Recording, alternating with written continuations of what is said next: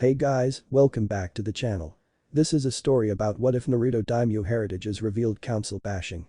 Before I start, please support for more amazing content and do consider subscribing to my channel and share this video with your friends. This is written by Aragon Potter and link in the description and support writer. Let's start the video. Chapter 4. Reuniting. Thinking flashback writing. Jutsu. Summons talking snarling.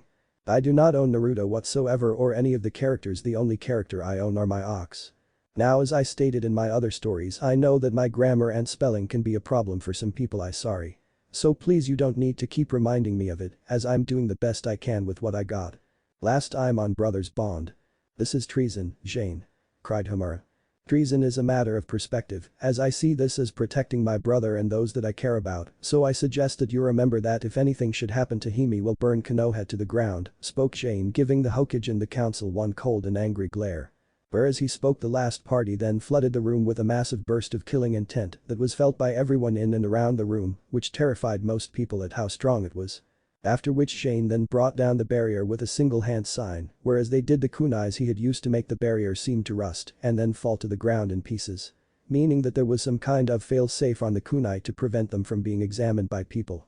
When Shane headed toward the shinobis that were outside the barrier, they quickly moved out of his way and made a path from him to walk through, as none of them wanted to mess with him.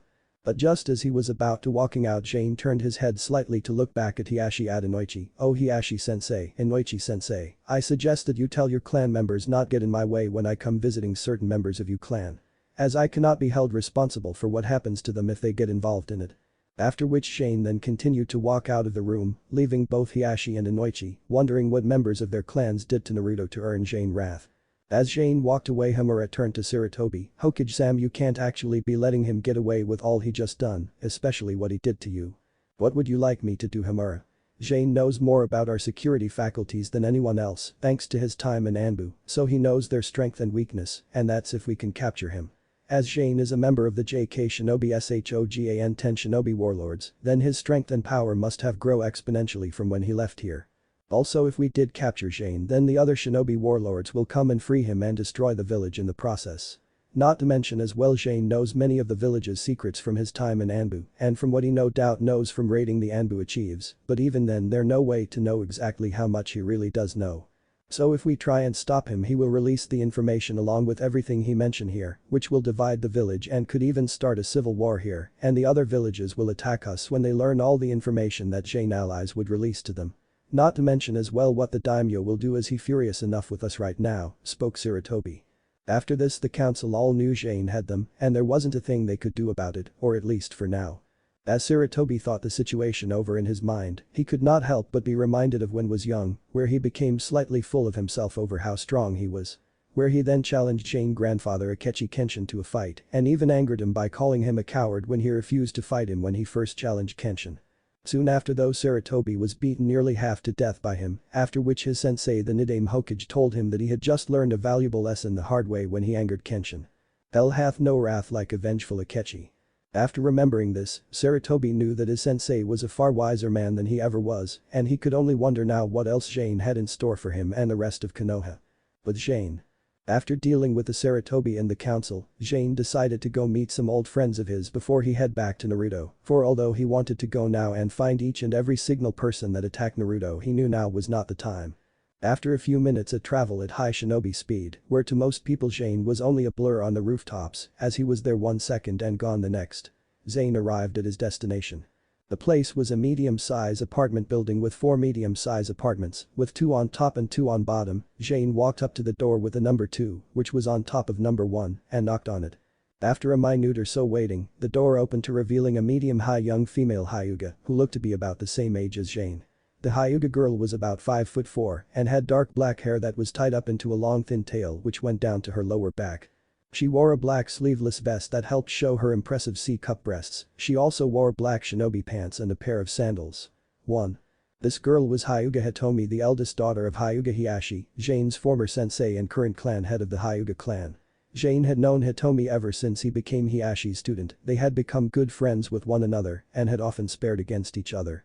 Like Jane, Hitomi was extremely gifted, where at a very young age she was able to quickly grasp her clan fighting style, as well able to pull off advanced moves with little trouble. Many considered her to be the perfect heiress to the Hyuga clan due to her great skill, talent and sharp mind, but despite all this there was one major problem with that assessment, which was that Hitomi was not like most Hyugas. For although she was highly skilled and gifted, as well as being raised in the main branch family, Hitomi did not share her father's or the Hyuga clan elders' view on running the clan. For one thing, she hated the fact that the clan was broken up into two, with a main house and a branch house, and saw it as foolish, as it made no sense to split the clan in two as they were all the same. She also despised a caged bird seal as she saw it as barbaric, where she saw it as the main house turning their kinsmen into slaves. Despite the claims of the clan elders that it was to protect their clan's bloodline, Hitomi saw it as something that further divided her clan and causing more strife. It was because of these things along with other traditions of her clan, along with their unwillingness to change, that caused many disputes between Hitomi and the Hyuga elders. Along with causing a major rift to form between Hiashi and Hitomi, which only grew due to Hiashi's unwillingness to change things in the clan. When Jane left the village, this rift grew with the death of his wife, Hitomi's, Hinata's and Hanabi's mother, after falling ill and dying of it. Not long after the death of her mother, Hitomi applied to join Konoha's Anbu division. Upon accepting her application, she renounced herself as clan heiress and left the Hyuga clan compound as protest to her father's and the Hyuga elders' refusal to accept any of the changes she proposed. Hitomi even went a step further by announcing what she had done to the public. This of course earned her a great deal of public support and put the Hyuga elders in a complicated position. For if they tried to put the caged bird seal on her, the public would turn against the elders and they would be seen as villains by the people and they would turn against them and the clan would be disgraced. Also as well, this stunt earned her the admiration and respect of the branch house, where if they tried to kill her, she would become martyr to their cause and would only further turn the public against the Hyuga elders. Not to mention it would cause infighting in the clan between the branch house and the main house, also the fact that Hiashi would never con in the killing of his own daughter. This then left the Hyuga elders only one option, which was to leave her alone, as there was nothing they could do to her. Jane knew all this due to when he sent out clones to gather information for him, he sent one of them to gather what happened with his friends here. "Jane?" said Hitomi in surprise, as she barely recognized her old childhood friend at first.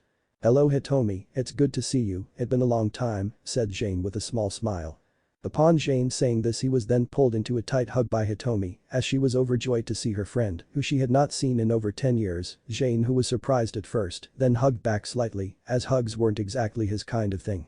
Upon hugging him, Hitomi then let go of him and then slapped on the face, leaving a red mark of his left cheek. "Where the hell have you been? You left the village without so much as a word to either of us, and you didn't even send one letter or word in 10 years. We didn't even know if you were alive or dead. How could you be so selfish and inconsiderate? Do you know how worried we're for you?" said Hitomi angrily with a slight tears in her lavender eyes. At this, Jane looked slightly uncomfortable as knew Hitomi was right, but when he was recovering he never once had any visitors, which made him feel as if his friends had abandoned him. It was only now that he realized that Sarutobi must have forbidden anyone from seeing him. Hearing that one of them might tell him of Naruto, he knew he could have said goodbye to them before he left the village to travel the continent. But with the fact that he thought Naruto was dead, along with the things that happened in his travels, he just wanted to be alone. He had never thought of trying to make contact with anyone from the village. This of course Jane admitted was grave mistake on his part, for if he had tried to keep in contact with his friends here, he might have realized that Naruto was alive much sooner, thereby lessening the trauma he suffered during the 12 years in the village.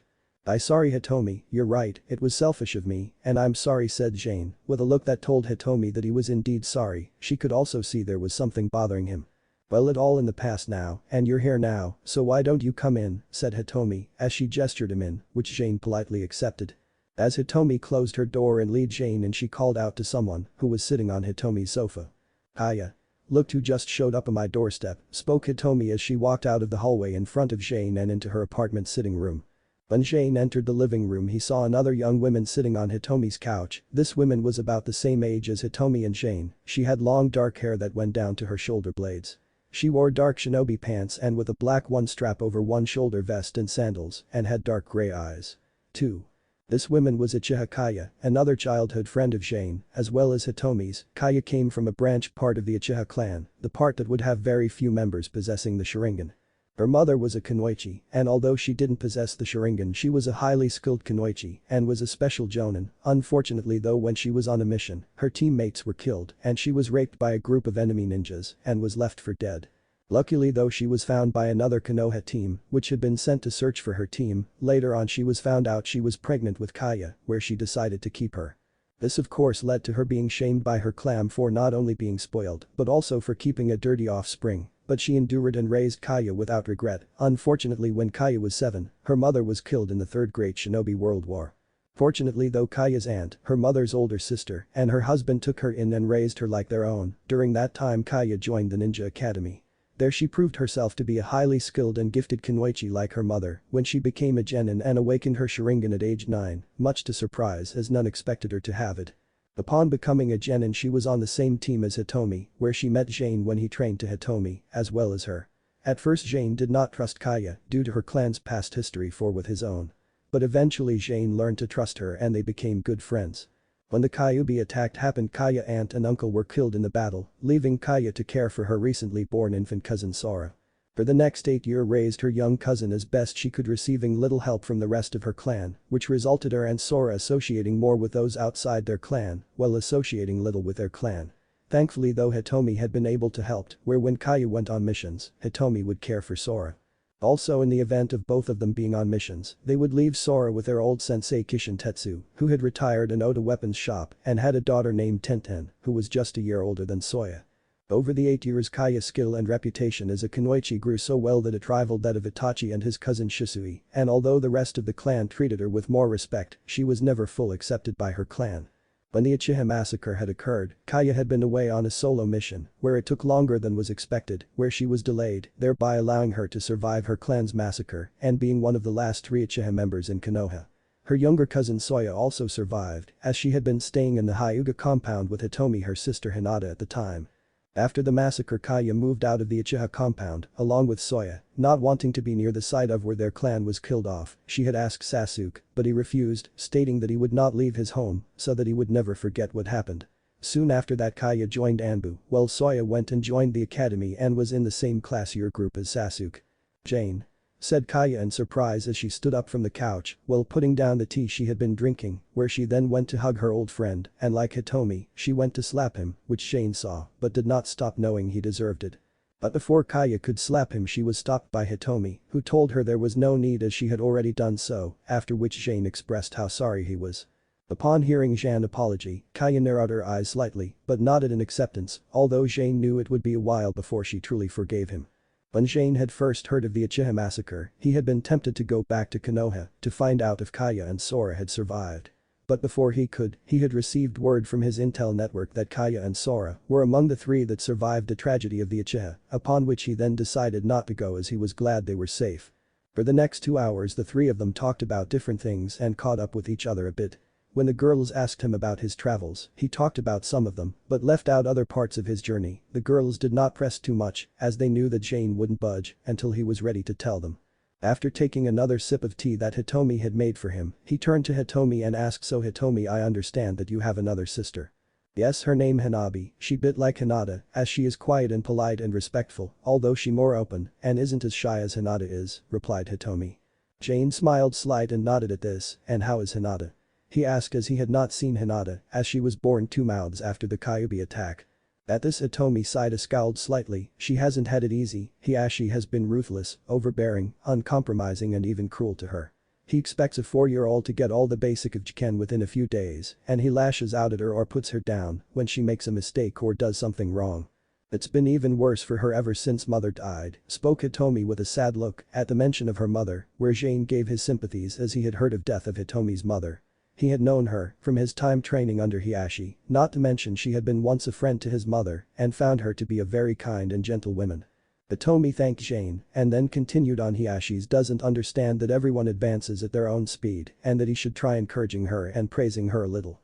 But he doesn't, he just refuses to show any compassion even to his daughter, and he's even dubbed her a lost cause because she isn't living up to his high expectation, said Hitomi with an angry frown and a slight growl.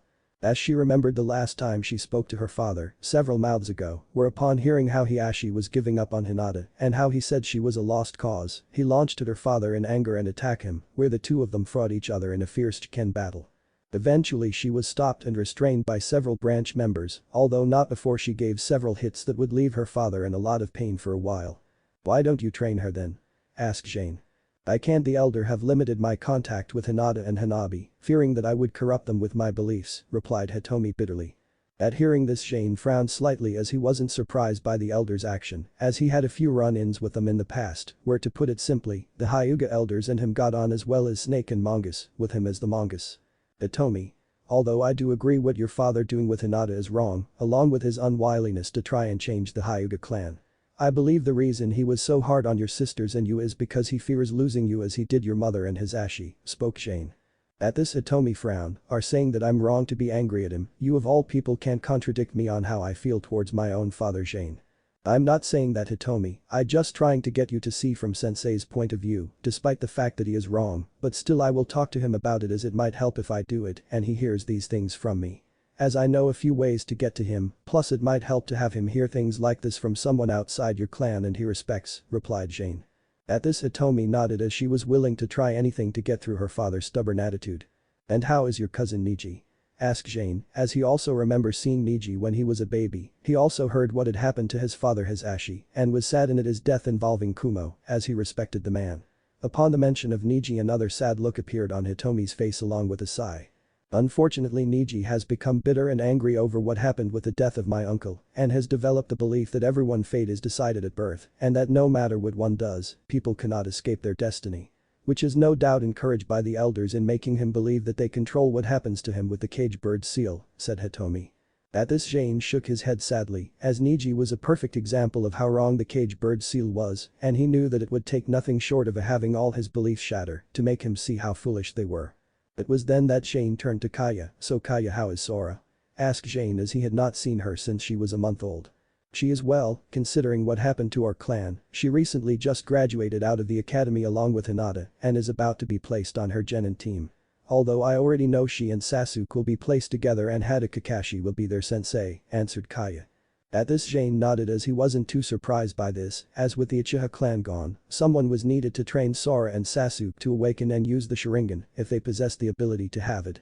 Kakashi of course was the logical choice, as other than Itachi and Kaya, he was only other person that could use and teach them how to use it. It's a reasonable guess and the most likely given how things are, but I slightly surprised that you wouldn't train Sora and Sasuke, given the fact that you possess it naturally and could probably teach them more than Kakashi could in using the Sharingan, spoke Jane. Unfortunately, I'm needed in Anbu more and the Hokage feels that my skills would be of better use in the field and that Kakashi would be good enough to teach Sora and Sasuke to use the Sharingan if they awaken it, replied Kaya. At the mention of the Sandaime, Jane frowned slightly, which the girls notice, where Kaya was about to ask what was wrong, but before she could, Jane spoke up again. And how is Sasuke? At the mention, a frown appeared of Kaya's face. I'm afraid not good, considering it was his own brother Itachi that killed our clan and from the reports I read about it. He had arrived just when Itachi was killing his parents, so you can imagine the trauma that can affect a boy of 8 seeing his own brother killing his parents. Also from what I gather, Itachi used the Genjutsu Tsukiyomi from when he achieved the Manjukum Sharingan and tortured him into watching Itachi killing our clan, said Kaya.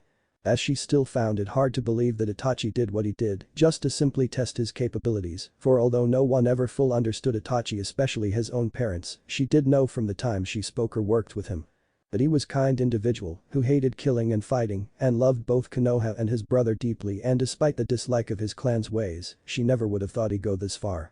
Sasuke is completely fixated on killing Itachi and becoming as strong as he can and as quickly as he can, and he refuses to listen to anyone who tries to tell him to let it go or let someone else deal with Itachi or to even try and focus on something else like making friends, said Kaya. At the mention of Itachi, a look appeared Jane's face, although it only lasted a second, where Kaya and Hitomi could not tell if it was angry, disgust, sadness, hate or shame over what Itachi had done.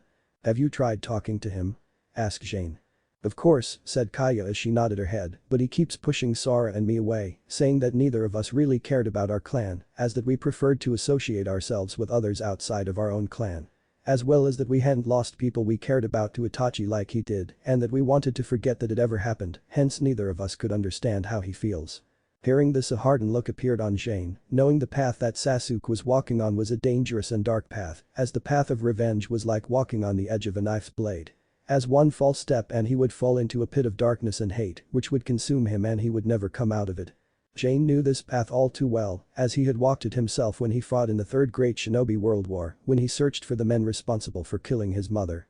Although he never found them, he did crave a bloody path of destruction and death in his quest and revenge. The only thing that kept him from being consumed by this darkness was that he remembered something that his mother once told him.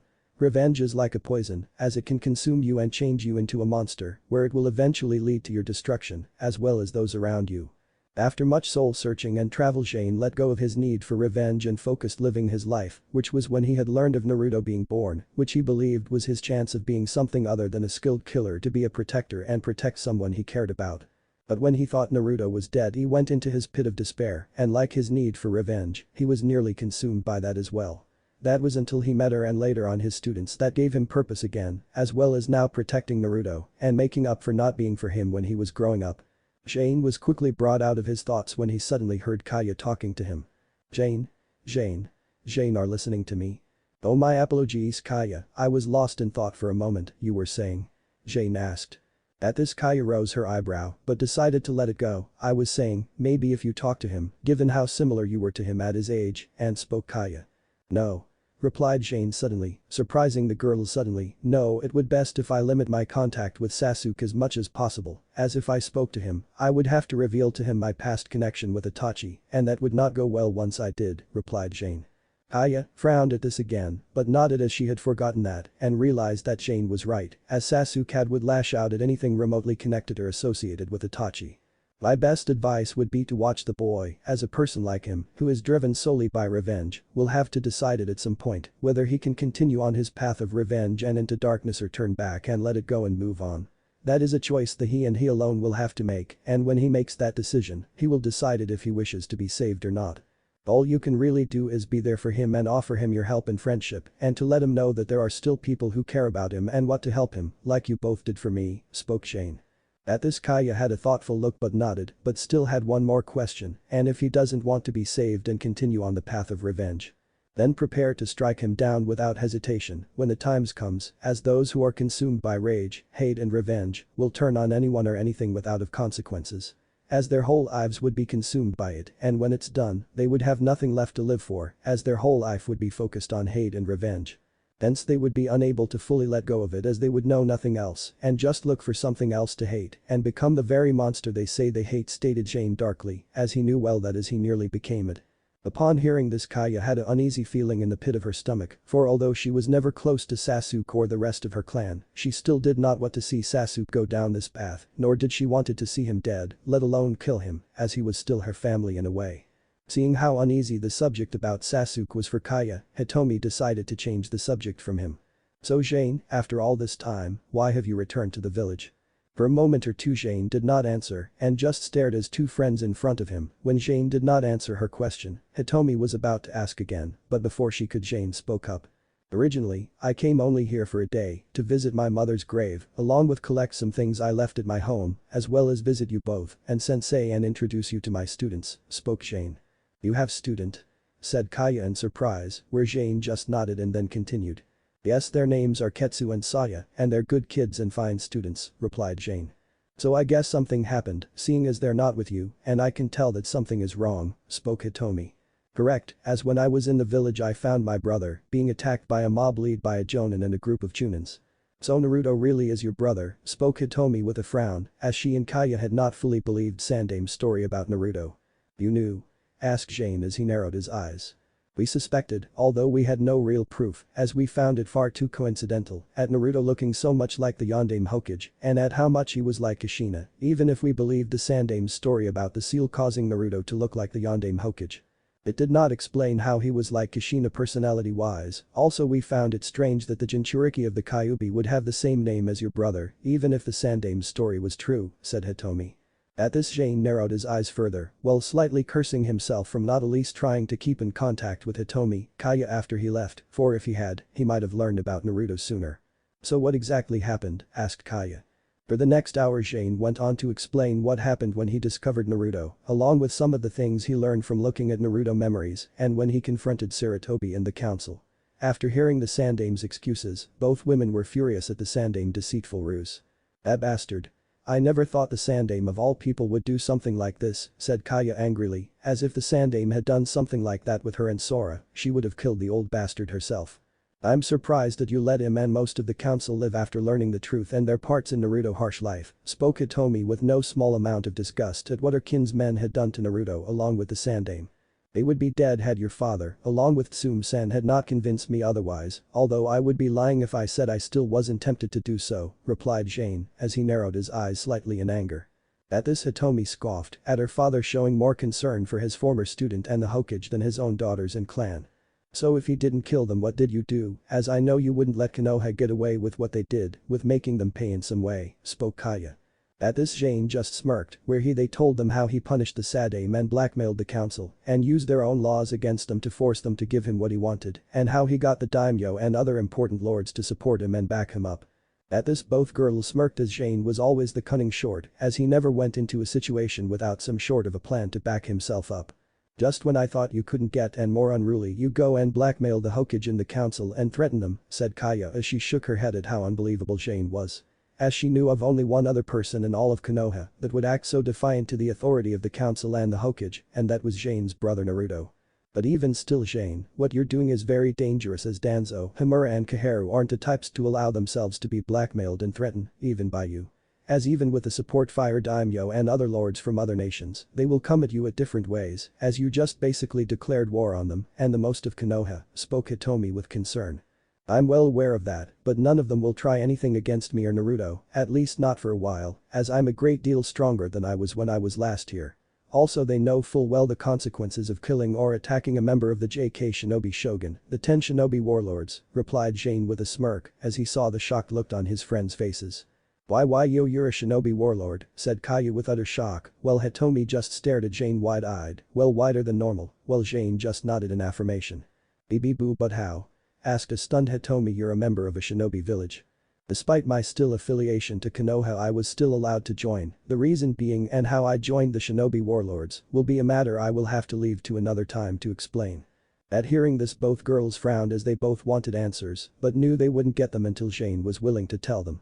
For the next hour the three continued to talk, where Jane told them to watch themselves as Danzo and the others' advisors along with the Hokage would be watching them as they knew his close connection to them. Also, there was also the chance that Danzo and the others would try something against them to get back at Jane, hence he told them to be on their guard, where he then gave them both special rings and told them to wear them. The rings had silver bands with red jewel on them, where the jewels had special seals carved on them, where all they would have to do was rub some blood on the jewel when they needed help, and help would come. Both girls took the rings and put them on their fingers, after which Jane said goodbye to them and left, although he said he would see them again soon. After leaving the girls, Jane went to another place to meet some other people he needed to speak to. Soon enough he arrived in front of Ichiraku Ramen Bar. Welcome to Ichiraku's Ramen Bar, how may I serve you, spoke AM as he turned to greet her customer, where when she turned around a large blush appeared on her face as she saw the attractive customer. One vegetable ramen please, spoke Jane with a small smile to the young ramen girl, who blushed even brighter red at Jane smiling at her. Soon after, AM gave Jane his order, where she blushed even redder when Jane said thank you, after which she stared dreamily at her attractive customer and did not notice her father when he arrived with new ingredients and called to her. When Tucci turned to who AM was staring at, he instantly recognized Jane, remembering him when he was young and was with Uzumaki Kushina when she was alive and ate here. Jane-sama, you've returned, spoke the old ramen chief in surprise. Greetings Tucci-san, it has been many years, spoke Jane politely as he finished his ramen. Father, you know him? Asked AM in surprise at her father knows Jane, as she had never seen him before in the village. AM, this is Akechi, Jane replied Tucci, which caused a young girl to gasp in shock of meeting the Yondaime Hokage's only son. As well as one of the great heroes of the Third Great Shinobi World War and the Kyuubi attacks, second and both only to his father the Yondaime. It is an hour to have you at our humble stand, Jane-sama said AM, while at the same time thinking, he's even more handsome than the rumors say he is, which caused the girl to blush slightly. There is no need for you to stand on ceremony for me, as it is I who am honored to be at your stand, replied Jane with respect as he stood up and did a full bow to them, which if other people saw, they would have been stunned, as Jane had never been known to bow to anyone, not even the fire daimyo, for I owe you both more than I could ever hope to repay. Upon hearing and seeing this, both father and daughter were naturally confused by all this. Jane-sama, what do you mean owing you's a debt, asked Tucci. The debt to which I owe you is the fact that you were one of the few people that ever cared for my brother and tried to help him and treated my brother as a boy instead of shunning him. Also, if wasn't for your kindness when feeding him, he would surely have died from malnutrition, spoke Jane. Upon hearing this, Tucci was stunned to hear that Jane had a brother, but when Jane told them how they treated his brother as a boy and showed him kindness, Tucci quickly realized who Jane's brother was. "Naruto is your brother," said the old ramen chief in shock, while Ayam eyes just widened in surprise and said nothing. "Correct. Boo, but how? Naruto and I are half-brother, we have different mothers, but share the same father," replied Jane simply, although said the word father with distaste. "Then that would mean that Naruto is the Yondaime Hokage's son, like you," said a shocked Ayam, where Jane just nodded. "Then where the hell were you?" cried Ayam angrily as she went right up to Jane's face. "Do you have any idea what he's gone through for the past 12 years? Where were you when he needed you to protect him and care for him? What kind of brother abandons his younger brother for 12 years and leaves him to fend himself?" At this, Tucci began to become fearful of what Jane would do to his daughter, as Jane's wrath was legendary in Konoha. "Am, please calm down, I sure there's a good reason why he wasn't there for Naruto," spoke Tucci. Before he turned to Jane-sama, please forgive my daughter, Shiju, spoke Tucci, but was stopped when Jane held up his hand telling him to stop. "There is no need to apologize, Tucci-san, your daughter has every right to be angry at me, and I deserve it as I did abandon my brother," said Jane. While a look of clear regret on his face, after which he then went off to explain how he thought Naruto was dead and how the Sandaime had tricked him. When Tucci and Am heard what the Sandaime had done, both of them couldn't believe it. How could the Sandaime Hokage do something so horrible, as no matter what his reason he had no right to do it, said Am, as she found it hard to accept that the kind old Hokage could do something so heinous. Even her father was disgusted at what the Sandaime had done, where his respect for the Hokage went down immensely. "I afraid it is indeed true, and because of that I abandoned Naruto to 12 years of hell," spoke Jane with shame. "But it wasn't your fault you were tricked," replied Am, as there was no way Jane could have known, given the way the Sandaime had tricked him. "Even if I was tricked, it still doesn't remove the fact that I abandoned him. Had I stayed in the village or come back sooner, I would have realized the truth sooner and could have saved Naruto for suffering for as long as he did," replied Jane sadly, since he could never forgive himself for not being there to protect Naruto, or at least being there for him when he needed a family. After a minute or so, Jane decided to get back to the matter that he came here for. "Also, if you do not mind, I would like you to keep this to yourself until tomorrow, as everything will be announced tomorrow evening." At this, both Tucci and Am nodded in understanding and agreed not to mention it to anyone until it was officially announced tomorrow evening. "Also, please take these," said Jane as he handed Tucci and Am 2 identical rings to the ones that he handed Kaya and Hitomi earlier. "What are these?" asked Am as she held one of the rings in her hand. "These are special rings with special seals placed on them, where if you are of need of help all you need do is rub some of your blood, the seal that is craved into the red jewel, and help will come to you. This is my way of thanking you for all you have done for my brother, for in doing so, you have earned my eternal gratitude and my friendship," said Jane. Both Tucci and his daughter were surprised by this, but accepted nonetheless, after which Jane said his goodbyes to them, where he then left a large filled envelope on the counter, saying that what was in it would cover his bill. When they opened it, they were shocked to find 5 thick fistful-sized stacks of 10,000 Ryo notes, where Am quickly estimated that if all the notes in the envelope were 10,000 Ryo notes, then there was at least 5 million Ryo in the large envelope, which was more money that their stand had ever made. When they looked out to the street to tell Jane it was too much and they couldn't accept, they found that he was already gone. It was also then that Am found a small note inside the envelope which read, "In payment for all the kindness you showed my brother and for all the business that you may have lost because of it." Later on with Jane. After finishing his business with Tucci and Am and seeing how the sun was starting to set, Jane decided to head back to the hospital and relieve his students. "Welcome back, Shane-sensei," said Saya. "Did you sort everything out, sensei?" asked Ketsu. "Yes, as of now both of you are official Konoha shinobi, or at least for now, and Naruto will be your teammate," replied Jane, where his 2 students just nodded in understanding. "Did you have any trouble?" asked Jane. "None that we couldn't handle," replied Ketsu. "Some nurses and doctors came in and tried to throw your brother out, but they quickly changed their minds after we showed them the errors of ways," replied Ketsu with a devious smirk, as when he and Saya were finished them, the nurse and doctor became patients themselves. "Also, I sensed 2 squads of shinobis watching us for a while, from hidden locations, but made no attempt at stopping us when we kicked the nurse and doctors out, nor did they try and enter the room," spoke Saya, as she was a senior-type shinobi. "No doubt the Hokage's Anbu and Danzo's route, a squad from each of them have been following me since it left Hitomi's flat. But there's no need to be worried, they won't try anything as they probably have order to just observe, as they know what would happen if they attacked," spoke Jane. "So I take it you dealt with the Hokage in the council?" asked Ketsu. They are not dead if that is what you are insinuating, as I decided to allow them to live a little longer for now at least, as a quick death would be too good for the likes of them. I intend to make them suffer for their actions, replied Jane, where his two students just nodded. For the next 20 minutes Jane went on to explain what had happened between him and the council. When they heard how their sensei informed the Hokage and the Konoha council that he was a member of the JK Shinobi Shogun, they grew concerned. Sensei, are you sure that was wise, as the other warlords will not be pleased with what you did, even if it was to help protect your brother, especially since you're using the warlords' own laws to force them to fight Konoha. Should Konoha attack you or your brother, spoke Sayu with concern. I agree Sensei, once the other warlords hear what you have done, they will have to judge you, and if most of them or if all of them agree that you're guilty then they would set Ketsu, but before he could finish Jane interrupted him. They would kill me, finished Jane calmly as if it was nothing. But it doesn't matter, as all I care about is making Naruto safe and to make him strong enough to fight off the enemies that are to come after him in the near future. Upon hearing this Ketsu and Sei did not know what to say, as their sensei was basically saying that he didn't care if he was killed or not, but before any of them could say anything Jane spoke up again. Both you can leave now as I will watch over Naruto for the remainder of the night. Are you sure about that Sensei? Asked Ketsu. I am, and you both can head back to my family home, as the seals I placed on you will allow you to pass through the barrier that is around it and keeps intruders out of it. Both of you need to be fully rested for tomorrow. Both students of course nodded in understanding and left. Once they did, Jane then sat down on a chair that was next to Naruto and just looked at his sleeping brother with a sad look in his eye. You will no longer have to suffer being alone now, Anto, little brother, I hear now and I will never leave you again. I will make sure that they never harm you again, and I will make them pay dearly for what they've done, as I have only just started, where by the time I done Konoha will regret the day they ever laid a finger on you and that they ever separated us. Jane touched the sleeping Naruto's forehead and brushed aside some loose strands of hair that was over his eyes.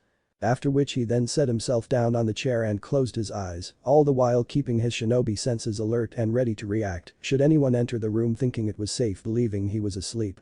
But Naruto the next morning. The next morning Naruto woke up and found himself alone in a hospital bed, which surprised him as usually he would have been yelled at by one of the nurses and kicked out onto the ground. Maybe Gigi made them keep me here until I woke up, he thought, but before he could think more about his situation, he saw that it was 9:10. Crap. I going to be late for the team sorting, said Naruto out loud before he jumped out of bed, not noticing that all his injuries were healed, and then jumped out the window and raced back to his apartment and got his headband and then raced as fast as he could to the academy. Fortunately though for Naruto he was able to make it just in time, whereas he entered the classroom Kiba jeered out to him, "Hey dope, what are you doing here? Only those who passed the graduation exam can come in here and you failed." "Look at my head, dog breath, I wearing a headband too, meaning I'm a ninja now too," replied Naruto pointing up at headband. Naruto-kun passed, thought Hinata happily for her crush. So Naruto passed, but how? Thought Sora. Sora had long raven black hair that went just below her shoulder and had dark gray eyes. She wore a blue robe top with long sleeves and leaves her shoulders exposed and has a red waist ribbon around her waist along with a sleeveless vest. She also wore gray shorts with bandages around her right leg and carried a small pouch on her hip. She also wore her headband on her right arm as well as wore a pair of fingerless gloves and neckband. 5. How the hell did you get to be a ninja? There's no way, cried Kiba in disbelief. I passed a special test that Iruka-sensei gave me, replied Naruto with a smirk, which just Kiba the frown with annoyance. Soon after Naruto went to a seat right underneath Sasuke's desk, where he eventually got into a glaring match with him, where Naruto was bending down on Sasuke's desk while Sasuke was looking up, where the two glared at one another. Not long after, Sasuke's two biggest fangirls Yamanaka Ino and Haruno Sakura entered the classroom at the exact same time through the door. Where they then argued over who got in first and who would take the one remaining seat next to Sasuke as the other was taken by Sora. The reason why neither of them tried to force Sora was because both girls knew that Sora was stronger than them, even if they fought her together. For although Sakura was the top kunoichi when it came to written exams and answering mathematical questions, Sora was the top when it came to physical aspects such as combat, sparring and other things, with Hinata coming a close second. Hinata and Sora were close friends with each other since they were very young due to Hinata's older sister Hitomi and Sora's cousin adopted big sister Kaya were good friends with one another. As Sora had often spent nights over at the Hyuga compound when Kaya went out on missions, Sora would often encourage Hinata when she was down or upset because of her father or something else, as well as stand up for Hinata when someone teased Hinata or made fun of her. Where in one such case when Sora found three boys around their own age pushing Hinata around and making fun of her, Sora attacked the three and left them beat into a bloody pulp. as well as telling them that if they ever teased Hinata again they would lose a certain male organ, hence ever since then no one ever bothered Hinata, let alone Sora. Sora also knew about Hinata's crush on Naruto and often told her to go up and speak to him, although every time she tried Hinata would either shy away from Naruto or would faint if she got too close to Naruto, who in return would remain oblivious to Hinata's crush on Naruto, even when a blind man would see that Hinata had a crush on Naruto.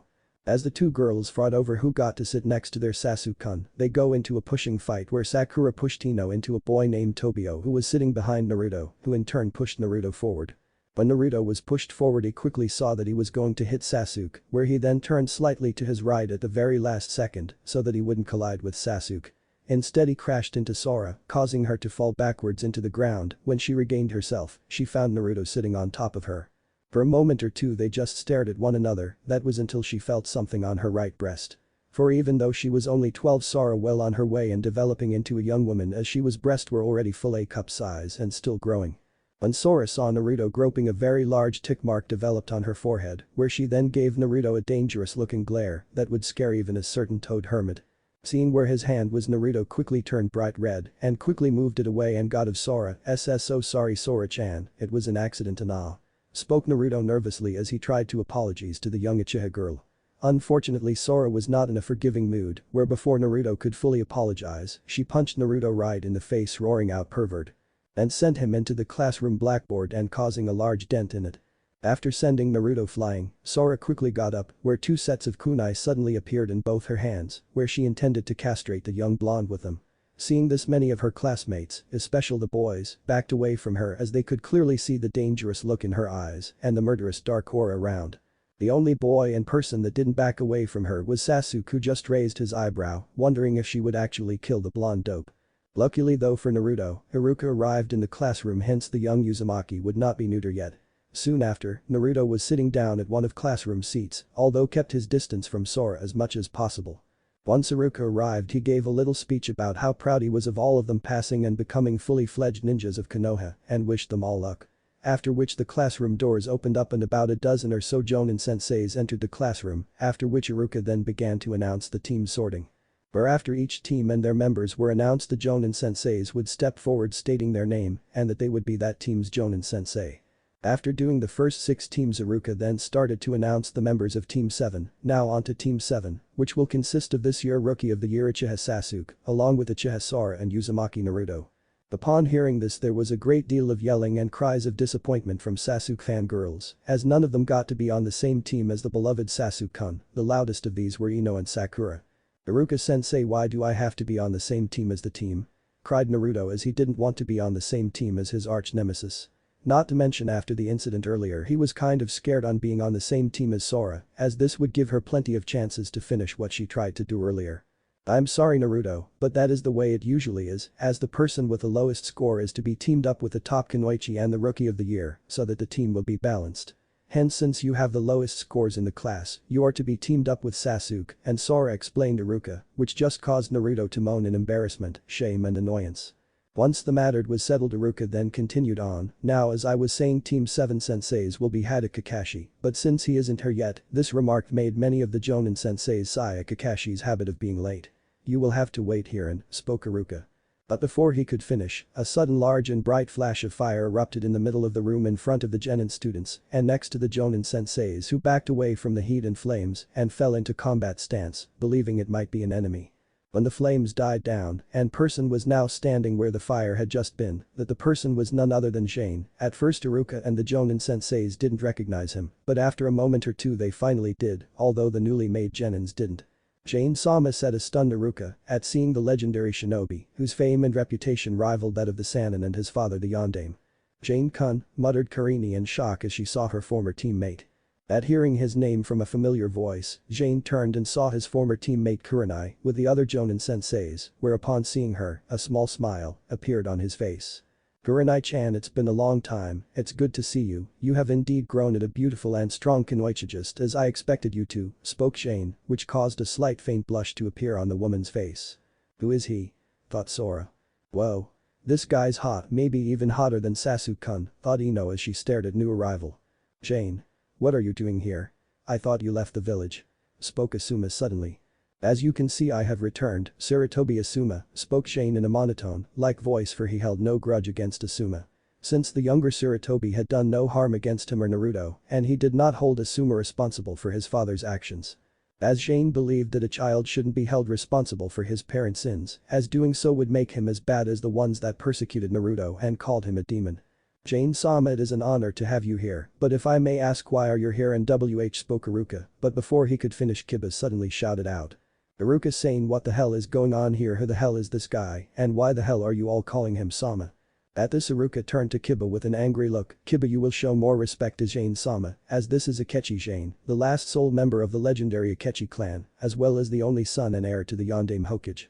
As well, one of Konoha's greatest heroes who fought in the Third Great Shinobi World War and during the Kyuubi attack, and is known throughout Konoha as Konoha no Hitakiri Batensai, Konoha's sword-drawing manslayer."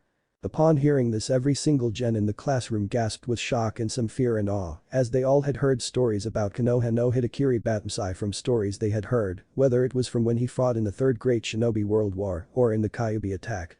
At this, Kiba gulped, as his mother had told him some of the stories about him during the Third Great Shinobi World War, as according to her, Jane had fought in the war since he was 6 years old.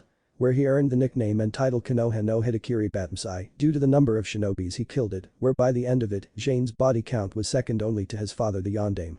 Sakura also could not help but be in awe as well as have some sense of fear at meeting one of the greatest shinobis from Konoha since the Yondaime himself. As she had read from the history books about the Kyuubi attack, that when the defense line of Konoha was on the verge of collapse, Jane, who was 10 at the time, attacked the Kyuubi and held it back single-handedly for 20 minutes, a feat that took most of Konoha force to do. This then allowed the Yondaime enough time to arrive and kill the Kyuubi. After hearing who Jane really was, Sasuke narrowed his eyes, as he too had heard of Jane, where his father had mentioned Jane a few times, and grudgingly complimenting him for his high skills and power in battle. Also as well, he remembered his brother Itachi speaking highly of Jane along with his skill and power, and stating openly at the time that Jane was stronger than him. That meant that Jane had to be a good fighter and an extremely powerful shinobi for both his father and Itachi to say so. "Perhaps I might finally find someone that is worth learning from and who can train me to become strong enough to finally kill him," thought Sasuke. "There is no need to call me Sama here, Iruka-san, so please call me Jane." Upon hearing this, Iruka was surprised at someone as famed, revered and infamous as Jane to call him as an equal, but he soon got over it and decided to ask Jane something he had been wondering since he appeared. "Excuse me, Jane-san, if you don't mind me asking, why are you here?" "I am here to pick up my new student," replied Jane simply. This of course shocked everyone in the room, especially the Jonin senseis, as none of them ever thought that Jane would take on an apprentice. "Why you taking on an apprentice?" asked a shocked Iruka, as the Hokage said nothing of Jane's arriving in the village and was taking an apprentice. "No, I'm not." "But you said." "I said I taking on a new student, as in I have 2 others, hence I have a team," replied Jane, which of course shocked everyone in the room once again. "Jane has other students when we're in how?" thought a stunned Kurenai. "I sorry Jane-san, I don't have any record of you being allowed to take a student, and without it, I cannot allow any of the genins here to go with you. Also, the teams have been finalized, hence they cannot be changed without the Hokage approval," spoke Iruka, who could not flinch slightly as he saw Jane turn slightly towards him with a cold look when he mentioned the Hokage. When Iruka saw Jane's hand go into his coat pocket, he assumed the worst, thinking he had angered Jane when he denied him to take one of the genins as his student. Upon which he then silently began to say his praise, as he thought Jane was going for a kunai and was going to kill him. But those thoughts quickly faded when he saw Jane took out a small note and handed it to Iruka, who then took the note nervously and opened it. As Iruka read the note, he knew it was from the Hokage as he recognized the old Hokage's handwriting. When Iruka finished reading the note, he was utterly blown always when he read who Jane was taking on as his new student, where he quickly turned his head towards Jane, who just nodded as he could tell what Iruka was thinking, as the look on his face was easy for him to read and tell what he was thinking. After a minute or so, Iruka regained himself a bit but was still shocked at what he had just read, after which he then looked to his students, who were just looking at Iruka and Jane with confused and curious looks. Class, I'm afraid there will be a slight change in the team lineup due to the Hokage has allowed Jane to take one of you as his newest student," spoke Iruka. Upon hearing this, excited mutter began to erupt in the classroom, as many of them began to wonder which of them would be a student of the legendary Hitakiri Batensai, although the majority of the class believed that it was Sasuke. As he was the top of their class and was a prodigy of the late Uchiha clan, hence it would only make sense that Jane would pick him. The Jonin senseis were also thinking along the same line, as like the new genin, Sasuke was the obvious choice to them, although they wondered why would the Hokage allow Jane to take Sasuke. as it was agreed by all that Kakashi would be the best choice for both Sasuke and Sora in the event that either or both of them would possess the Sharingan, where he could train them in it. As of right now, Team 7 will have only 2 members, as the third member will be Jane Sen's team, stated Iruka, which did not surprise people as they believed that person was Sasuke. And that student will be Uzumaki Naruto. When Iruka said this, to say that everyone was shocked would be like saying that Naruto casually enjoyed ramen, for when Iruka said that Naruto would be Jane's next student virtually everyone, minus Jin and Iruka, were floored. As they could not believe that Jane would choose Naruto of all people, when he could have easily have taken Sasuke, who was openly declared a prodigy. Yet he took Naruto, who was the dead last of the class and was believed by most people to be talentless shinobi. Me? Cried a shocked and wide-eyed Naruto, where Jane just nodded in affirmation. Upon Naruto started to shout out a jump up with joy, haha yes. Take that team with an awesome sensei like Jane sensei, I going be Hokage for sure ha. Cried Naruto as he continued to cheer. Where most of the people in the room still could not believe Jane picked Naruto of all people to be his student, the only person that showed any signs of being happy for Naruto was Hinata. But was glad that Naruto had someone like Jane teaching him, as she had noticed how hard most of the teacher had been on Naruto for some unknown reason. As Jane saw how Naruto was reacting to the news, he could not help but mentally sigh, ooh, although Naruto may look like Namikaze, he acts more like Kushina, it seems that it will be harder to train him than I originally thought. After thinking this, Jane then took out a small brown bag from his coat pocket, where he then took out 2 small color sweets, where he then flicked one into his mouth, where he started sucking on the sweet. He then flicked the other sweet right at Naruto, where it flew like a bullet right into Naruto open mouth, when he shouted out how Jane picked him, since he had beat up Mizuki. Once the small sweet went into his mouth, Naruto stopped shouting, where he nearly choked on the sweet when it flew into his mouth and down his throat. Hey, what was the deal, Sasuke, are you trying to kill me or something? I nearly cried Naruto loudly after he swallowed the sweet to keep himself from choking, but before he could finish what he was saying, Jane flicked another sweet into Naruto's mouth, where he choked again. After swallowing the sweet to avoid choking, Naruto was going to shout again, but before he could, Jane suddenly spoke out.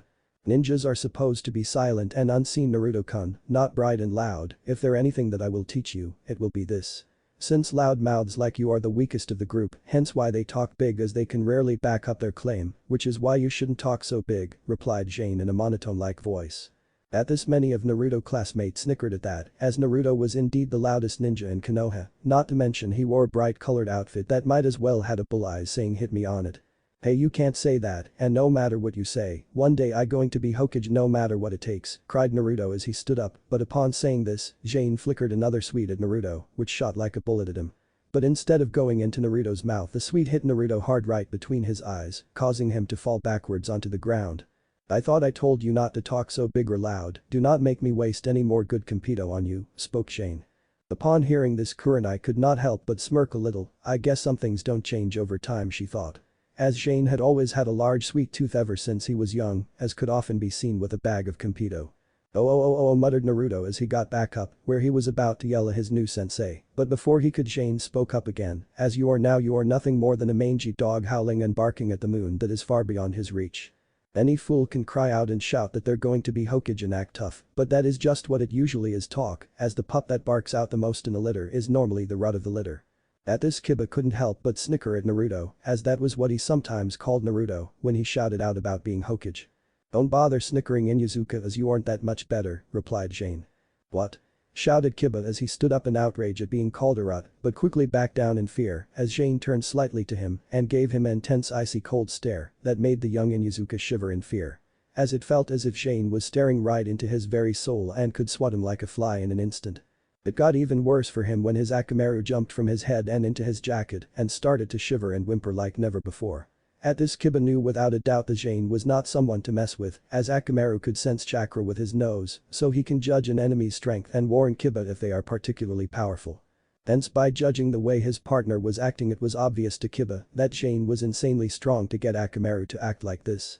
Once Jane had showed Kiba his place, he then turned to Naruto again, but once I'm done with you will become as ferocious as a dragon, but only if you do everything I say, said Jane. Where he finished up the last part but giving Naruto an intense stare, which caused the young boy to gulp and settle, knowing that this was one sensei that shouldn't be messed with. Hi, Jane sensei. But come down here so that we may go and met the rest of your teammates, spoke Jane, where Naruto then began to come to from his desk. As this was happening, Iruka could not help be amazed at how well Jane could handle Naruto and actually got him to settle down and be quiet, as even he had trouble handling Naruto, not to mention he could barely get Naruto to settle down when he got hyped up about something. But he quickly realized he shouldn't be surprised, as Jane had a natural aura around him that could imitate it even the most senior of shinobi, especially given his reputation. As soon as Naruto was next to Jane, the two of them started to walk out of the classroom, but before Jane and Naruto could full exit the classroom, a voice suddenly spoke up, "Why him?" At this, Jane stopped and turned slightly to see who had spoken, upon which Jane then saw Sasuke standing up and repeated himself, "Why him?"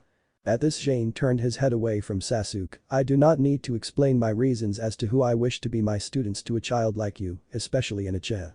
Upon hearing this and seeing how Jane didn't even look him, Sasuke grew anger at how Jane didn't think he worth looking at. "What the hell can that dope do that I can't? Whatever you think he can do, I can do 10 times better, as I'm more special than he could ever hope to be," said Sasuke angrily at how he was being tossed aside by Jane like yesterday's garbage for the class dope. At this, Naruto grew anger and was about to turn around and yell at Sasuke for insulting him, but before he could, Jane grabbed a hold of his shoulder and stopped him from turning around. "I do not like to repeat myself, so I will not. The simple truth is that you are not worth my time," said Jane coldly as he turned the corner of his left eye to look at Sasuke, who looked furious beyond words at hearing Jane's response. For when Jane said this, it sounded just like what Itachi said to him on that night when he killed their clan, where how Itachi mocked him and told him he wasn't worth killing, saying he was a coward. Even the way that Jane was looking at him at the corner of his eye reminded him of Itachi, the same cold, intense, emotionless and merciless look in them. It was the same kind of look that Itachi had, and for a split second, he saw Jane as Itachi. Seeing how close Sasuke was in losing it and was about to attack him, Jane decided to nip this in the bud before things would get out of hand, as he the boy was still a member of Kaya's clan and he had no wish to explain to her why he beat Sasuke up. Before Sasuke could do anything, let loose a short yet intense burst of killing intent and focused it on Sasuke. The killing intent lasted only for an instant, but in that instant when Sasuke was about to lose control of himself, he suddenly felt and saw a long black blade coming out of his chest. He old even feel the pain of the blade precising his chest, where he cried out in pain and collapsed on all four, but as quickly as the pain appeared it went. Where when Sasuke looked down at his chest the black blade was gone, although he was still shaking slightly and breathing heavily from the sheer terror of the thought of being killed in that moment. He also could feel the cold sweat of fear running down his face, back and down the back of his neck. WWWH, what was that? Was it a genjutsu? No. It was something else, thought Sasuke, as he never felt anything like that before. The sheer terror and helplessness of it was unlike anything he had felt before. That was killing intent, but it was unlike any I felt before, as it was more precise, controlled and focused than normal killing intent, and yet it was just as powerful as high-level killing intent, if not more intense. What kind of monster have you become, Jane? Thought Asuma. As although he only felt the after effects of it and it lasted for only an instant, he could tell it was quite strong, and was surprised that Sasuke still remained conscious after being hit by it. All the other Jonin senseis were of equally thought as Asuma when they felt the short single burst of Jane's killing intent. When they looked up at the newly made genin, they showed that they too had also felt the aftershock of the killing intent, and even though the aftershock was nowhere near as strong as the burst that Jane hit Sasuke with, they were all still shaking like leaves and were pale white. Even the young Aburame Shino had a cold sweat of fear run down his face, although hid it well. WWWH, what was that? Thought Ino with fear after feeling the killing intent, as she had never felt killing intent before in her life. He just looked at Sasuke-kun and he fell in pain, thought Sakura with fear. This guy's just as dangerous and deadly as the stories about him say he is, maybe even more, thought Sora with some fear and slight awe. What is this guy? Thought Shikamaru, who for once was wide awake. This guy's a monster. Though Kiba with fear, while Akamaru hid his jacket still shivering in fear. What kind of sensei have I gotten? Thought Naruto as she shivered slightly at the after effects of feeling Jane's killing intent and was unnerved when he saw him reduce Sasuke to his knees, shivering like a leaf like the rest of his former classmates, without even moving. As I said, you are not worth my time, stated Jane simply, yet coldly, where he then turned around full facing outside the classroom and simply said, "Come Naruto." And then walked off with Naruto quickly walking right behind him, leaving a silent, stunned and slightly fearful classroom. Upon leaving the classroom, a swirl of wind and leaves appeared in the middle of the classroom, where when they died down, the famed copy ninja of Konoha, Kakashi, appeared in the classroom reading a copy of Ichiraku Paradise. When he looked he did a one-IU shaped smile and said yo, while holding up his hand. Upon doing this he did notice Sasuke on the ground on his knees and hands still panting with fear, the pale white fearful genin sitting on their desks, and the unnerved Iruka and Jonin senseis. "Hey, did I miss something?" said the slightly confused copy nin, whereupon hearing this the Jonin senseis had large sweat drops on the back of their heads at the clueless and tardy Jonin sensei, while the other students just fell to the ground in disbelief at Kakashi. But Naruto and Jane. After leaving the classroom, Jane and Naruto quickly traveled towards the second training ground, where Jane would introduce him to his new teammates. Upon arriving in the middle of the second training field, Naruto looked around for where his new teammates would be. "Hey, Jane-sensei, where are the people that you said would be my new teammates? I don't see them," said Naruto as he looked around for them. "They're here, Naruto-kun, they're just hiding. Saya, Ketsu, you may both come out now," spoke Jane, upon which two figures appeared before Naruto on their knee, where they then stood up. "Naruto-kun, may I introduce you to your new teammates Ketsu and Saya," spoke Jane. Saya was a young and attractive girl with white hair that reached down to her lower back and tied the lower parts into a ponytail so that it went down further. Her hair also fell down to her face, where she had it parted on the left side, and with one long piece falling over her right eye, she also had red eye and a sharp but well-sculpted face. Saya wore a silver short-kneed sleeveless kunoichi outfit. With a purple corset and red ribbon around it, she also wore white tabi and a pair of waraji, as well as a tight layer of fishnet that stretches from her neck down to her lower thighs underneath her outfit, and wore fishnet armbands that went right up to her upper arms. She also had a long sword on her back, the handle hilt and the sheath were both pure white, and the hilt was in a round circle shape. 6. Ketsu was a handsome young man with a shape-sculpted face with long bright blue hair that he had tied into a ponytail and had bright blue eyes. Ketsu wore black shinobi pants and brown boots and a green open robe top with brown armbands. He also had a green sash around his shoulders, held together by a round clip. The sash held his long sword sheath in place on his back and is tied to it at either end. His sword was about 1.4 meters long, with the exception of the guard, which is in the shape of a four-pointed bronze-colored star. "Greetings, Naruto-san, it a pleasure to meet you," spoke Saya politely, as she bowed slightly. "Nice to meet you, Naruto," spoke Ketsu as he held out his hand to Naruto, which he took and shook friendly. "Now that you've met, there are some serious matters we need to speak about," spoke Shane seriously, where like in the council room he took out a set of special kunais, although Theses ones had special seals carved into them. Jane then threw the kunais around them, where once they hit the ground a large barely visible dome formed around them, which prevented anyone outside from hearing or seeing what was happening and being said in the dome. Outside the dome. "What's going on?" spoke an Anbu, who was with his team, who were watching and following Jane, Naruto and his students. He set up a privacy barrier around his students and himself. "Now we can't hear or even see what's they doing or saying in there," spoke the Anbu captain, since with the privacy barrier up all they could see was an empty training field. They also couldn't enter the barrier as the barrier prevented people from entering it once it was fully formed. "Is there any way we can bring it down?" asked another Anbu. "No," replied the Anbu captain, "once the barrier is up it cannot be brought down until the user deactivates it." Not far from the observing Anbu, another team of Anbu ninjas were observing Jane. This team was Danzo's root division. "It seems that Jane-sama is not taking any chances," spoke a root operative. "Indeed," spoke another. "What should we do?" asked the third operative. "We will wait and follow, as our orders from Danzo-sama was to watch Jane-sama and his students and observe and not engage him at any cost," spoke the first root operative, who was clearly the leaders. Inside the barrier. When the barrier went up, Naruto quickly turned to Jane. "Jane-sensei, what's going on, what is that?" "It is a privacy barrier, which will prevent those who have been following me from listening in our conversation and watching us," replied Jane. "Who?" asked Naruto, not understanding what was going on. "The Hokage's Anbu, along with another group of shinobis." "Why would Jiji's Anbu be following you?" asked Naruto, as if they're following him he could understand but not Jane. "Tell me, Naruto, do you know who your parents are or anything about having other family?" asked Jane, although he already knew the answer to his question. Not knowing what this had to do with why Anbu were following Jane, Naruto decided to still answer, hoping that might get his new sensei to tell him what was going on. "No, I don't. Jiji said that I was an orphan from the Kyuubi attack. He said he had no idea who my parents were, as there was so many killed in it. He also said that I had no other relatives, as no one claimed a missing baby," answered Naruto sadly. Jane remained expressionless at hearing this and decided to ask another question, although he already knew the answer to it as well. "Do you at least know what is within you?"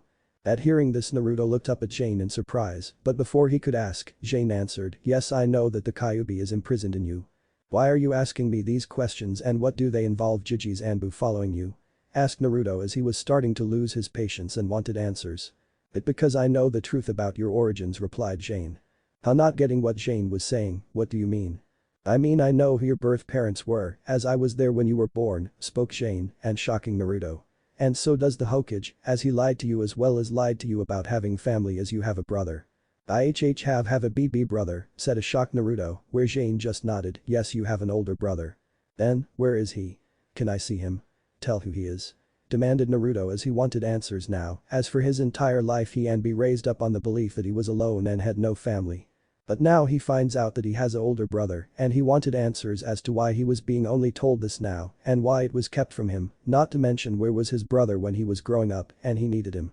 At Naruto's demands Jane remained silent and just stared at Naruto. After a few minutes of silence, Naruto was about to shout at Jane to tell him who his brother was and where was he, but before he could, Jane finally spoke up. I'm your brother, Naruto. Chapter 5. The Truth. Thinking. Hyuga Animal Talk. Previously on Brothers Bond. Have a BB brother, said a shocked Naruto, where Jane just nodded, yes you have an older brother. Then, where is he?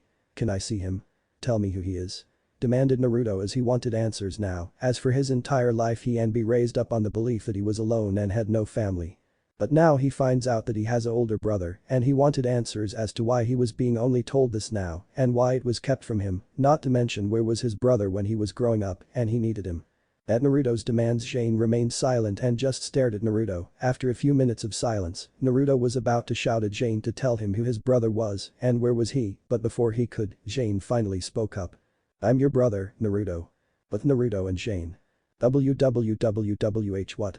Asked Naruto, in shock as he didn't believe what he had just heard from Jane. I'm your brother Naruto, repeated Jane. Upon hearing this, to say Naruto was shocked would have been a gigantic understatement, as he was totally blown away at what he heard as he found it hard to believe that Akechi Jane, the famed and legendary Konoha no Hidakiri Batmsai, Konoha's sword-drawing manslayer, was his brother. Brother? Stated Naruto in shock after a minute or two of silence, as he was still finding it difficult to get his head around the whole thing. Half-brothers to be precise, replied Jane, which confused Naruto slightly.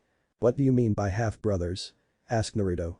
What I mean is that you and I share the same father, but we have different mothers. Wait. If you and I have the same dad then that means, stated Naruto, where his eyes widened in surprise as he realized who his father was. Yes, spoke Jane, before Naruto could finish, like me your father is Namikaze Minato, the Yondaime Hokage. At hearing this Naruto remained silent for a few minutes just as he did when he learned that Jane was his brother, as Naruto found it equally if not harder to accept that his idol the Yondaime Hokage was his father. After few minutes of complete silence though, Naruto then looked back at Jane, where much to the utter shock of Saya and Ketsu, Jane's students. Naruto punched Jane right in the stomach, making him double over slightly, as the punch was surprising strong, especially for a boy Naruto's age. Saya and Ketsu were further shocked and confused at how their sensei was letting Naruto hit him, as he wasn't even trying to block or avoid any of Naruto punches. For they knew, after training under their sensei for several years, that he could have easily blocked or avoided Naruto's punches. They were further confused at the fact that when they were about to jump in and stop Naruto from mauling their sensei, Jane glanced over at them and gave them a look that told them to not interfere. After a few more minutes of this, Naruto began to tiring, as his fists were already fairly bruised up from punching Jane so much. Are you done Naruto, or would you prefer to keeping hitting me?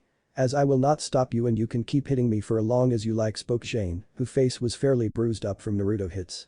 His lip was also bleeding pretty badly along with his nose, and he had a large bruise on his right eye, which would most likely turn black later on. After taking several deep calmly breaths, Naruto then stared back at Jane with unshed tears of anger and hurt in his eyes, as he wanted answers and furious at his brother for not being there when he was growing up and when he needed him. Tell me why you weren't there for me when I was growing up. Where the hell were you? When I needed you? Did you abandon me because I have the Kyuubi in me? Were you ashamed of me? Did you think I was a demon like everyone else and didn't want a demon for a brother? Asked Naruto angrily. I thought you were dead Naruto, I didn't know that you were even alive, Sarutobi told me you had died after the Kyuubi's attack, replied Jane earnestly. Naruto was of course caught off guard by this, as he didn't expect that, but he then quickly narrowed his eyes again in anger. That's a lie. The old man would never do something like that to me, he cares about me. That may be slightly true, but when it comes to the village he cares more about it than you, besides think about it Naruto. If he really cares about you, why would he tell you that you had no family? When he clearly knew about me, spoke Jane, hoping to get his younger brother to listen to him and believe him. At this Naruto had no answer to, as what Jane said had a ring of truth in it, but even still he wasn't about to throw away 12 years of kindness from the old man for some story he heard from his so-called brother. I don't believe you, you're lying and you're trying to pin the blame on the old man, one of the few people here that actually gave a shit about me. I can prove it, spoke Jane, gaining Naruto attention. How? There is a special technique that I created and can use where we can link minds with one another and share each other's memories, and I can prove Sarutobi's deception if you just trust me. After hearing this, Naruto was of course cautious as he was unsure if he could really trust Jane, as despite the fact that he claimed to be his half-brother, Jane was still basically a stranger to him as he knew nothing about Jane other than what he had heard in the classroom earlier. But still there was a part of him that was telling him that he could trust Jane. He didn't know if it was the part of him that longed to have some semblance of a family or the part that wanted answers for everything that happened to him in his life. Fine, said Naruto, but he remained suspicious of Jane. At this Jane just nodded, after which he then put his two front fingers on Naruto's forehead and did a few one-handed hand seals and then spoke out, Rinamoi no Jutsu, mind meld technique. Upon which Jane and Naruto traveled deep into Naruto mind and permanently unsealed the memories that had been sealed away by Sarutobi and Sho of the Yamanaka clan. 1. Upon reliving the two memories, Naruto could not believe what he had seen, he couldn't believe that his Jiji, grandfather, had betrayed him like this. And if Naruto found his own memory hard to accept, he struggled even more when Jane showed his own memories of what happened when he, Jane, woke up in the hospital after the Kyuubi attack. As well as his memory of when he confronted Sarutobi and the council about Naruto being alive and he believed lied to. At seeing this, Naruto was almost heartbroken upon hearing that the Sandaime knowingly betrayed him and basically turned a blind eye all his suffering just because it was too hard to fight for Naruto rights. After Jane broke the mind meld, Naruto fell to his knee and started to cry at the betrayal of his Jiji and started to hit the ground with his fist. Everything he said, everything he did, it was all a lie. Cried Naruto with sorrow and rage. Why did he betray me like this? At this Jane kneeled down to Naruto and put his hand on Naruto's shoulders. Sarutobi believed that he had to put the welfare of the village first. But I'm part of the village as well, don't I have a right or a say in anything? Cried Naruto in rage as he looked up at his brother in anger over the betrayal of the Sandaime. There's some people on the council, no you don't, since as far as some of them are concerned, you're nothing more than a tool to be used to fight Konoha's enemies. As for the Sandaime, he may in some regard care for you, but when it comes to the village your rights are secondary to him, as he believes that your hard life was for the greater good of Konoha. Bastard. Cried Naruto in anger as he got up and went to try and walk out of the privacy barrier that Jane had put up earlier and go find the Sandaime and kill him. But before he could even try, he was stopped by Jane, who grabbed onto Naruto's arm. Naruto, wait. I know how angry you are and how betrayed you must feel, but believe me, attacking and trying to kill the Sandaime will not solve anything. Besides, I have already taken steps to making sure that Sarutobi pays dearly for what he has done to us, and I promise you Konoha will as well, spoke Jane. Ash held onto his younger brother. How? Asked Naruto fiercely as he turned to look at Jane. I have contacted the Fire Daimyo, who is an old friend of mine along with other several important lords, and they've given me their support. The Fire Daimyo has even agreed to severely reduce Konoha's funding, which will greatly hurt Konoha economy and put the village on hard times. I have also forced the council to pay as compensation for what the village did to you, and it will be steep. Also I put into play several other things into plan, where by the time they're done, the people of Konoha will regret the day they ever touched you. At hearing this Naruto calmed down a little, although he still felt that no matter what Jane did to them, it would never be enough. If you want, we can leave this village, as I've friends who would help us, and Konoha wouldn't dare do anything to us, spoke Jane seriously. When Naruto heard this, he closed his eyes and thought about it, but then opened them and spoke. No, despite everything that happened to me, there are still people I care about who I want to protect like Iruka-sensei, Aim-chan and Old Man Tucci. At this Jane nodded in understanding. Soon after Naruto then looked up to Jane and decided to ask something else he had been wondering for a while, especially after he heard that the Yondaime was his father. Why did the Yondaime put the Kyuubi into me? Asked Naruto as he still found it too weird to call the Yondaime his father, considering he never knew the man. At this Jane closed his eyes for a moment and then opened them again. To be perfectly honest, I'm not exactly sure why he did it, as I wasn't there to see what happened, but I most likely guess would because of the old tradition for Jinchurikis. Jinchurikis? Asked Naruto in confusion, since he'd never heard of the term before. Yes, people like you Naruto, who have demons sealed within them, answered Jane. You mean there are others like me? Asked Naruto in surprise, where Jane just nodded in confirmation. Yes, there are 8 other Jinchurikis just like you, who are spread throughout the 5 great shinobi nations, spoke Jane, where he just got a confused look on his face, having no real clue at what Jane was on about. At this Jane only sighed, please tell me you at least know about the 5 great cages of the shinobi world. At this Naruto blushed in embarrassment and scratched the back of his head and had a cheesy grin plastered on his face. I think I skipped that class as Iruka-sensei would always put me to sleep with his boring history talks, so I'm not even sure that we even covered that. At hearing this both Saya and Ketsu had large sweat drops at the back of their heads, not believing that the blonde boy didn't even know about the 5 most powerful shinobi villages in the elemental continent or their rulers. When Jane heard Naruto's answer, he pinched his nose in frustration, knowing how much work it was going to take to train Naruto. Not to mention he planned to have a talk with the shinobi tutors in the academy later on, as something must have gone seriously wrong after he became a genin. He also planned to get rid of that mental block of Naruto as soon as possible. For the next hour or so Jane went on to explain the 5 great shinobi nations and their role in the shinobi world and how their leaders, the Kages, were considered the 5 strongest shinobis in the world, with Konoha and the Hokage being at the top. Due to Konoha being the strongest of the great 5 and the Hokage being the leader of Konoha. Now as I was saying, spoke Jane as he finished explaining the 5 great shinobi's nations. Each of the 5 nations have their own Jinchurikis, where Kumo, Cloud, Iwa, Rock, and Kiri, Mist, each have 2, while Konoha, Leaf, and Suna, Sand, each have 1 along with Taki, Waterfall, which is the only nation outside the 5 great shinobi's nations to have 1. Each of the village received their bijus from the Shodai Hokage, who used his Mokuton, wood release, bloodline to capture 8 of them and sealed them away. The Shodai had hoped by giving them the bijus, it would create stability among the great nations. Sadly though that plan failed and the first great shinobi world war erupted, where the Shodai was eventually killed, but not before he captured the Kyuubi and it was sealed away, where it became Konoha bijus. But wait, if the Kyuubi was sealed away by the Shodai, how come it attacked Konoha and ended up in me? Asked Naruto in confusion. At this Jane sighed, as he knew that Naruto would react badly to what he was going to say next. You see Naruto, you're in fact not the first Jinchuriki of the Kyuubi, despite the common belief by most people in the village, to be Pierce you're the 3rd one. What? Said Naruto in shock, who was joined by Saya and Ketsu as this was the first they had heard of this, where Jane just nodded. You mean there have been 2 other just like me? Asked Naruto, where Jane just nodded again.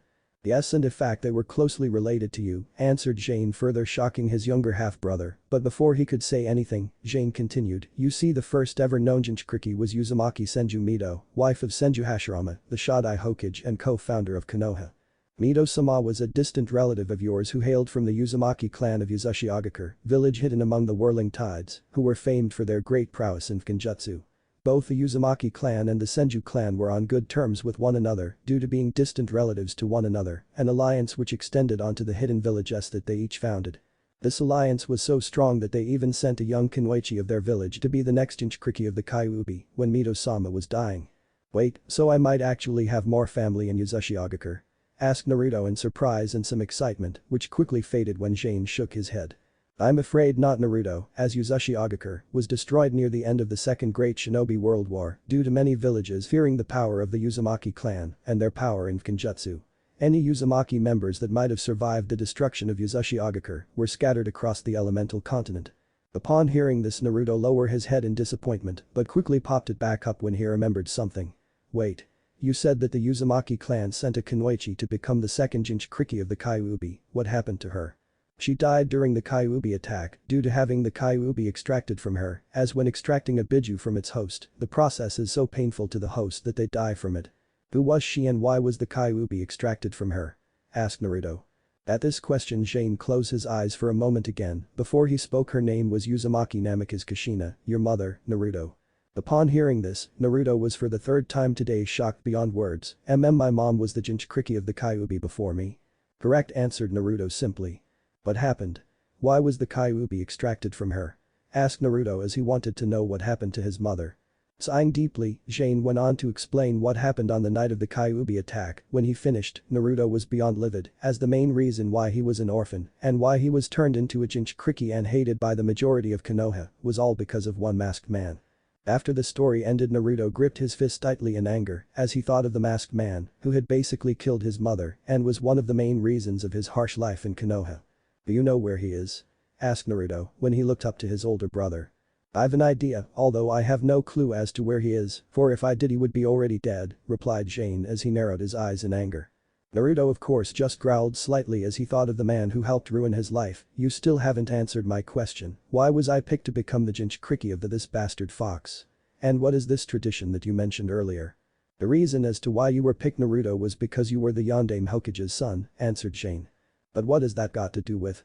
It's because due to the immense power that Jinchukrikis possess, the leaders of the great shinobi villages feared that at some point their Jinchukrikis might go rogue or betray their village.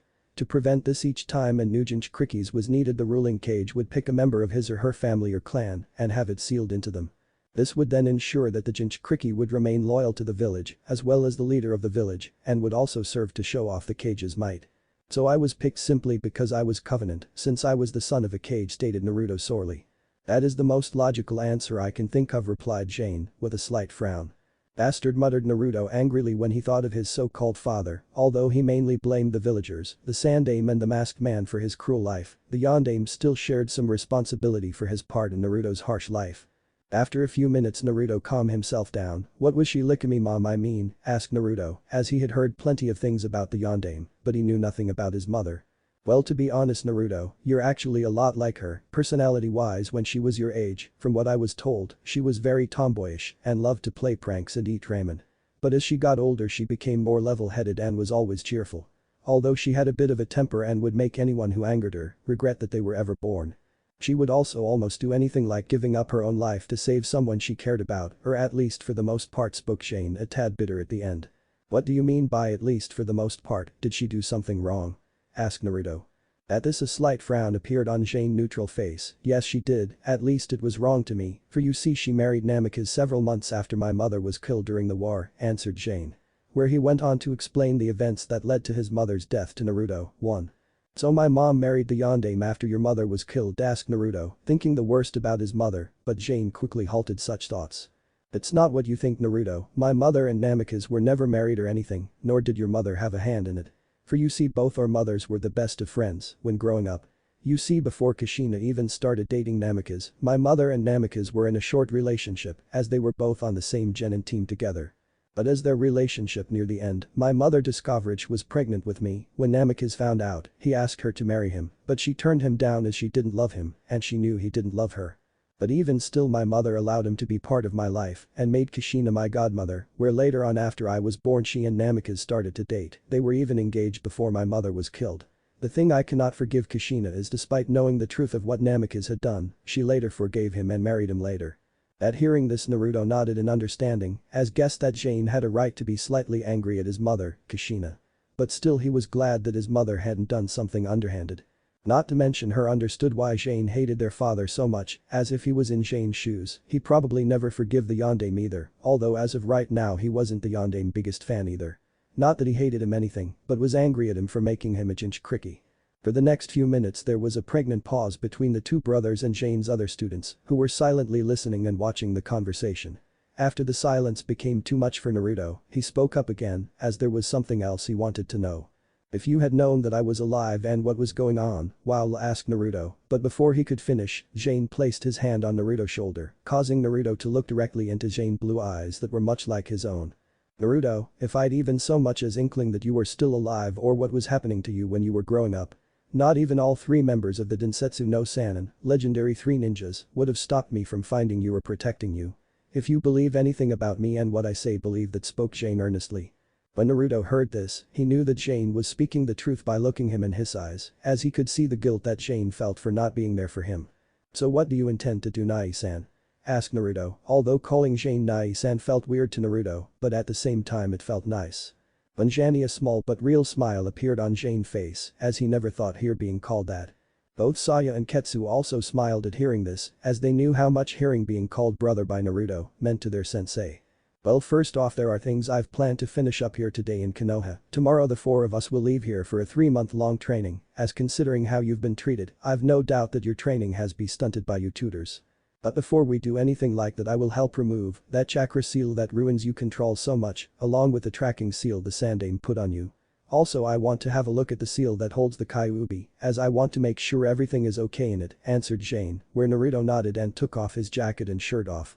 Upon seeing this, Saya quick turned around and blushed, as she didn't want to be staring at topless boy, especially since she was at about that age.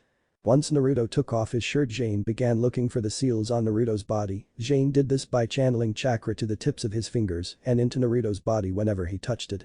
Since the seals would only appear when Naruto was using chakra or chakra was channeled onto the seal eventually found the seal that Hori of the Hyuga clan put on Naruto, one, which was on Naruto's chest.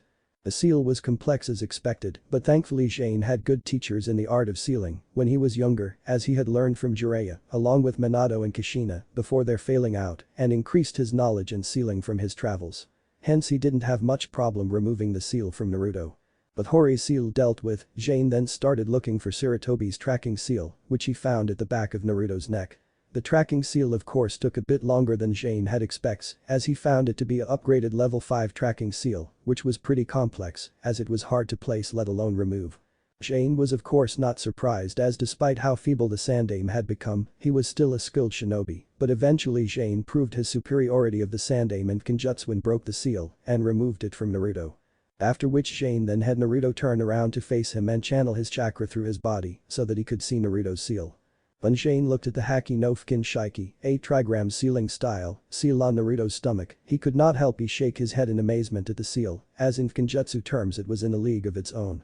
The seal was immensely complex, which was of no surprise as it did contain the strongest of the 9 bijus. By looking at it, Jane knew it was a more advanced form of Shishifukin, 4 symbols seal, where 2 Shishifukins were placed on one another to make the Haki no Fukin Shiki.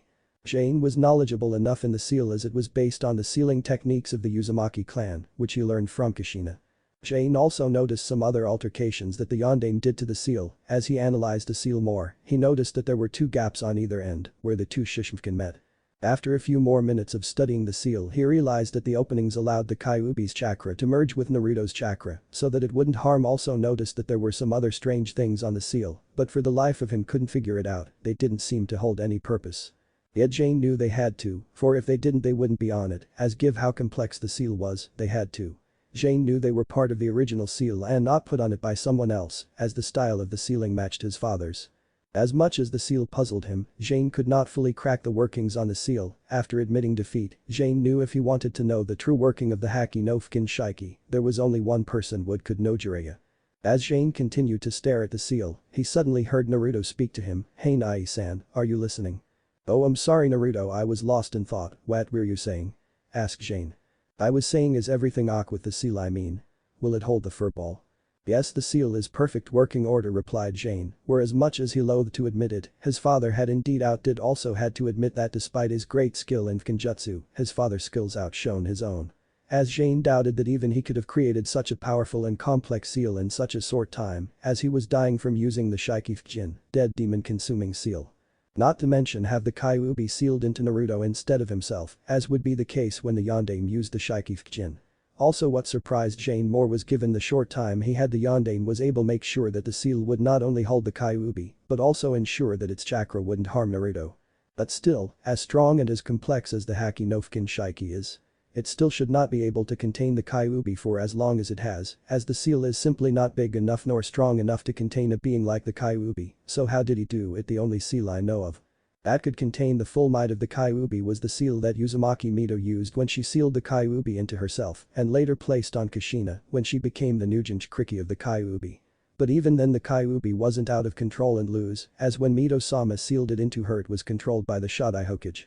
While with Kushina, it was simply transferred into her. Namikaze must have done something else to allow this seal to hold the Kyuubi, but even still it's slowly weakening, but not surprising given what it holds. But Namikaze must have known that would happen and would have left some kind of failsafe to strengthen it, but what? Thought Jane, but soon shook his head as he couldn't think of any possible answers to his questions. Meaning Jiraiya was the only person who could, as if anyone knew, it would be his mother and father's old sensei. Deciding to leave the matter for another time, Jane then did a few quick hand seals, after which his right began to glow blue. Seeing this Naruto suddenly became concerned. "Nai-san, what are you doing?" "Do not be concerned Naruto, this will not hurt," answered Jane when he placed his hand on Naruto's seal and before could even ask what his older brother meant, he blacked out. Inside the seal. After blacking out, Naruto suddenly found himself inside a large black tunnel, filled up to his ankles in water. "Where the hell am I?" asked Naruto out loud as he looked around the black tunnel. "How the hell did I get here?" wondered Naruto as he kept looking around, as one moment he was outside talking to his newly found brother and the next moment after Jeanne itched his stomach with his glowing hand he ended up here. Did Nai-san do this? But how? Knowing he wouldn't get any answers by just standing around, Naruto started to walk forward to see where the tunnel ended. After a few minutes Naruto reached the end of the tunnel, where he entered a large room, with a massive cage at the other end of the room, with a large paper seal in front of it, acting like a lock, between the two cage doors.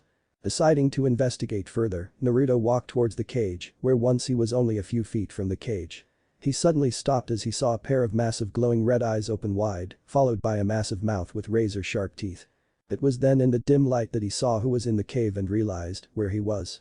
He was in his seal and was looked directly at the being sealed within him. "Kyuubi," muttered Naruto in a soft whisper of surprise. But his surprise quickly turned to anger and rage, for this was the source of all his trouble. It was because of this demon that he was subjected to the harshest life imaginable. "So my tenant has finally graced me with his presence," spoke the Kyuubi in a dark menacing voice, which would have made many brave men shudder in fear. But Naruto showed no such thing and glared coldly and angrily at the demon fox. Impressive, you have some courage as you don't seem afraid of me, but then again I would nothing less from that man's son," spoke the Kyuubi in amusement when he saw that Naruto was unafraid of him. He was also amused when he saw Naruto glaring angrily at him, knowing exactly why and wasn't affected at the least by it. Before Naruto could respond to the Kyuubi's remark, the Kyuubi suddenly spoke again, "And it seems that you have brought a guest with you as well." Upon hearing this, Naruto quickly turned around. He saw Jane walking slowly towards him and the Kyuubi. "Nai-san," spoke Naruto in surprise, but received no resonance from his brother, who was staring emotionlessly at the Kyuubi and kept walking slowly towards them and only stopped when he was next to Naruto. "So we met again," Kyuubi spoke Jane emotionlessly as he stared at the beast before him, causing Naruto to stare at Jane in surprise for a moment before he remembered that Jane had fought against the Kyuubi in its attack 12 years ago. Upon hearing Jane's response, Kyuubi stared at Jane for a moment or two until he suddenly remembered Jane. "Yes, now I remember you, you were that annoying fly that attacked me on that night and caused me quite a bit of pain.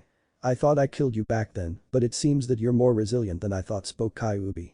"I'm pleased that you remembered me and that I made an impression," replied Jane with a small smirk. At the same time that Jane said this, the Kyuubi began to smell Jane's scent, where he found it similar to Naruto's, upon which he suddenly realized why. "You're another one of his offsprings, just like that boy, aren't you?" spoke the Kyuubi angrily as he glared at Jane. "Oh. You figured it out quicker than I thought you would," spoke Jane with some amusement.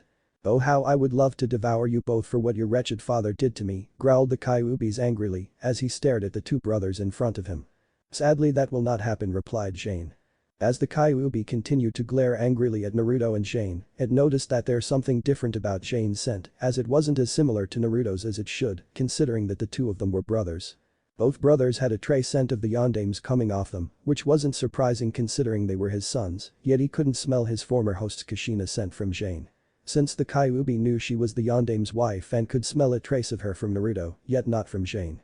This of course did not make any sense for the Kyuubi, as they clearly were the Yondame's sons, but yet Jane didn't have any traces of Kushina's scent on him. Although he did detect another scent from Jane, one that was different from Naruto's, but at the same time familiar to the Kyuubi. As the Kyuubi thought about it more, it suddenly hit him. He realized that Naruto and Jane were only half-brothers, where they shared the same father, but had different mothers. Upon realizing this, the Kyuubi also realized what the other familiar scent coming off Jane was. "You're an Akechi, as I can smell your clan's blood coming off you," spoke the Kyuubi as he stared directly at Jane intently, which caused Jane to raise his left eyebrow slightly in surprise. "I'm impressed that you discovered that," spoke Jane calmly. "Before I was sealed away by the Shodai Hokage's wife, I had devoured many of you kinsmen over the years whenever they challenged me. They put up impressive fights and fought bravely and gave me much amusement, making devouring them that much more enjoyable," spoke the Kyuubi with a dark chuckle. This of course caused Naruto glare angrily at the fox demon for mocking his brother's ancestors, as well as saying how he enjoyed killing them. Jane of course remained emotionless as he knew that the Kyuubi was just provoking him and trying to make him angry and attack him. "I'm pleased to hear that my kinsmen fought so valiantly, as I would expect nothing less from a member of my clan, and I hope that they gave you indigestion when eat them," replied Jane with his own jab at the Kyuubi. The Kyuubi of course frowned when Jane didn't take his bait and was further annoyed at Jane's own jab at him. After a few minutes, the Kyuubi then spoke again. "So what brings you both here, as I don't believe that you came here to simply talk. Your assessment is correct, we've come here because I want you to do something to help Naruto. And what makes you think I will help you and that pitiful runt that you call a brother? Not to mention, after your wretched father sealed away half of my power and then sealed me in here," spoke the Kyuubi. At hearing what the Kyuubi had just said, Jane suddenly frowned. "So that's how Namek has sealed the Kyuubi and Naruto with a Haki no Fukin Shiki. He must have used the Shikifjin to split the Kyuubi's chakra in half and seal one half of it in himself. Then the other half in Naruto with the Haki no Fukin Shiki, thought Jane, as that it answered some of the questions he had about the seal. He also had to grudgingly compliment his father again, as his skill as a shinobi and sealer, he doubted he could have done all that in the time frame Yonde must have had. At the same time Jane was thinking this, Naruto became angry at the Kyuubi's insult towards him and took a step forward towards the fox. "Hey, who are you, call pitiful, you overgrown furball?" Naruto of course would have said more, but was stopped as Jane placed his hand in front of Naruto, stopping him from going any closer and to the Kyuubi, and then giving Naruto a side glance, telling him to calm down and not go any closer to the Kyuubi's cage. "Because if you don't, I will make your life in this seal much worse than it is now," replied Jane. At this the Kyuubi suddenly became enraged. "You dare threaten me, you miserable little worm," roared the Kyuubi as he lunged one of his front paws straight at Jane. But stopped mere inches from Jane's face due to his large paws were unable to squeeze through the bars of the cage. Throughout the event, Jane had remained perfectly calm and hadn't even moved a muscle when the Kyuubi struck. "Nai-san," spoke Naruto in shock and awe, as when the Kyuubi stretched out his claws so suddenly he had taken several steps in surprise and some fear, but yet Jane hadn't even flinched at the Kyuubi's action. It was as if Jane already knew that the Kyuubi's claws would not reach him. Naruto also guessed that was why Jane had stopped him from getting any closer to the Kyuubi's cage. Seeing how Jane didn't even react to his attack in the slightest, the Kyuubi knew he could not scare nor intimidate Jane. "Tsk. Impressive, you're indeed a true Akechi, as even in the face of death you don't show the slightest sign of fear, only a person of that clan could show such nerve." At hearing this Naruto then took a few steps forward so that he was next to Jane again, where he turned to look at Jane, who was still perfect calm, and stared at the Kyuubi with unblinking eyes. Was Nai-san's clan really that incredible? Wondered Naruto, as he hadn't even heard of the Akechi clan till when Iruka mentioned it when Jane first arrived. "But still, your threats are empty, as I know you've no power here," spoke the Kyuubi confidently. "Oh really?" spoke Jane in a monotone voice, where he then did a single one-handed hand seal, upon which several dozen chains appeared out of the walls of the cage and wrapped themselves around the Kyuubi, forcing him to the ground. "But how? You have no power here," cried the Kyuubi angrily as he struggled to break free of the chains that were wrapped around his body, but could not. "You forget, Kyuubi, I was trained by your former host Kushina in the art of sealing, as well as by the Yondaime and his teacher Jiraiya, the Toad Sage of the Sannin, so I'm well versed in the art of seals, and although I don't have complete understand of this seal, I'm skilled enough in Kenjutsu and know enough about it that I can manipulate the seal into doing what I want to you without weakening it." When the Kyuubi heard this he began to trash and roar with rage, roaring out that he would kill Jane and make him pay for this. At the same time Naruto looked at his elder half-brother in awe. "Man, Nai-san is awesome." But what Naruto and the Kyuubi didn't know was that it was taking all of Jane's focus and willpower to keep the Kyuubi subdued with the chains he just created in the seal and was barely able to hold the Kyuubi down. Since in actuality Jane's threat was nothing but a bluff, as other than this, there was little else he could do to the Kyuubi in the seal, and even then he could only do things like this for so long. As the Kyuubi continued to trash around, Jane knew he couldn't hold the Kyuubi down for much longer and had to something now if he wanted the Kyuubi to calm and cooperate. But Jane only knew of one other way that he could get the Kyuubi to calm down and agree to his demand, and it was something he wanted to leave unmentioned until later on, since Naruto was with him. For even though he didn't want to keep secrets from Naruto, especially given how fragile their relationship was now, he believed it best to keep it from Naruto until he was ready. But given how things were going now, he had little choice in the matter. "If you do what I ask, we can help you get your revenge on Uchiha Madara," spoke Jane. When Jane said this, the Kyuubi stopped struggle and stared at Jane. Naruto also turned to look at Jane, but unlike the Kyuubi who was surprised, Naruto was confused as he didn't know who Madara was, but it did sound familiar to him. "Who is this Madara guy? Is he related Sora and Sasuke?" wondered Naruto. "What makes you think I have something against Uchiha Madara?" asked the Kyuubi as he stared at Jane. "Simple logic, if you hate being sealed away into people so much, then you must despise being controlled by someone even more, especially since both times he controlled, you were defeated and sealed away," answered Jane. Upon hearing this, the Kyuubi began to chuckle out of amusement. "You're indeed sharp for a human, as you're correct, as I would like nothing more than to make Uchiha Madara pay for the trouble he caused me," replied the Kyuubi. "But still that is not near enough incentive to have me help you weaklings." At this Jane frowned, as he was sure that the Kyuubi lust for revenge against Madara would be enough. "Nai-san, who the hell is Uchiha Madara? And what's he got to do with the Kyuubi?" asked Naruto, as he wanted answers. At Naruto's question, Jane didn't answer at first, but before Naruto could ask again, Jane spoke up. Uchiha Madara was the former head of the Uchiha clan and credited of being the strongest Uchiha that had ever lived. He led the Uchiha clan before Konoha or any of the other shinobi villages were founded during the time of the great shinobi clan wars, where shinobi's clans fought amongst themselves and were in a way like smaller shinobi villages. Later on, the Uchiha clan made peace with their sworn rivals the Senju clan, who were led by Madara's sworn nemesis and rival Senju Hashirama, who later became the Shodai Hokage. Together the two of them, along with their clans and the other shinobi clans that they conquered, founded Konoha. But after the village was built, a dispute erupted between Madara and Hashirama, where both men were candidates to become the Shodai Hokage, but the people elected Hashirama. Angered by this, Madara tried to start a rebellion with his clan, but his clan had enough of war and no longer trusted him, and so they turned their backs on him, after which he left the Konoha. Later on though, Madara came across Kyuubi and used his powers to take control of the Kyuubi, and then challenged the Shodai to battle for the title of Hokage. After a fierce battle that resulted in the Valley of the End being created, Madara was defeated and was believed to have been killed, upon which the Shodai took control of the Kyuubi. Later, as you know, the Shodai's wife Uzumaki Mido sealed the Kyuubi within her and became the first Jinchuriki of the Kyuubi.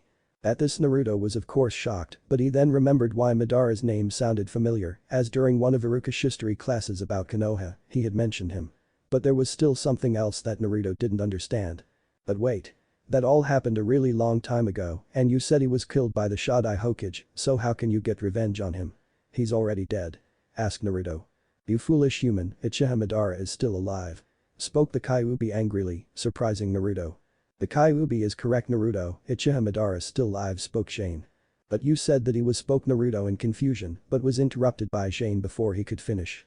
I said he was believed to have been killed, but in reality he wasn't, as he survived his battle with Konoha, where after many years he appeared on the night you were being born and held your hostage and kidnapped your mother.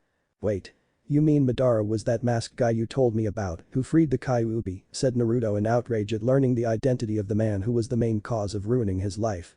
Yes. How can he still be alive? He should be dead or ancient by now, and when did you find out it was him? Why didn't you tell me? Asked Naruto as he was furious at the fact that his brother kept the identity of the man who basically killed his mother from him. I'm unaware of how exactly Madara has lived for so long, although there are many different ways he could have done it. But I did not learn Madara's true identity until much later, after the Kyuubi's attack on Konoha. I first began to suspect it was him when I came across him again during my travels in Mizu no Kuni, Water Country, but didn't truly realize that the masked man was Uchiha Madara until a little later on, through certain sources that I made. As for why I didn't tell you, Naruto, it's because I know what it is like to want revenge against those that have wronged you. I feared that if you learned who he was, you would go after him in revenge before you were ready to face him. Also, Naruto, believe me, the path of revenge, it's a very dark place to go, where you can easily become obsessed with revenge and become consumed by it, and I did not want you to follow that path.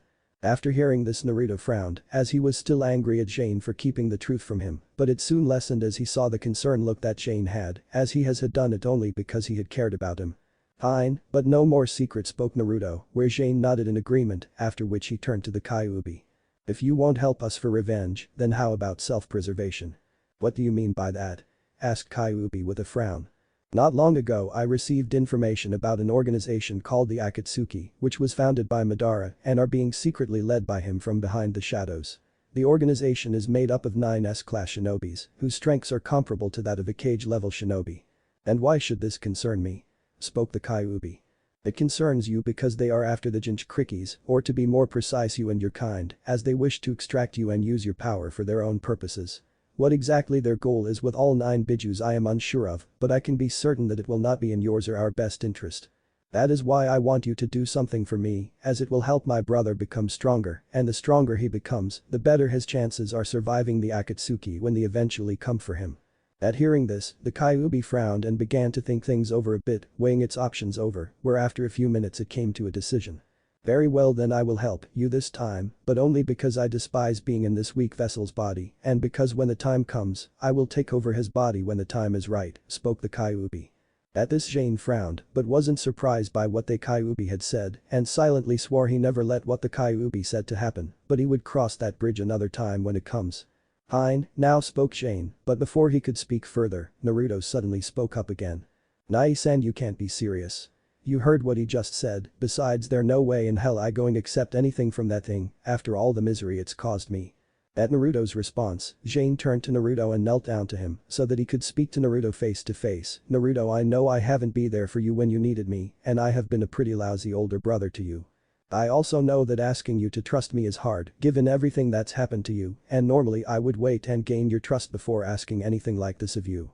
But please just this one time trust me and believe what I'm about to do is to help protect you, as I know that I cannot always be there to protect you myself, no matter how much I want to. Also please believe me when I say, I will not let what the Kyuubi said to happen to you no matter what, I swear, and an Akechi warrior never goes back on his word. After hearing this, Naruto stared at his brother for a moment or two before he closed his eyes, where after a minute or so he opened again with a sigh and spoke out fine. At hearing this, Jane smiled and placed his hand on Naruto's shoulder. Thank you Naruto. Once the matter between him and Naruto was settled, Jane then turned to face the Kyuubi. Now then onto the matter at hand. Fine, what is it exactly that you want me to do, as there is a limit to what exactly I can do to this weak vessel body, without killing it, spoke the Kyuubi, getting a hey from Naruto at hearing the Kyuubi calling him weak again. It's simple, I'm well aware that when a biju is placed into a person, it gives the host unique abilities, like the Ichibi no Shukaku, one-tailed Shukaku, giving its host the ability to control sand. Along with the Yonbi no Seru, four-tailed monkey, Jinchuriki ability to do Imton, lava release, the Nibi no Bakaneko, two-tailed monster cat, Jinchuriki to do unique fire techniques, and the Hachibi no Kyujic, eight-tailed giant ox, Jinchuriki ability to shoot out ink. I know that you Kyuubi give your hosts increase in speed, strength and a fast healing factor, but these abilities are limited by you.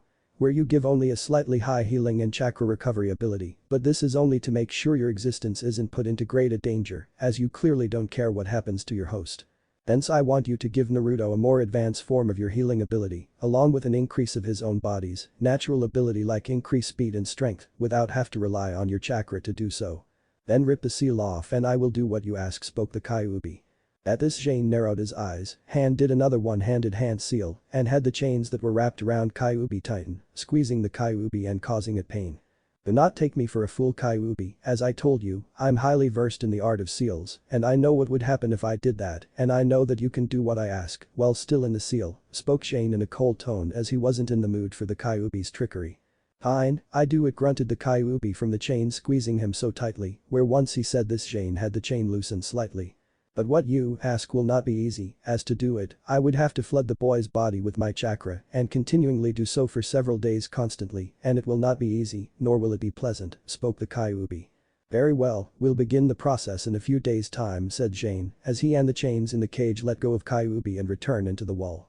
But as soon as he did this, Jane then gave the Kyuubi an icy and deadly look and spoke in an equally icy and deadly tone that would have made lesser men shiver in fear. But know this Kyuubi, if you back out of our deal or betray us in any way that does harm to my brother, you'll wish that the Yondaime really had killed you. At this the Kyuubi just stared angrily at Jane, not the least bit intimidated by Jane, where he told Jane and Naruto to leave him be, as he had grown tired of them. Outside the seal. After Jane hand touched Naruto's seal with his glowing hand, both Jane and Naruto had frozen like statues, with their eyes closed. For a few seconds both Ketsu and Saya, who had turned around after Jane touched Naruto's seal, watched the two half-brothers stand like statue, not moving an inch. Both had tried speaking to them, but neither replied, just when Ketsu and Saya were about to go over to them.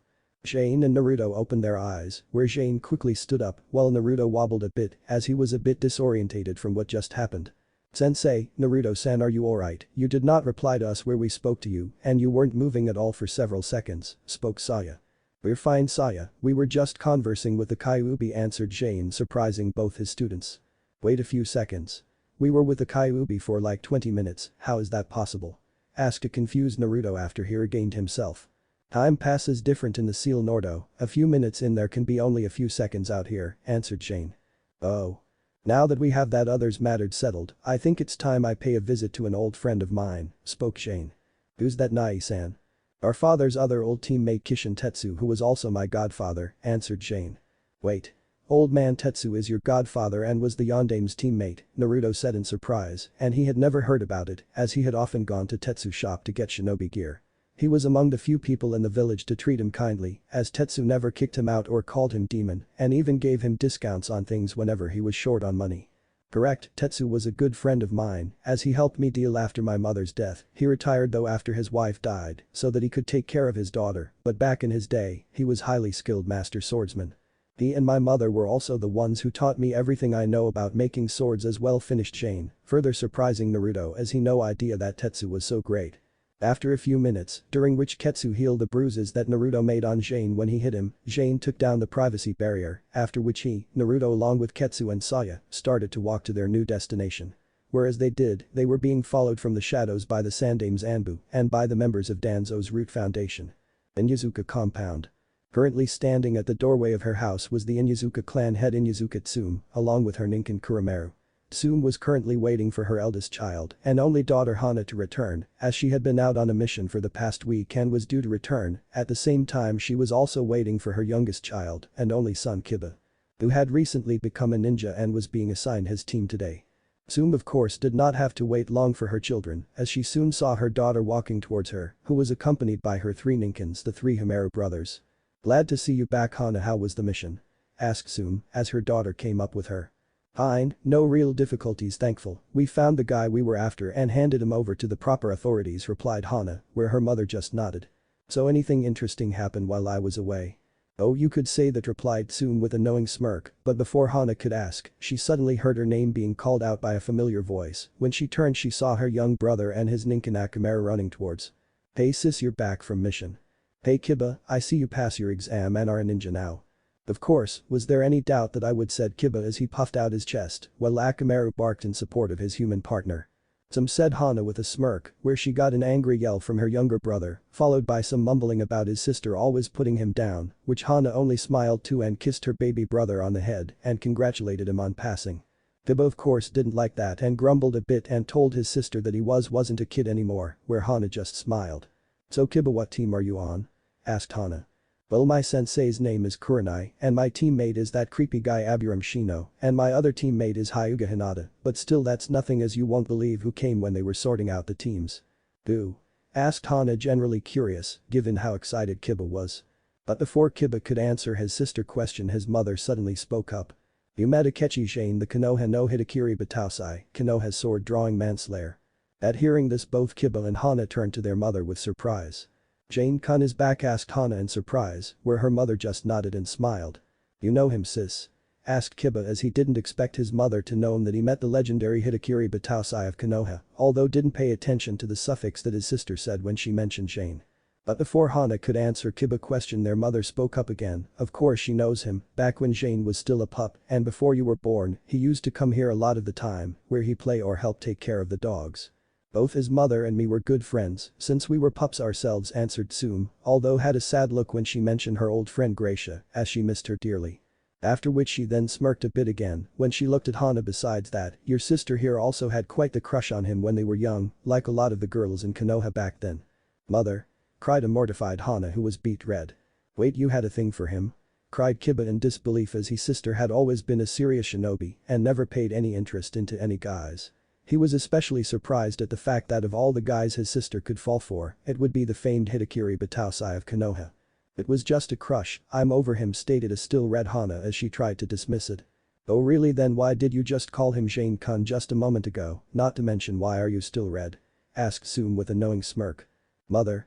cried the annoyed Hana, where she blushed even more. "What? It's nothing to be ashamed about. Hell, if I were in your shoes I would have already claimed him by now, as the boy is a natural born alpha if I even saw one, and he's grown up quite nicely over the years." "I told you I'm over Jane," stated Hana calmly as her red face died down a bit, but there was still a trace of blush on her face. "Beauty, just to know, how much has he changed?" This of course caused Tsume to grin even more. "Well, let's put it this way, if you don't make your move on the boy soon, then you'll have a lot of competition on your hands, as there'll be a lot of single young girls after him very soon." This of course caused Hana blush a little more before turning her head so her mother wouldn't see her face. "How did you even know he was here?" asked Kiba. "Well, let's just say that he made quite an impression when he met with the Hokage and the rest of the council yesterday," said Tsume, after which she on tell her children about the events of the council. Although left certain parts out that the Hokage had ordered classified, such as the cover-up of the Yondaime and Jane's mother, the Sandaime letting Orochimaru escape, Jane being a member of the JK Shinobi Shogun, 10 Shinobi warlords, and Naruto being the Jinchuriki of the Kyuubi, at least until it was official announced tonight. No way, the dope is the Yandame's son and is also Batausai's brother," said Kiba as he couldn't believe that Naruto was related to two such powerful guys. He also couldn't help but feel bad for Naruto as well as slightly guilty when he heard from his mother how he was abused and attacked. As he knew that he played some part in Naruto's bad life, he was also slightly angry at the Sandame for turning a blind eye to it all, where his respect for the old man went down a lot. He also silently hoped Naruto didn't go telling his brother how he used to make fun of him, for although he wouldn't admit it to anyone, he was kind of scared of Jane ever since he met him in class earlier on. "I can't believe that he actually threatened and attacked the Hokage, not to mention blackmailed the council and got away with it," spoke Hana in surprise. "You better, as I was there myself, the kid got balls the size of the Hokage monument," said Tsume with a grin. "Indeed, the boy may be young, but he's a true alpha, as ever I saw one," spoke Kuromeru, where he then looked at Hana with his one eye. "He would make a fine mate for you, Hana, as he is not only powerful, but backs down to no one like a true alpha. He would help you have many strong pups later on." "Not you too, Kuromeru," cried the now scarlet Hana, which only made her mother laugh and grin at the idea, as ever since they were young Tsume had hoped that Hana would go after and snare Jane and one day have pups of their own that she could spoil later on. Since she knew that any children that Jane and Hana might have would become powerful shinobis one day, just like them. Soon enough though, the three Inyazuka members along with their Ninken members entered their house to have some lunch, as they did the youngest female planned on bumping in on her friend when she got a chance. Chapter 6. Swords. Inking. Jutsu. Note. I do not own Naruto, its storyline or any of the characters. The only things I own are the ox that I created and the techniques I created. Previously on Brothers Bond. Now that we have that other matter settled, I think it's time I pay a visit to an old friend of mine, spoke Shane. Who's that, Nai-san? Our father's other old teammate Kishin Tetsu, who was also my godfather, answered Shane. Wait. Old man Tetsu is your godfather and was the Yandame's teammate, Naruto said in surprise, and he had never heard about it as he had often gone to Tetsu's shop to get shinobi gear. He was among the few people in the village to treat him kindly, as Tetsu never kicked him out or called him demon and even gave him discounts on things whenever he was short on money. Correct, Tetsu was a good friend of mine, as he helped me deal after my mother's death. He retired though, after his wife died, so that he could take care of his daughter, but back in his day, he was highly skilled master swordsman. He and my mother were also the ones who taught me everything I know about making swords as well, finished Shane, further surprising Naruto as he had no idea that Tetsu was so great. After a few minutes, during which Ketsu healed the bruises that Naruto made on Jane when he hit him, Jane took down the privacy barrier, after which he, Naruto along with Ketsu and Saya, started to walk to their new destination. Whereas they did, they were being followed from the shadows by the Sandame's Anbu and by the members of Danzo's Root Foundation. But Jane and Naruto. After revealing the truth of the Sandame's conspiracy to Naruto, as well as the truth as to why he was the container of the Kyuubi. The two brothers, along with Jane's two students Saya and Ketsu, walked through the streets of Konoha towards the shinobi gear store, run by Jane's godfather Kishin Tetsu. As they walked through the streets, many people who had recognized both Naruto and Jane stopped and stared at seeing the unusual pair. As no one could understand why the son of the great Yandame Hokage, the hero of Konoha, was walking next to the demon that killed his, Jane, father. Jane, Naruto and the others of course ignored the people's stares and continued on towards the shinobi gear store. Soon enough, they arrived at the store and entered it, where they were greeted by the store owner Tetsu. Tetsu was a medium-height broad man with a muscular enough build, making weapons most of the time. He had short light brown hair and dark eyes and was clean-shaved. He wore typical shinobi pants, along with simple green shirt that was dirty from working in the back. Hello and welcome to Kishin's Gear, where all your shinobi needs are met. How may I help? Greeted Tetsu only to stop when he saw Naruto with Jane. Jane, is that you? Asked the middle-aged weapons maker with surprise, where Jane just nodded and smirked ever so slightly. At seeing Jane nod in confirmation, Tetsu immediately went over and hugged Jane tightly, who hesitantly hugged back, as hugging was not really his thing. After a minute or two, Tetsu let go of Jane and stepped back a bit to get a better look at Jane. Look at you, you've grown, remarked the man before he turned to look at Naruto, Saya and Ketsu. So you finally know the truth, remarked Tetsu, since if Naruto was here then it was obvious that Jane knew the truth. Jane of course just nodded to the remark, after which Tetsu turned to Naruto. Naruto, I'm sorry I couldn't protect you from the abuse, but there was little I could do, since I had no influence in the council to help you, spoke Tetsu, as he had known who Naruto really was and wanted to protect Naruto better, but there was little he could do. When he first saw Naruto, he immediately realized the truth about Naruto and had tried to get word to Jane, knowing that he would never abandon Naruto unless he thought he was dead. But since he had no idea where Jane went, all his attempts failed. "It's okay Tetsu-san, you at least tried, which is more than I can say for most people," replied Naruto with some bitterness. As Tetsu had been one of only a handful of store owners who had treated Naruto with any kind of respect and allowed him to shop without incident in his store. He even gave Naruto discounts on things whenever he was short on money and let him hid in his store when he, Naruto, was hiding from a mob. Tetsu of course nodded, after which he then turned to Ketsu and Saya, "And who are these two?" "These are my students Ketsu and Saya," answered Jane, which naturally surprised Tetsu, as he did not think that Jane would ever take students. Both Saya and Ketsu of course respectfully greeted Tetsu, who naturally replied in just, stating he was pleased to meet them both. For the next hour and a half Jane and Tetsu talked amongst themselves, where Jane explained what he had done during his meeting with the Sandaime and the council, minus the fact her was a shinobi warlord. When Tetsu heard this he was both impressed and concerned at what Jane had done. Since Jane was probably the only person bold enough to do what he did to both the Hokage and the council. Yet he was also putting a very large target on his head and earned himself many powerful enemies. But despite Tetsu's warning, Jane assured him that he could handle things and that he would be fine. During the discussing Jane also gave Tetsu 2 gold rings, one for himself and one for his daughter, with red gems on them, and explained how they worked should he be in danger and need help. After giving Tetsu the rings, the door of the store suddenly burst open, where a young girl wearing a pink Chinese shirt with her hair done in 2 buns entered the store and was followed by 3 other people. The first person was a tall young Hyuga boy, while the second was a tall young boy wearing a green jumpsuit and had thick bushy eyebrows and bowl-cut hair. The third and final person was a tall man who looked like an older version of the second young man due to wearing the same green jumpsuit and having the same bushy eyebrows and bowl-cut style haircut. When the 4 entered the store, the bun-haired girl, who was leading the group, spoke up, "Two-san, I'm back. Also, do you think you could spare us some kunai as during training we sort of," said the girl. But stopped speaking when she saw Naruto, Jane and the others. "Oh sorry, I didn't know you had customers." "Ah Tenten, I did not expect you to finish training so early, but I'm glad, as it makes things much easier," spoke Tetsu as she turned to his daughter. At hearing this, the girl named Tenten of course had a curious and slightly confused look on her face when her father said this, since she did not understand what her father was talking about. When she turned to the people her father was with, she immediately recognized Naruto, as she had seen her in the store, sometimes buying some shinobi tools. Although she did not recognize the blue-haired boy and white-haired girl with him, but when she turned to Jane and got a better look at him, she instantly recognized him, despite him being older than the photo she had seen of him. Upon recognizing him, Tenten then did something that she swore she would never do, and something that her father, her teammates or even sensei thought she would ever do.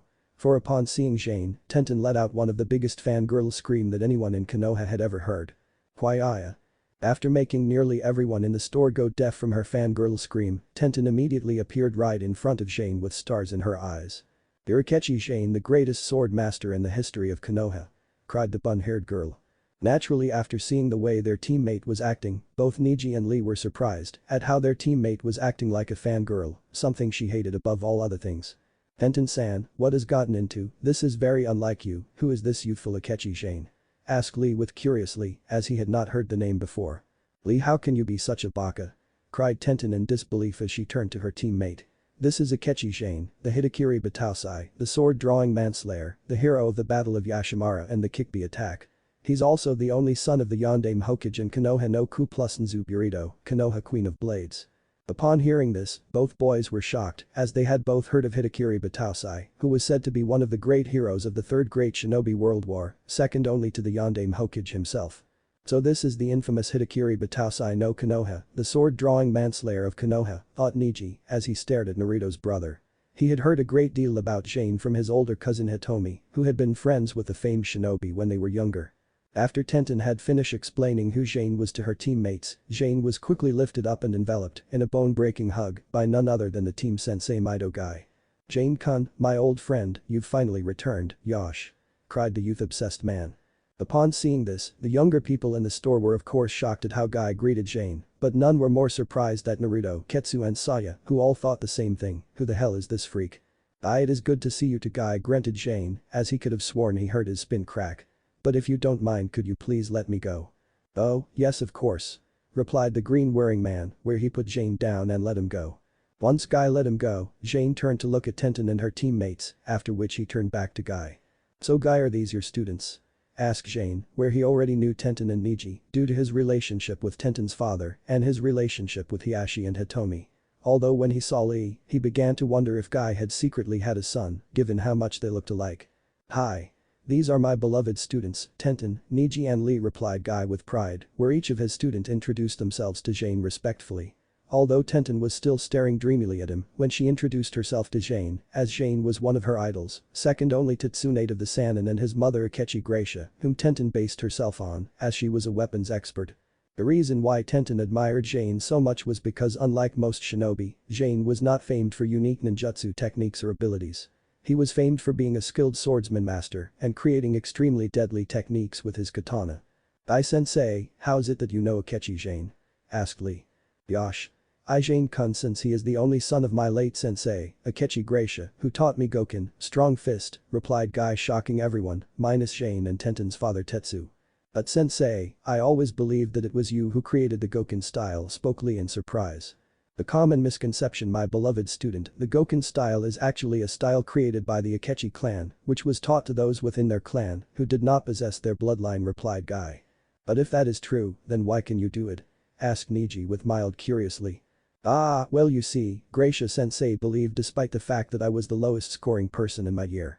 I had immense potential, especially in Taijutsu, so she taught me the Goken fighting style, which she was skilled in, due her not possessing her clan's bloodline either. Once I'd mastered it, she gave me permission to teach the style to anyone I believe worthy of using it. A decision that my mother never regretted, replied Jane, since despite his quirky personality and the fact that he was his class dead last, his mother had stated that Guy had been her prize student.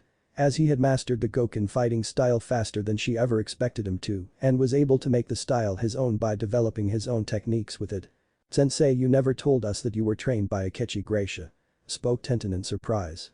"You never asked," replied Guy, made nearly everyone, minus Jane, to fall down onto the ground from disbelief and have large sweat drops on their heads. Jane of course only chuckled silently to himself at this. Guy certainly hasn't changed in the slightest.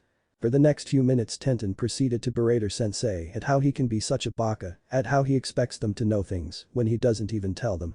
Seeing this of course made Jane smile, where he turned to Tetsu and commented how much Tenten reminded him of her mother in terms of fiery spirit. Tetsu of course just nodded in agreement with Jane. "So if your clan created the Goken style, does that mean you can use it?" asked Lee as he turned to Jane. "I can use the Goken fighting style to a certain degree, although I am not as proficient as Guy is, or as my mother was. For unlike her I possessed my clan's bloodline, where I did not really need to learn it," explained Jane. After Jane gave his explanation to Lee about his skill in the Goken fighting style, Tenten finished berating Guy. Who then turned to Jane, "So Jane-kun, tell me, what brings you back to Konoha and who are these youthful young people?" "Well, as to why I'm here is rather a long story, one that will have to be heard at another time, but as to whom these children are, they are my students," explained Jane simply. After which he introduced his students to Guy and the others. Upon hearing this, Guy was of course shocked, as he never expected Jane to take on students. When he turned to have a closer look at them he quickly recognized Naruto, due to his whisker birthmarks. After recognizing Naruto, Guy immediately turned to Jane, who just nodded, confirming that Naruto was indeed the host of the Kyuubi. When Niji heard that Naruto and the others were Jane's students, he gave them each a calculating gaze, as if trying to understand them. When he looked at Saya and Ketsu, he could tell by the way they stood and how they held themselves and stared back at him that both were skilled shinobi. But when he stared at Naruto, he was unimpressed with the young blonde, given how he held himself with no real pride and dressed in Ridicule's orange outfit. After a few minutes Jane decided to get to the matter at hand as to why he was here. "Tetsu, if you don't mind, could you bring us to your private workroom, as there are some things I need to collect?" Tetsu of course nodded in understanding, where he led Jane, Naruto and everyone else to the back room and they opened a small hatch that led to an underground room. After walking down the small stairs the group entered a large room that had a large furnace in the center and several blacksmith's tools and metals around the room. "What is this place?" asked Naruto as he looked around. "This is my dad's private workroom," answered Tenten, as this was the first time she had been allowed down here. After entering the room, Saya decided to ask what everyone else was wondering, "Excuse me sensei, but why exactly are we here?" "We're here to collect some things that I left in Tetsu's care until I returned to Konoha," answered Jane, where he then walked to the wall at the other end of the room and cut his right hand and placed it on the wall. After which a large glowing seal appeared on the wall, where Jane then did some hand seals and placed his hand on the seal again and channeled his chakra into the seal, where he then said Kai. After which he took a step back, where a hidden door appeared out of the wall and opened up. "What was that?" asked Naruto when he saw the seal and the hidden door appear. A security seal, which keeps other people from finding or opening this room, as the seal helps hide the door and will not open for anyone but me, since it requires both my blood and my chakra to open it. Upon hearing this, Neji raised an eyebrow in interest, as he wondered what was in the hidden room to require Jane to go to so much trouble into hiding it from other people. When Jane opened the room and the group entered the small room, they found the walls lined with many different katanas of various designs and make. Upon seeing the room, Tenten's eyes lit up with wonder and awe, as each one of the katanas were uniquely designed and beautifully crafted, showing that they were made by true master craftsmen. "What is this room?" asked Ketsu as he stared at the various different katanas. "These are special katana that have made by Jane's family throughout the years. Before the Akechi clan were wiped out.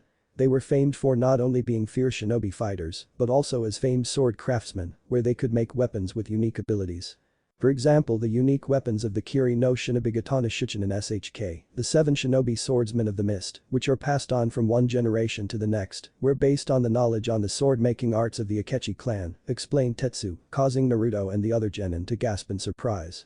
Upon hearing this, Tenten became even more excited and wanted to just touch just one of the katana that were hanging on the wall. But as she stretched her hand out, Jane suddenly grabbed it, right before she could touch the nearest one to her. "I would not touch them, Tenten, at least not yet, as each of the katana have protective seals on them, where if anyone other than myself touches them, they will lose their hand." After hearing this, Tenten gulped at how close she came to losing her hand, where she slowly withdrew her hand.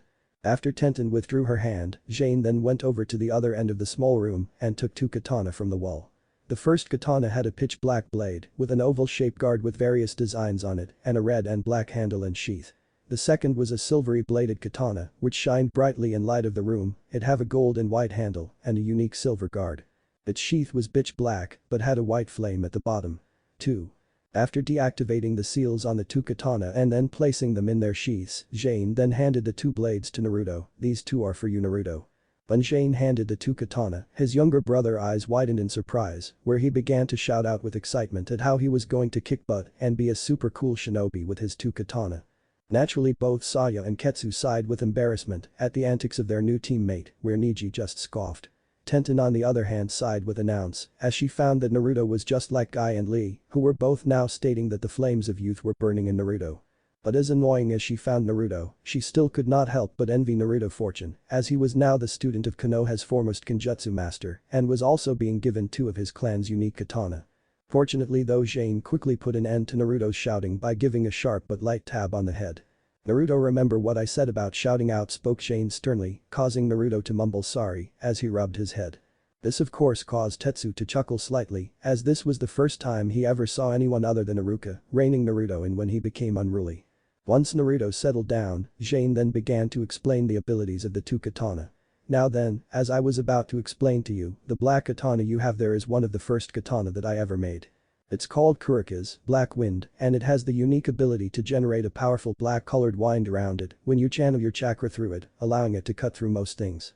Its other abilities you will have to learn and develop for yourself, as it's your katana now. The second katana is called Ryuga Dragon Fang. It was created by my great-grandfather Akechi Ryu, and according to what I was told, it was created under the flames of the Dragon King, which is the strongest of the dragon summons.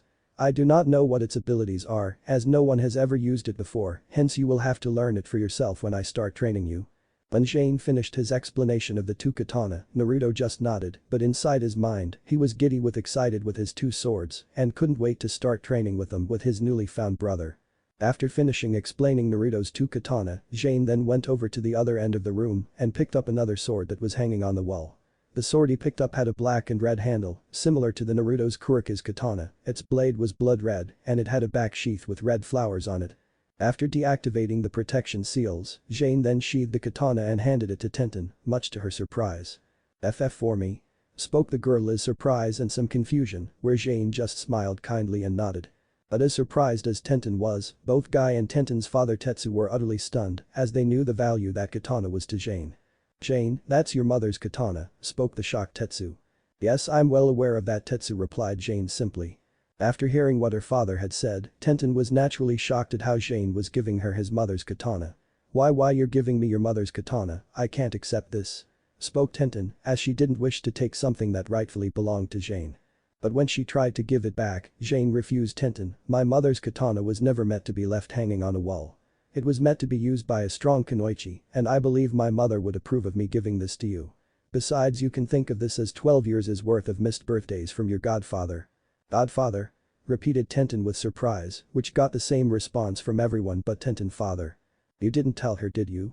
asked Jane as he turned to Tetsu, who was starched his head in embarrassment and had a nervous grin.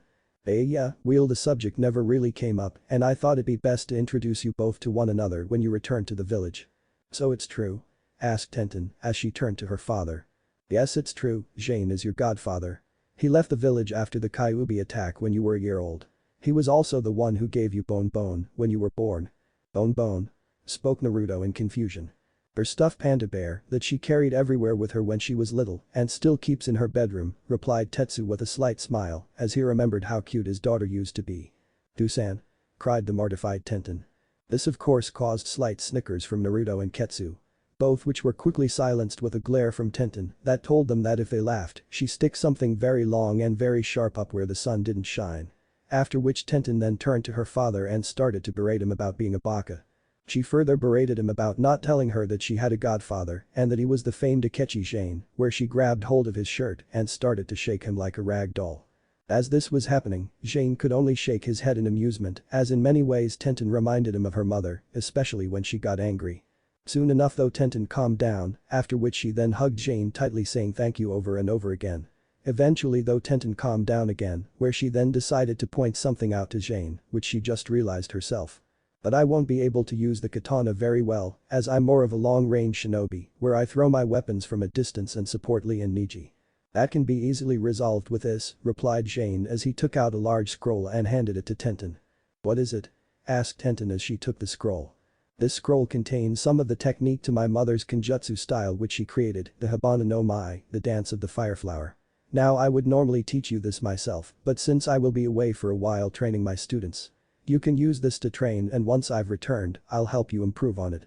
Although I am certain that by the time I do return, you'll have already mastered the basics, since your father knows the moves well and was once one of the finest shinobis in this village," answered Jane. Tetsu of course smirked at this, especially when he saw his daughter turn to him in surprise.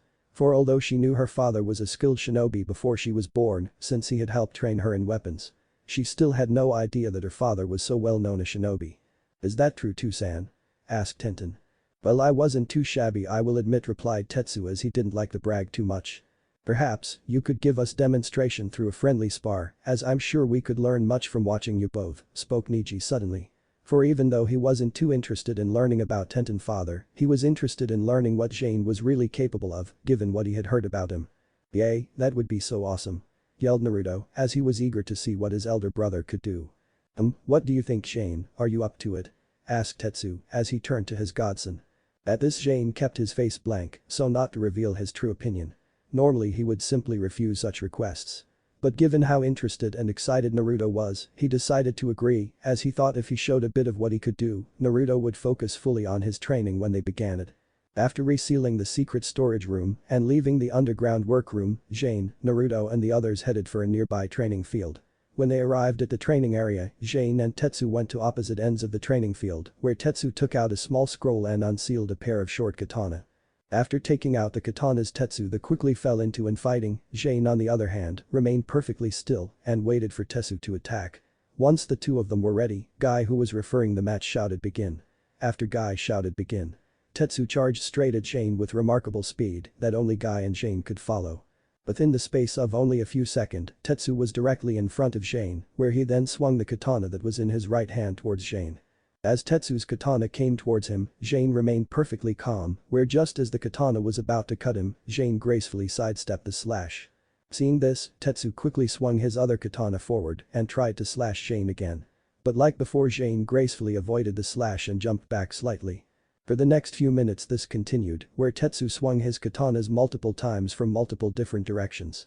But each time, Jane would gracefully sidestep Tetsu's attacks, not once even trying to defend himself or to counterattack. Eventually though Jane jumped away, creating a large space between the two of them. After Jane jumped away, Tetsu then quickly combined the handles of the two katana to create a double-bladed katana with a blade at each end. 3.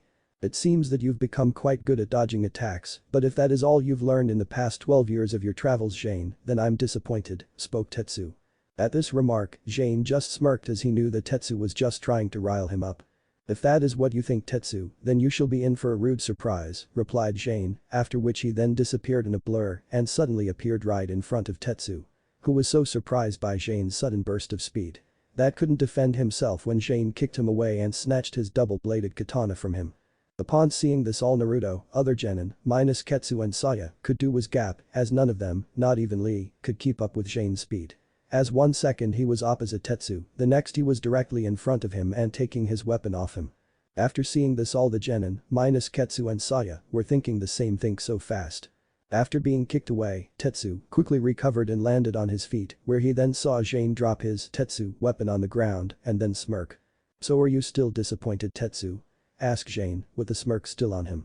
Upon seeing this, Tetsu just smirked, "No, I'm not, but don't think for a second that you've won this fight."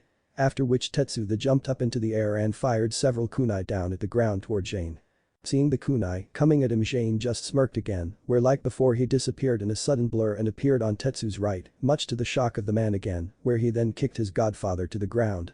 Recovering quickly, Tetsu quickly took a defensive stance and defended himself from Jane's attack, who appeared on his left side and tried to kick him again. Fortunately though, Tetsu was ready for him this time and blocked the kick with his left arm and pushed Jane back. "Damn it, Jane, just too fast for me, I can barely defend myself," thought Tetsu, after he jumped back a bit to gain a bit of distance between him and Jane. This distance of course did not last long, where Jane sped straight at Tetsu with frightening speed. Knowing he didn't have long, Tetsu quickly took out several kunai and threw them at Jane, whereas they were flying towards him. Tetsu then did some quick hand seals and cried out "Kunai Kage Bunshin no Jutsu, Kunai Shadow Clone Technique," where hundreds more kunai suddenly appeared with the ones Tetsu threw. Seeing the large mass of kunai coming at him, Jane continued to charge straight at Tetsu, where much to the shock and amazement of the genin, minus Ketsu and Saya, he gracefully avoided all the incoming kunai with ease without receiving so much as a scratch or losing his momentum. It was then after avoiding the kunai that Jane then once again appeared in front of Tetsu and half drew his own katana, which was tied to his right hip side, and hit Tetsu right in the chin with the bottom of the katana hilt, causing the man to fall backwards. After hitting Tetsu, Jane then resheathed his katana with a loud click. But when he did, Tetsu quickly recovered from Jane's hit, where before he hit the ground, he brought his left foot upward in an attempt to kick Jane in the chin. Jane although saw this and jumped back slightly, but when he did, Tetsu brought his other foot up and kicked Jane in the stomach, sending him back a few feet. When the two shinobi separated, most of those watching couldn't believe what was happening, as it was obvious who was winning the fight, since after kicking Jane away and landing back on the ground, Tetsu began to pant slightly from exhaustion, as trying to keep up with Jane's great speed had not been easy for him. Yet Jane didn't even look the slightest bit winded as he stared at Tetsu with a calm blank look, waiting for Tetsu to make the next move. "You certainly have become stronger," Jane thought Tetsu with pride, as he picked up his double-bladed katana that was on the ground nearby, "which is why I can't afford to make any more blunders." As the two shinobi stared at one another, most of those watching the battle couldn't believe what they were seeing. Incredible, Tenten's father is clearly at the level of a jonin-like guy sensei, yet Jane is treating him like a little child, thought Niji. As he couldn't believe the difference in skill level between Jane and Tetsu was this great. "Gosh, Jane Dono and Tetsu-san are true martial artists, their speed, skill and strength is phenomenal," exclaimed Lee with excitement. "Oh, I'm afraid you've yet to see anything yet, Lee-san, Jane-sensei has yet to become truly serious," spoke Ketsu with a knowing smirk. "Tetsu-san is correct, as Jane hasn't fully drawn out his katana yet," stated Guy. As he knew from the many battles he fought with Jane, how dangerous Jane could be in battle when he drew his blade. Tenten of course nodded in agreement as she knew this was true from the stories she had heard of Jane. But even still she found it hard to believe how easily Jane was handling her father, as she knew from the many spars and training seasons she had with her father that he was no pushover. Naruto too was also surprised at how the battle was turning out, as he couldn't believe how strong his elder brother was, and yet it was obvious that he wasn't fighting serious. As Jane stared off at Tetsu, he decided to end this battle, as he believed he had given Naruto and the others a good enough show. Normally, Jane would never toy with his opponents as he often preferred to finish his battle as quickly as possible, as he took no enjoy in fighting a person who was obviously not as strong as him. But the reason why he was going easy on Tetsu was to show Naruto how strong he could be if he trained under him, Jane, and did what he said. Another reason why Jane wanted to end the battle now was because he could sense Aritobi's and Danzo's men watching him. This was why he spent most of the time avoiding Tetsu's attacks, since he wanted to give away as little of his abilities as he could. "You've certainly improved from when we last fought Tetsu-san, but I believe it's time that we end this battle," spoke Jane calmly as he fully drew out his katana. When Tenten saw Jane draw his katana out, she gasped slightly. "Kuroku, Black Storm." The katana itself was pitch black, just like Naruto's katana Kurika's was, but unlike Naruto's katana. The edge of Jane's blade was a blood red color and its guard was in the shape of a flame. Although the katana handle was red and black, much like Tenten's sword handle and the handle of Naruto's Kurika's. "You know the katana?" asked Neji when he heard Tenten gasp and speak the katana's name.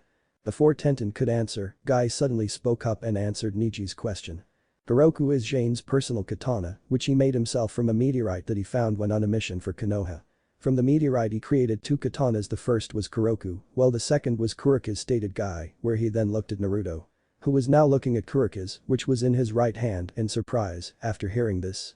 "The sword, it is incredible durable," continued Guy, "but what makes it truly unique is that it can generate black lightning, an ability which was believed that only the Sandaime Reikage and two others could do." Upon hearing this, both Naruto and Lee's eyes widened slightly, while Neji raised his eyebrows with interest. After Jane drew his sword, those watching the fight could almost feel a powerful aura that now appeared around Jane. At the same time, Tetsu also prepared himself as he knew that Jane was getting serious. Jane then quickly jumped up into the air and channeled a large amount of chakra into his katana, which started to generate black bolts of lightning. After which he then swung his katana in a downward angle and roared out "Kakurai no Sen," flash of dark lightning. Once Jane cried out his attack, a powerful bolt of black lightning erupted from his katana and flew towards Tetsu at staggering speed. Seeing the powerful lightning attack coming at him, Tetsu jumped away, narrowly avoiding the attack, which hit the ground and caused a large explosion. "What power?" thought Neji with concern as he covered his eyes from the shockwave of the attack when it hit the ground and created a large crater in the training field. "This is nuts," thought Naruto when he saw the attack. After the attack hit the ground, a large dust cloud filled the training field, limiting Tetsu's field of vision. Unable to see where Jane was after the attack due to the large dust cloud, Tetsu kept his guard up so to be ready for Jane's next attack. Soon enough though, the dust began settled, where Jane's outline soon appeared, where Tetsu found that Jane was several feet away, directly in front of him. Once the dust fully settled, Tetsu charged straight Jane with his double-bladed katana, where he attempted to slash at Jane with downward diagonal slash. Jane of course easily sidestepped the slash, as well as several more that came after it. After his fifth attempt to slash at Jane, Tetsu threw his double-bladed katana at him in an attempt to impale the younger man. Jane of course avoided the attack by jumping backwards, where the double-bladed katana stabbed the ground instead. Seeing that another of his attacks failed, Tetsu immediately went to pick his double-bladed katana up and charged at Jane again, who deflected Tetsu's strike with his katana and pushed him back. Jane then followed it up with a spinning kick to Tetsu's right side, causing him to drop his weapon and sending him skidding back several away on the ground in a small heap. After landing on the ground, Tetsu tried to pick himself up, but before he could fully pick himself up, he found the tip of a black blade pointed at his forehead, where when he looked up, he found Jane looking down at him with a barely seen smirk. "Looks like you lose, Tetsu," spoke Jane. At this, Tetsu only smiled, "Looks like it." At this point, Guy then declared the match was over and that Jane had won. After the battle ended, Jane helped Tetsu back up on his feet, who then congratulated Jane on his win, while at the same time commenting on how much stronger Jane had gotten. As it was obvious that Jane could have ended the battle whenever he wanted. Soon after the others arrived, where like Tetsu they congratulated Jane on his win. Naruto of course shouted out how awesome they were, especially Jane. Both Guy and Lee even joined in Naruto in his cheers, where they cried out that Jane was in the springtime of his youth. Neji himself even admitted that Jane was indeed an impressive fighter. Soon enough though, when all the congratulations were done, Jane stated they needed to leave as there were still some things that needed to be done before they left Konoha for some specialty training. Although before they left, Jane promised Tenten that when he returned in 3 months' time, he would test her on how much of his mother's fighting style she had mastered and would help her improve on it. At hearing this, Tenten was almost giddy with delight as she couldn't wait to start training under Konoha's top swords master. After Jane, Naruto and the others bid goodbye to Tetsu, Guy and his team, Jane told Ketsu, Naruto and Saya to go Naruto's apartment and to gather his belongings and move them to Jane home. When the others asked where he was going, Jane simply replied that he had a meeting to go to, after which he then disappeared in a whirl of leaves. 1 hour later in the Forest of Death. Currently standing in the middle of a large clearing, Jane stood over 6 unconscious masked people. 4 of these men, where 4 of them were of Danzo's root division, while the remaining 2 were Sarutobi's Anbu. He had ambushed the 2 groups by replacing himself with a clone without them knowing, after which he then snuck up on the 2 groups individually. He then used Kanashibari no Jutsu, temporary paralysis technique, to freeze them and knock them out before they could defend themselves. Originally there had been 4 members on the team of Anbu sent by the Sarutobi, but since Jane couldn't sense anyone else in the area, he guessed that the remaining 2 were following Naruto and his students. He also guessed that since Danzo considered him a more serious threat to the village than his students, he had his goons only follow Jane. But the Anbu and Root members unconscious for the next few hours, and sensing no threats nearby, Jane took a meditation position and prepared to convert his thought to chakra, so to communicate with his allies. The technique in question was called the Gentmushin no Jutsu, Magic Lantern Body Technique. The technique involved Jane and his allies sitting down and send out thought waves, which were converted into chakra. These thought waves are then picked up by one of Jane's allies, who would amplifies the thought waves and broadcasts them to a specific location through illusionary body, acting as a sort of control tower.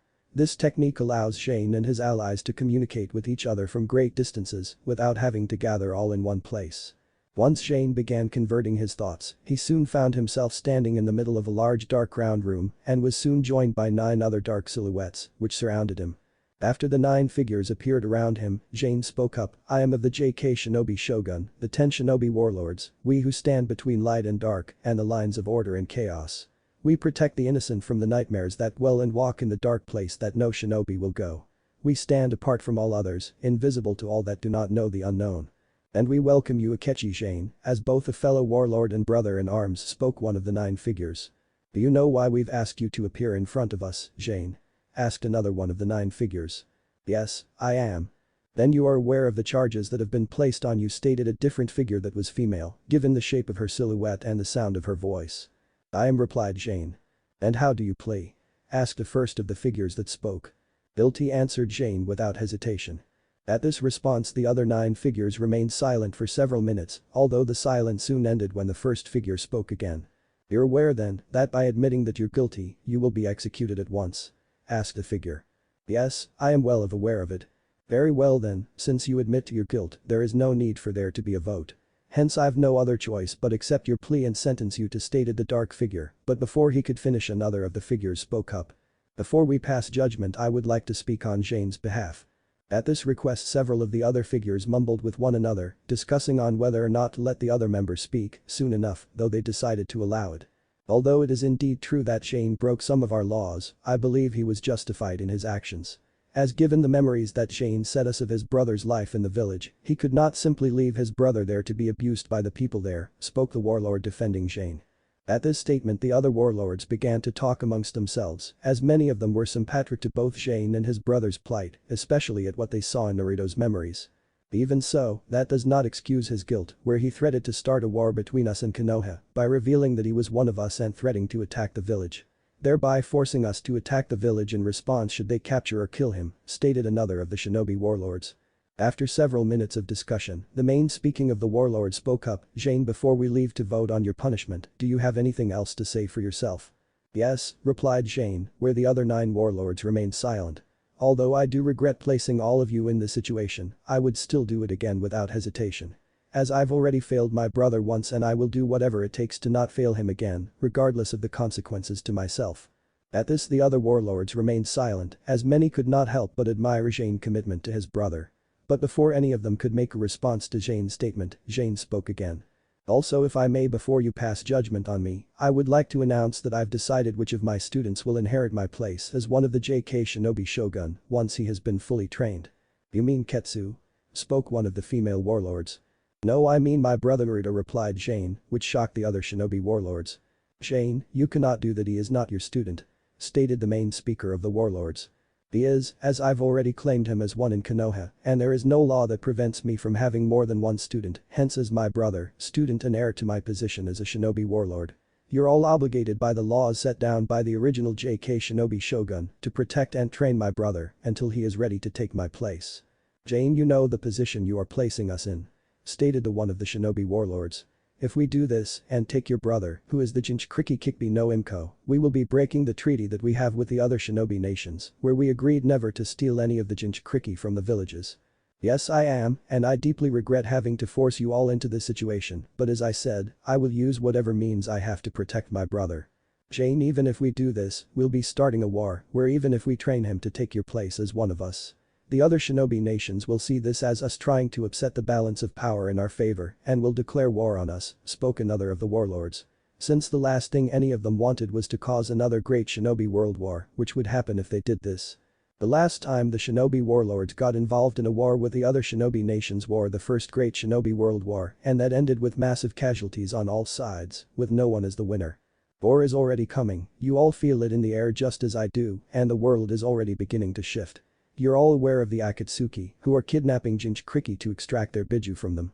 They've already captured Han of Iwagakure, who is the Jinchuriki of the Gobi, five-tailed beast, and extracted his biju from him. Yet Iwa has ignored what they've done, as they still do not believe that the Akatsuki are a threat to them and don't care about their Jinchuriki. By the time they and the other villages do realize the danger of the Akatsuki, it will be too late. I'm certain you'll all agree that whatever the Akatsuki plans are for the biju will not be for the benefit of any of us. Especially given the fact that Uchiha Madara is the real mastermind behind the group, stated Jane where he continued. That is why I believe that the time has come for us to emerge from the shadows and reveal ourselves once more to the world and why I believe we need to train and protect my brother. As the Akatsuki will eventually come after him as they need the Kyuubi for whatever plan Madara has for them and the stronger he is when that time comes. The better our chances are in stopping Madara and the Akatsuki. After hearing all this the room remained silent as none of the other warlords could argue with Jane as what he said made a lot of sense. Although I cannot argue with what you've said Jane, since much of it is indeed true. But even still, what you propose is highly unorthodox and goes against much of the tradition of the JK Shinobi Shogun. As a Jinchuriki has never become a shinobi warlord, stated the main speaker of the other warlords. 5 years ago you presented me the offer of becoming a JK Shinobi Shogun due to my great strength and skill, despite the fact that I was still a shinobi of Konoha. When I asked you why, you told me that the world is forever changing and for the JK Shinobi Shogun to continue to exist, they must change with the times as well, hence I give you the same answer as you did me. At this the main speaker of the other warlords remained silent for several minutes before replying. So I did very well then, we'll leave here and discuss and vote on how we should proceed with both you and your brother Jane, stated the main speaker. After which both he and the other warlords faded away, leaving Jane alone in the dark. For several minutes Jane stood alone in the dark in silence, waiting for the other warlords' decision over whether they would punish him or not and if so how exactly they would. Eventually though, the silhouettes of the 9 other shinobi warlords appeared around Jane, where the warlord that Jane had been speaking most to, spoke. Takechi Jane, on the charge of abusing your position as a member of the JK Shinobi Shogun for your own personal gain, we find you not guilty. On the charge of endangering the JK Shinobi Shogun, we find you guilty. On the charge of threatening to destabilizing the balance of power in the shinobi world and threatening to start a war, we find you guilty as charged. At hearing this Jane remained silent as he wasn't surprised at their verdict as he had already admitted his guilt, although was a little surprised that he was found not guilty on the first charge. Normally when found guilty of even one of those crimes, you would be executed on the spot, stated another one of the warlords. But given certain circumstances, such as your brother's abuse, the fact that he is a Jinchuriki and given the threat that Uchiha Madara and the Akatsuki represent to the JK Shinobi Shogun and the rest of the shinobi world. It was decided on a vote of 6-3 that you will not be punished and that you will retain your position as a shinobi warlord, stated the main speaker of the group. Also it has been agreed that we shall approve of you taking your brother in as another of your students.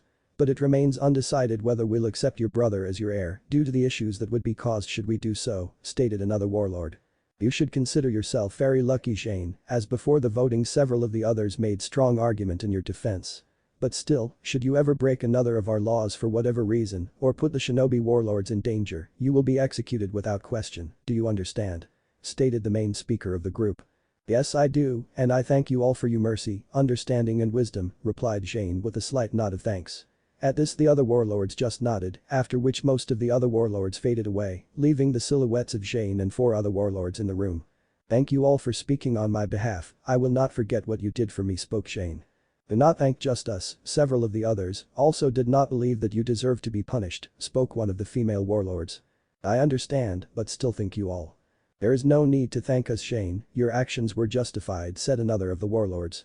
Indeed, had I been in your position, I would have done the same thing, stated a different warlord.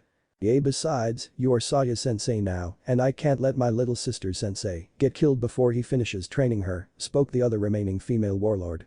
At this Jane nodded, before he turned to one of the warlords, Sigi, I know I've no right to ask you this, but I need a favor. I am already aware of what you wish to ask me and I shall do it, replied the man named Sigi. "Thank you," said Jane, after which the other warlords began to fade away. "Take care of your brother Jane, you will need each other," spoke the other male warlord. "And make him strong," said one of the female warlords. "I shall," replied Jane. "Say hello to Saya for me and tell her I'll be seeing her soon," said the second female warlord, where Jane just nodded, after which Jane himself faded away from the room. But Naruto, Saya and Ketsu. After splitting from Jane, Naruto, Ketsu and Saya headed off to Naruto's apartment to get his stuff since he would be staying at Jane's home for the night before they left to training. When they arrived at Naruto's apartment, they were saddened to see the state of Naruto's apartment. Although it wasn't as bad as they expected, it was still not very much. The apartment itself was an old singular room with a small window, bed, fridge and table all squeezed tightly together.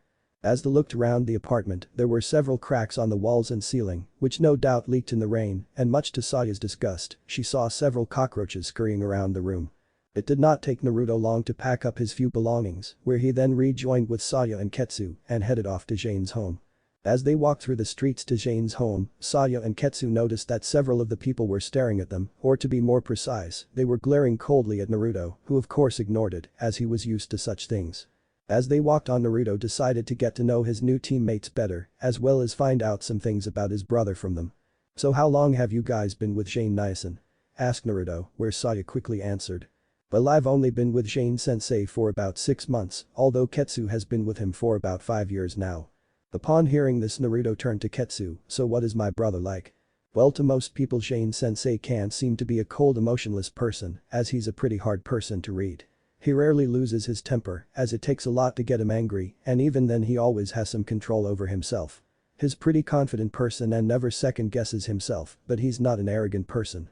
He rarely shows surprise and is extremely sharp and observant, which is why I don't think I've ever seen him caught off guard.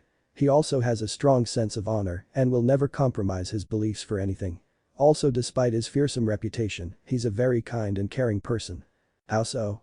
asked Naruto. "Well, back when I first met Jane Sensei, he saved me from a group of Kiri bloodline hunters, where later on he took me in as his student."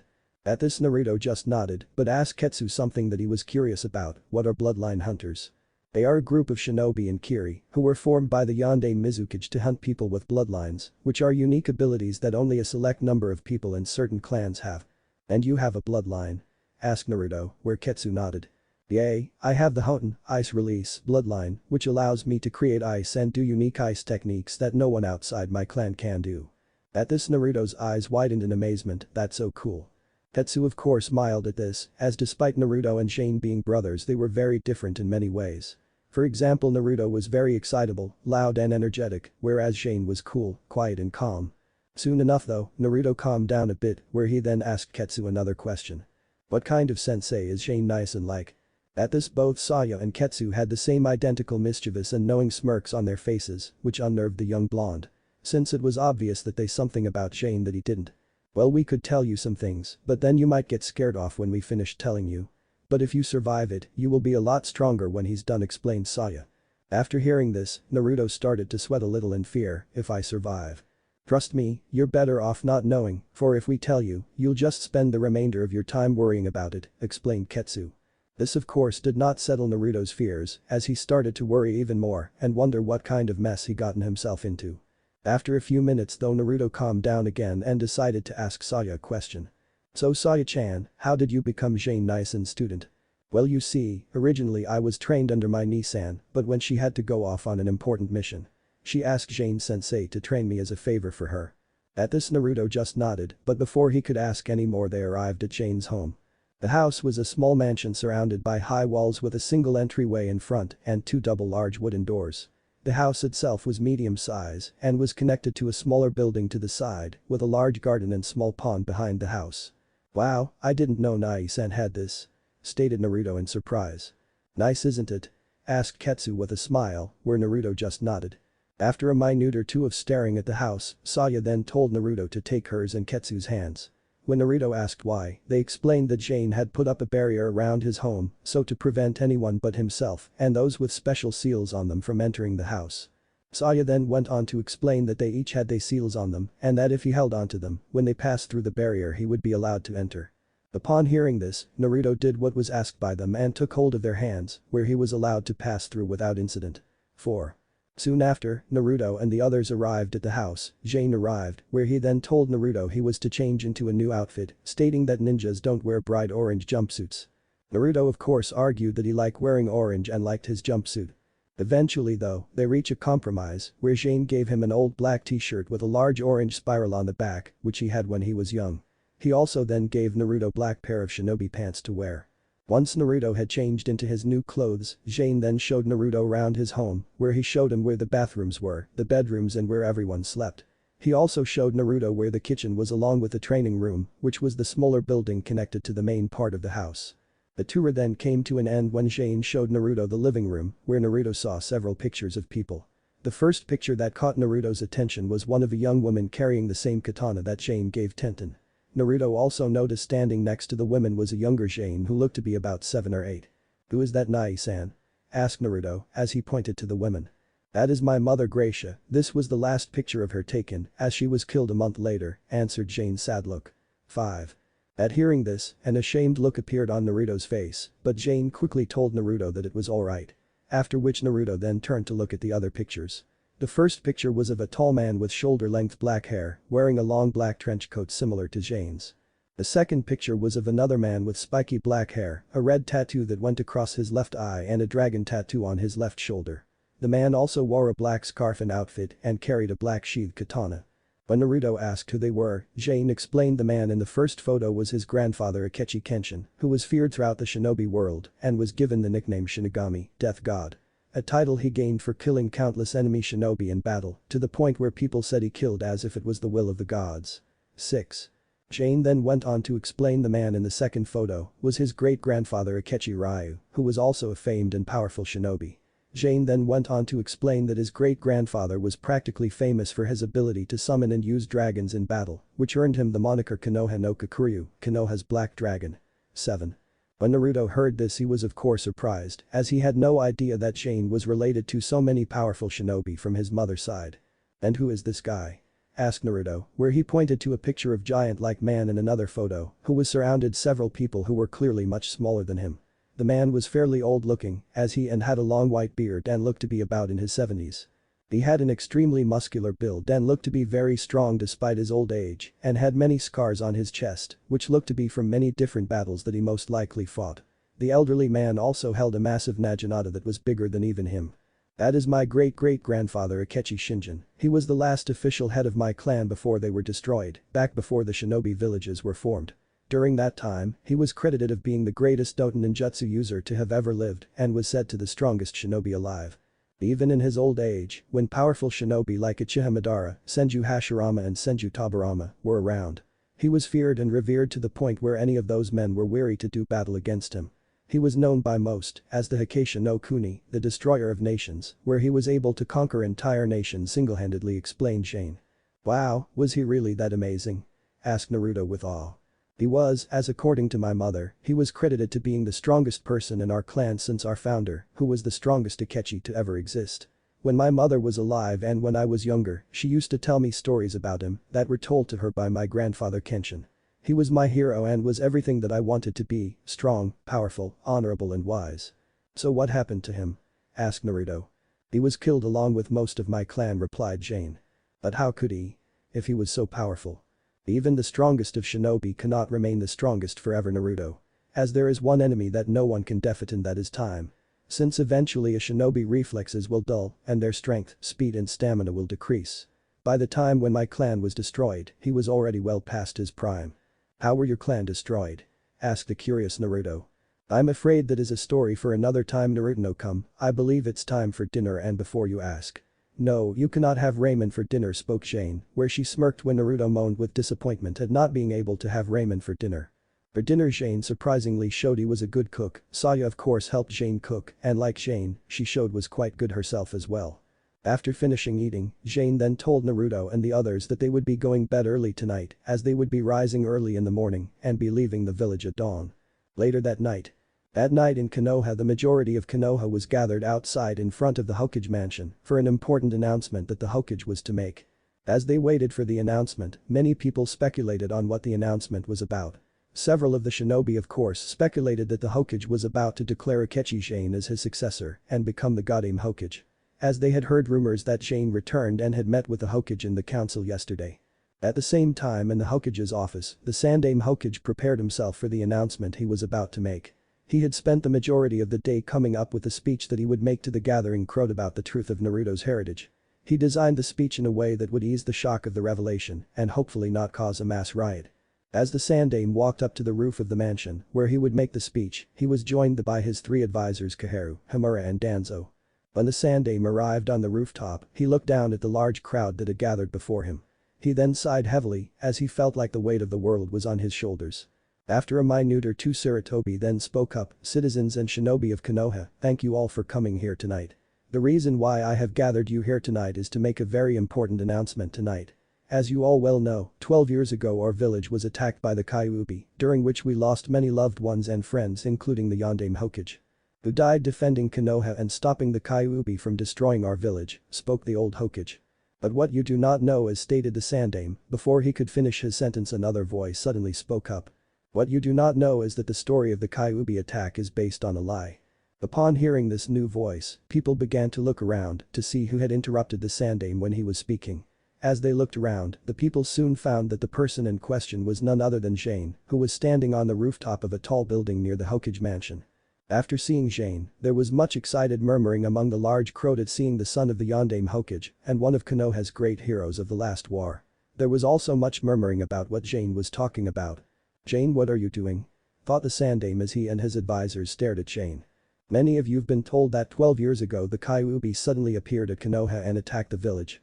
But that is a lie, the Kyuubi has been in Konoha since the reign of the Shodai Hokage," spoke Jane, shocking everyone in the village.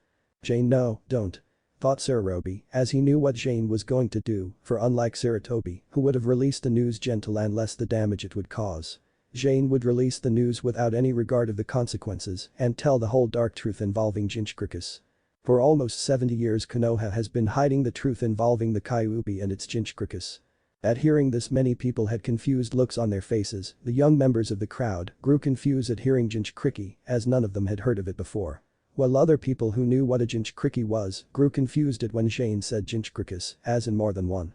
As the younger generation has been told, 12 years ago the Kyuubi attacked Konoha, where it was then killed by the Yondaime Hokage, who used a special jutsu which resulted in his own death as well.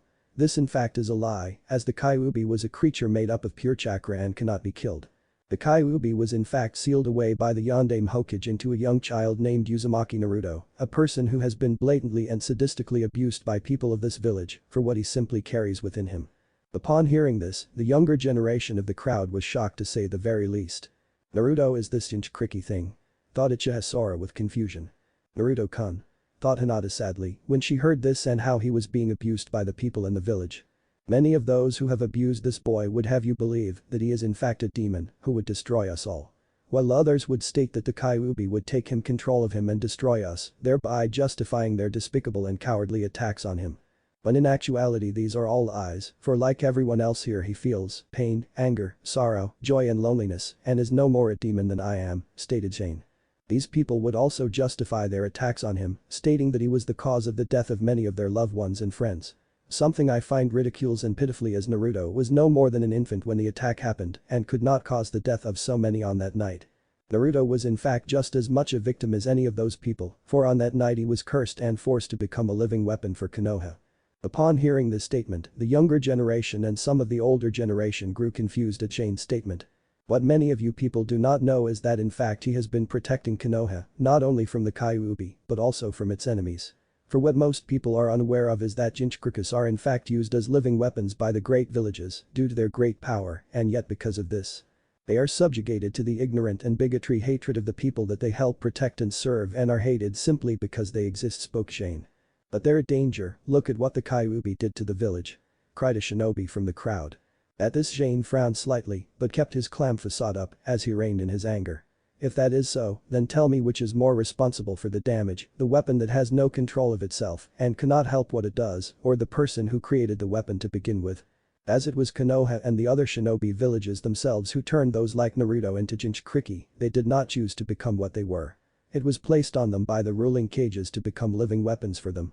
Unlike the few like Uzumaki Mido, who became a Jinchuriki by choice for the sole purpose of protecting this village. Upon hearing this there were many gasps of shock heard in the crowd, as no one could believe that the wife of the Shodai Hokage, the founder of their village, had been a Jinchuriki for the Kyuubi. You people say that Jinchuriki are dangerous and that they should be destroyed, yet you still create them and scorn them for what your leaders made them into. You're nothing but hypocrites, especially with how you all praise the Yondaime Hokage, yet you abuse Naruto. What do you mean by that? Asked a civilian.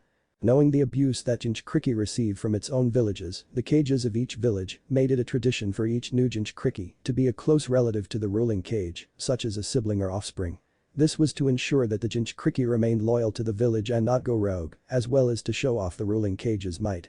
This tradition remained true with Naruto, where the Yondaime Hokage made his newly born son Naruto, my younger half-brother, into the new Jinchuriki of the Kyuubi to replace his mother Uzumaki Kushina. When Jane said this, hundreds of gasps of shock could be heard from the crowd as no one could believe what Jane had just said. No way, Naruto is the son of the Yondaime Hokage and the younger brother of Hidakiri Batausai. Spoke Ino out loud. And he is the Kyuubi sealed within him, as well mentioned Sakura. No way. Spoke an equally surprised Choji. Troublesome muttered Shikamaru. But as shocked as many people were, none were as shocked as Uchiha Sasuke, who was among the crowd. As he couldn't believe that Naruto the class dope was directly related to of Konoha's strongest shinobi and had one of the strongest creatures that ever lived sealed within him. The Kyuubi Brad is the Yondaime son impossible, it can't be true. Cried another civilian. Upon hearing the civilian insult, Jane frowned slightly, for despite what he'd said, the people of Konoha still held their illogically hatred for Naruto. What I've said is true, as I was there when Naruto was born, replied Jane. Well, if this is true then, it proves that he is dangerous, as if his mother was the last Jinchuriki of the Kyuubi and she could not contain the beast, then what chance does the boy have? Spoke a shinobi. The Kyuubi escaping was not Kushina's fault, it was the fault of a masked individual who attacked us when Kushina was giving birth to my brother. He somehow knew that the seal on a female Jinchuriki weakens when she gives birth. He is one to blame for the Kyuubi attacking Konoha, not my brother, as all of you have so blatantly stated with your illogical hatred of him, rounded Jane with a cold harsh tone. When the crowd heard all this, no one said a word, as many of them were confused at what they were hearing. As for years they had blamed Naruto for what he carried inside him and blamed him for the death of many of their loved ones and friends, as well as the destruction of much of their village. Yet here they were now learning a completely new version of the story, along with much more. At the same time Danzo frowned and slightly cursed Jane, as this would cause many unwanted questions to be asked. Since at the time after the Kyuubi attack, they had no clue who the masked man was, hence Sarutobi left him, Danzo, in charge of finding out whom the masked man that Jane had told them about was. It was later on that Danzo and the other elders came to the conclusion that a member of the Uchiha clan was behind it, given how their eyes had the power to suppress and control Biju. Their belief grew further when they received word of the Uchiha clan planned coup d'etat, although on the night of the Uchiha massacre, Danzo learned that the true perpetrator was Uchiha Madara. That still doesn't change the fact that he's a danger to our village, as he can still go out of control and destroy our village. Especially if this masked man you told us about has the power to realize the Kyuubi, replied a civilian man. After hearing this, Jane frowned further in disgust at how there was still people who refused to accept the truth at how they were wrong about Naruto. It's truly a pitiful thing at how this village can still be filled with so many people with such blind and great hatred against an innocent boy for something that he had no control of. Many of you may hate him because you blame him for the death of your friends and loved ones during the Kyuubi attack. But others of you hate him because he is a constant reminder of your cowardice. For during the Kyuubi attack I saw many people run in fear and cower, while others stood their ground and fought. As when in dire crises, people often show who they really are, and during the Kyuubi attack, many of you saw what you really are and how ugly you truly are inside, which has only grown over the years when you attacked and abused my brother. At this many people glared at Jane angrily, since although they wouldn't admit it, he had hit his mark. But before any of them could respond to Jane's statement, he continued on. Finally, there is one thing else I wish to tell you, as of this moment, my brother is now under my protection, and any attack on me will be considered an attack on my person and be met with serious repercussions, spoke Jane with the uttermost seriousness. Upon which he then raised his right hand up and pointed it at a nearby old abandoned building and channeled his chakra to his hand. He then converted his chakra into lightning, where much to the utter disbelief of the Sandaime and the other shinobi, the lightning was pitch black. The reason that this was so surprising was that only the Sandaime Reikage and two others were said to be able to do this themselves without a unique weapon like Jane's sword helping them. Impossible. How can Jane generate black lightning? He was only able to do that with his katana. Thought Sarutobi with shock. Could Jane actually be him? thought the old Cage further, as in recent years, rumors had been spreading of an unknown rogue shinobi with the ability to mimic the Sandaime Reikage Kuroi Kaminari, Black Lightning, technique. The rumor had rose during an incident in a Megacure, Hidden Rain, where although the details were unknown, it was said that Hanzo wanted the man's head and placed a high bounty on him. The rumors of this shinobi only grew during another incident on the border of Shimo no Kuni, Frost Country, and Kaminari no Kuni, Lightning Country, involving both the Jinchuricus of the Nibi and the Hachibi. Even though information of the incident were sketchy, it was confirmed that there was a sign of a massive battle happening, and rumors stated that the Yondaime Reikage wanted the shinobi dead and placed a high bounty on him as well. No one knew the name of the man or what he looked like, the only description of him was that he wore a long black hooded trench coat. Due to his outfit and ability, as well as because no one knew his real name, people simply called him Kakurai, Dark Lightning. Originally Saratobi had thought it might have been Jane, but after hearing he could generate black lightning by himself without any tools, he dismissed the thought. But after seeing Jane now generating black lightning in his hand without his katana, he started to believe that his original suspicions were correct and that Jane was indeed the mysterious Kakurai. Once Jane had generated enough lightning in his hand, he let it loose and fired a large blast of black lightning, which completely destroyed the top section of the building. After which Jane then looked down at the stunned crowd, where several shinobi look ready to attack Jane for what he done. "Remember my words, Konoha, should you ever attack or harm my brother again, I will show you no mercy," stated Jane coldly. As he stared down at the people with an equally cold look before he then disappeared using a Kaminari Shunshin, lightning body flicker where the lightning was black, leaving a confused, angry and slightly fearful crowd behind. The next day. After the events of last night all of Konoha was abuzz, where shinobi and civilian alike were talking with what Jane had said and done. Some people were completely blown away with learning what really had happened at the Kyuubi attack, as well as the truth behind Jinchuriki.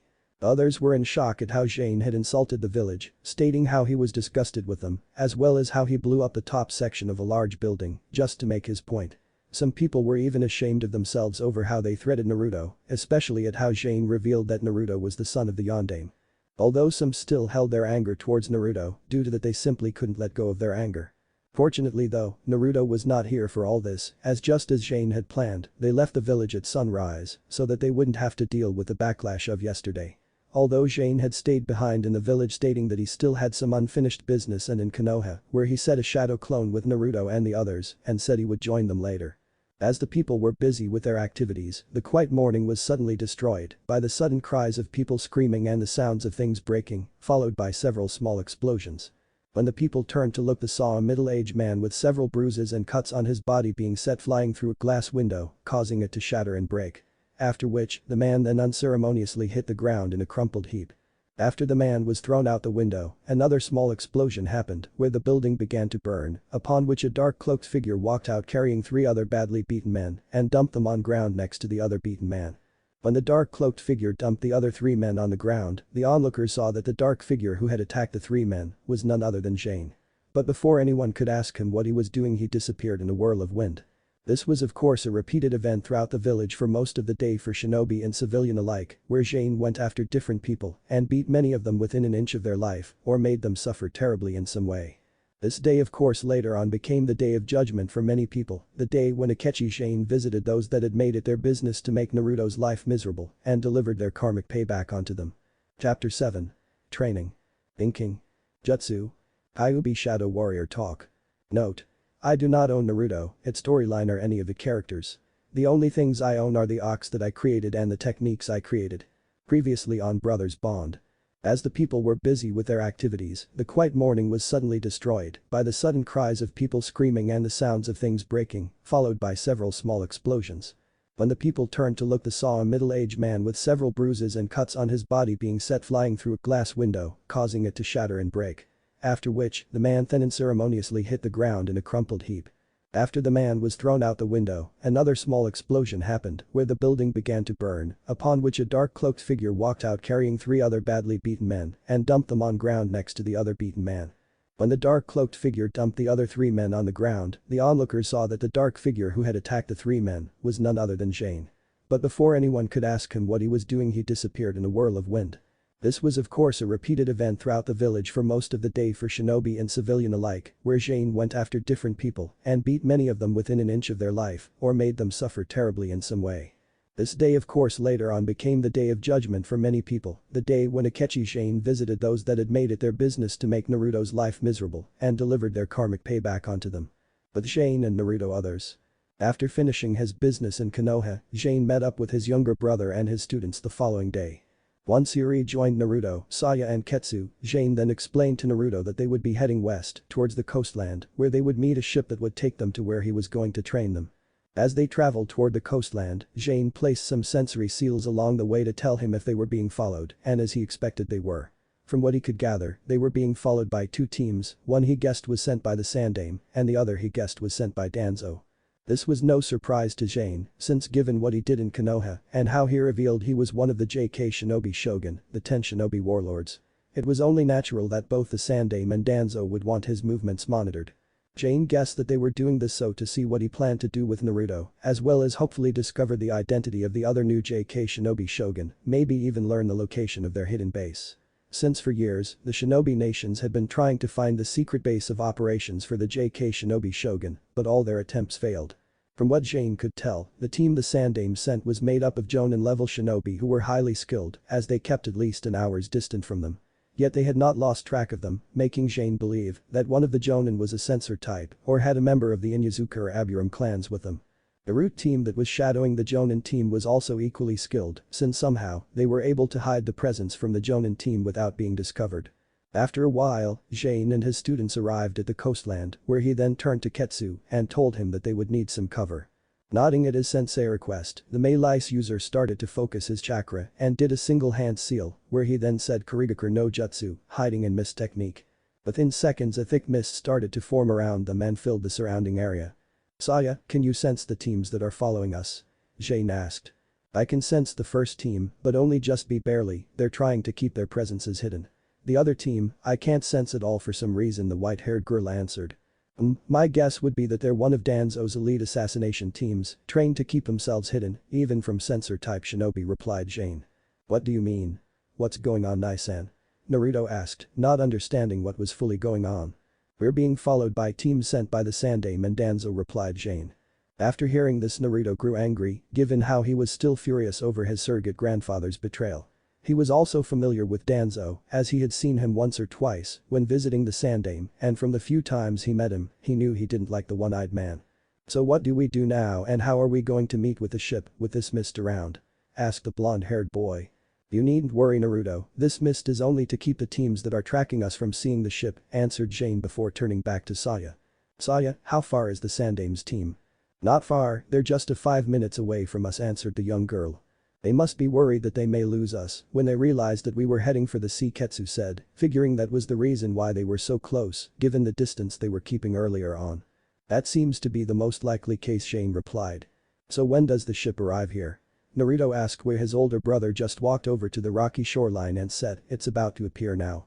After which he then bit his finger and did 6 quick hand seals and slammed his N onto a large stone and cried Kuchius no Jutsu, summoning technique. As soon as he did this, a large puff of smoke appeared in the water. When the smoke dissipated, Naruto could make out the silhouette of a large object appearing in the water. But due to the mist still covering the area, Naruto couldn't fully make it out. "Ketsu, could you please make a path for Naruto?" Shane asked. Unlike us, he is unable to walk on water. The blue-haired boy of course nodded in agreement to this request and walked to the water. He then did some hand seals before saying, "Hyoten. Kurikairo, ice style. Ice path, A," and placed his right hand into the water. After which a 3-foot wide path of ice began to form and led to the large silhouette out in the water. Once the ice path was made, Saya and Shane began to channel their chakra to their feet and started to walk across the water. When Naruto began to walk on the path, Ketsu tried to warn the blonde about watching his balance due to the ice being slippery. Sadly though, his warnings came too late, where Naruto's feet slipped on the ice and fell headfirst into the shallow water. Eventually though, Naruto and the others made their way to the ship, where when Naruto got a clearer look of it, he couldn't believe what he was seeing. The ship itself was in the shape of a giant dragon, with its head up front and tail like sails on the back. In the middle of the ship was a large wooden building, which was like a small castle and massive sails. The ship itself was about 137 meters long, 55 meters wide and 67 meters tall, counting the sails. 1. "Holy cow, that thing is Hyuga," a shocked Naruto commented. "Yeah, it's pretty impressive," Ketsu said as he stood next to Naruto. "So how are we going to go on board?" Naruto asked. This way, Jane answered as he grabbed hold of the back of Naruto's collar and jumped into the air and onto the ship, followed by Ketsu and Saya. When Naruto landed on the ship, he gasped at how vast the ship was when on board, as it was like a floating castle or something. "Is this ship yours? And how did you make it appear out of nowhere like that?" Naruto asked as he turned to his elder brother after looking around. "This ship is called the Watatsumi, it is one of a kind ship and it belonged to my clan long ago. But I share it with the other Ju Shinobi Shogun, since I don't use it too often, we use it to travel to the island nations. As to how I brought it here, I used Kuchiya's no Jutsu to summon it here, since all the members of the JK Shinobi Shogun can summon this ship to them when they need it." After hearing this, a surprised and confused look appeared on Naruto's face, not fully understanding what his brother was talking about. Summoning. Summoning is a space-timed ninjutsu that allows the summoner to transport special summon animals or things like this ship across long distances instantly. The technique depends a great deal on the chakra reserves on a person, meaning if someone like you tried to summon this ship, you would fail, since you don't have the chakra reserves to do it yet. The same goes for large-scale summons, which can be as big if not bigger than this ship, although even then, you need to have a contract with a summoning animal, Ketsu explained. After hearing Ketsu's explanation, Naruto just nodded his head to make it look like he understood everything that Ketsu said. When in fact he didn't, he mainly only understood that his brother could summon this ship from somewhere else. Once Ketsu finished explaining summoning to Naruto, a large number of shadows started to appear on the deck and move towards them. After the shadows had surrounded them, a large number of black-clad shinobi appeared out of the shadows. Seeing the shinobi and believing that they were enemies, Naruto quickly threw out a kunai and prepared to attack. But before he could, Jane placed his hand on his younger brother's left shoulder to stop him. "Peace, Naruto, there is no need to violence, as they are not our enemies." The shinobi in question were clad entirely in black, with glowing red eyes and blue-like skin, which could be seen from their exposed hands. 2. "What is your will, Shisho, Japanese for master," spoke one of the dark-clad shinobi in an echo-like whisper. 3. "Take us to the Isle of Mist," replied Jane, where the dark-clad shinobi nodded and left to prepare the ship. "Who the hell are those guys?" Naruto asked. "They're called Shadow Warriors and as you can guess by the color of their eyes and their skin, they are not human," Jane replied. "But what are they?" "To put it simply, they're shadow demons." "Shadow demons?" Naruto repeated, where his half-brother nodded. "Yes, they're special summoning creatures that only the JK Shinobi Shogun can summon. These few here maintain and run the ship," Jane explained, where Naruto nodded again in understanding. "So what is this Isle of Mist place, is it some kind of island surrounded in mist?" asked Naruto. "Yes it is," replied Jane, "it is a hidden island that only members of the JK Shinobi Shogun know about and will be staying there for the next few months." After a few minutes, the ship was ready, where it then started to sink. When Naruto saw this, it immediately started to panic, saying that the ship was sinking. Thankfully though, Saya calmed Naruto down and told him that it was alright, since the ship could sail both on water and under it. She went on to explain that the ship had special seals on it that would create a barrier around the ship, like a bubble, and keep the water out and allow them to move underwater. When Saya had finished explaining everything, the spiky-haired boy calmed down, where he watched in amazement as the ship sunk beneath the water and began to move under the sea. But the pursuing shinobi. After the giant ship sank beneath the water, the mist that Ketsu created slowly began to fade at the same time. The tracking team that the Sandaime sent after Naruto and the others arrived at the shore, where all they found was the ice path that Ketsu created. "What happened? Where did they go?" asked one of the shinobi. "I don't know, their chakra signatures indicated that they were here a few minutes ago, but I can't sense them anymore," a blonde long-haired shinobi replied. Who had his hair tied up in a long ponytail, indicating that he was from the Yamanaka clan. "Can you track their scent, Sadu?" asked another one of the Jonin, as he turned to the Inuzuka clan member and his ninkin who was part of their team. "No, I can't, the salt air is messing things up, besides Sada is right, their tracks on the shore, not to mention this ice path, indicate that they were here a few minutes ago and that they went out to sea," Sadu answered. "But where did they go? They couldn't have met a ship, since we would see it if they did," one of the shinobi said in confusion. As he refused to believe that there was a ship that could sail beyond the horizon in the space of only a few minutes. "Well, they didn't fly away, as we would have seen something leave the ground if they did, and there are no indications that summoned something to fly away," the team leader said. "So what do we do now?" asked Sada. "We'll return to Konoha and report to the Hokage, there's nothing else we can do," answered the team leader. The rest of the team nodded at this, knowing that was all they could do now. As the team left, the root members that were shadowing the tracking team and who were hidden in the tree line conversed with one another. "It seems that Jane Dono has given us the slip," spoke a root member wearing a bear-like Anbu mask. "Regrettably so," the team leader wearing a leopard-shaped like mask replied. "What do we do now?" asked another root member wearing wolf-shaped like Anbu mask. "Attempting to track him would be pointless, as if the Hokage's tracking team lost them, then we cannot hope to find them either. We'll return to Konoha and report to Danzo-sama, eventually Jane Dono, his students and the Kyuubi Jinchuriki will return to the village." At hearing this, the rest of the root members just nodded, where they then turned and began to trek home. Several days later. After traveling for 3 days underwater, the shinobi warlord's ship, the Watatsumi, finally emerged out from the water. On board, Naruto quickly went out on deck to enjoy the sunshine after spending 3 solid days underwater, looking at nothing but fish and the water that surrounded them. Not that he didn't find the whole event interesting, he just missed looking up at the sun, not to mention the fact it got very cold when traveling underwater. As Naruto walked around the deck, he saw the shadow warriors moving about the ship.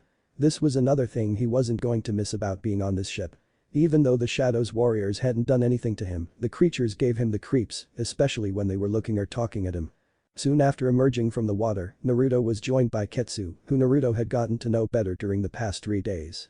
In many ways, Ketsu and Naruto were a lot alike, both had gone through harsh childhoods, where Ketsu had watched his family being killed right before his eyes, while Naruto had been persecuted by the villagers of Konoha for being a Jinchuriki. Yet despite their harsh backgrounds, neither had let their past dictate their upbringing. Ketsu was a fairly easygoing and carefree person who, like Naruto, enjoyed a good laugh and joke to lighten everyone's mood.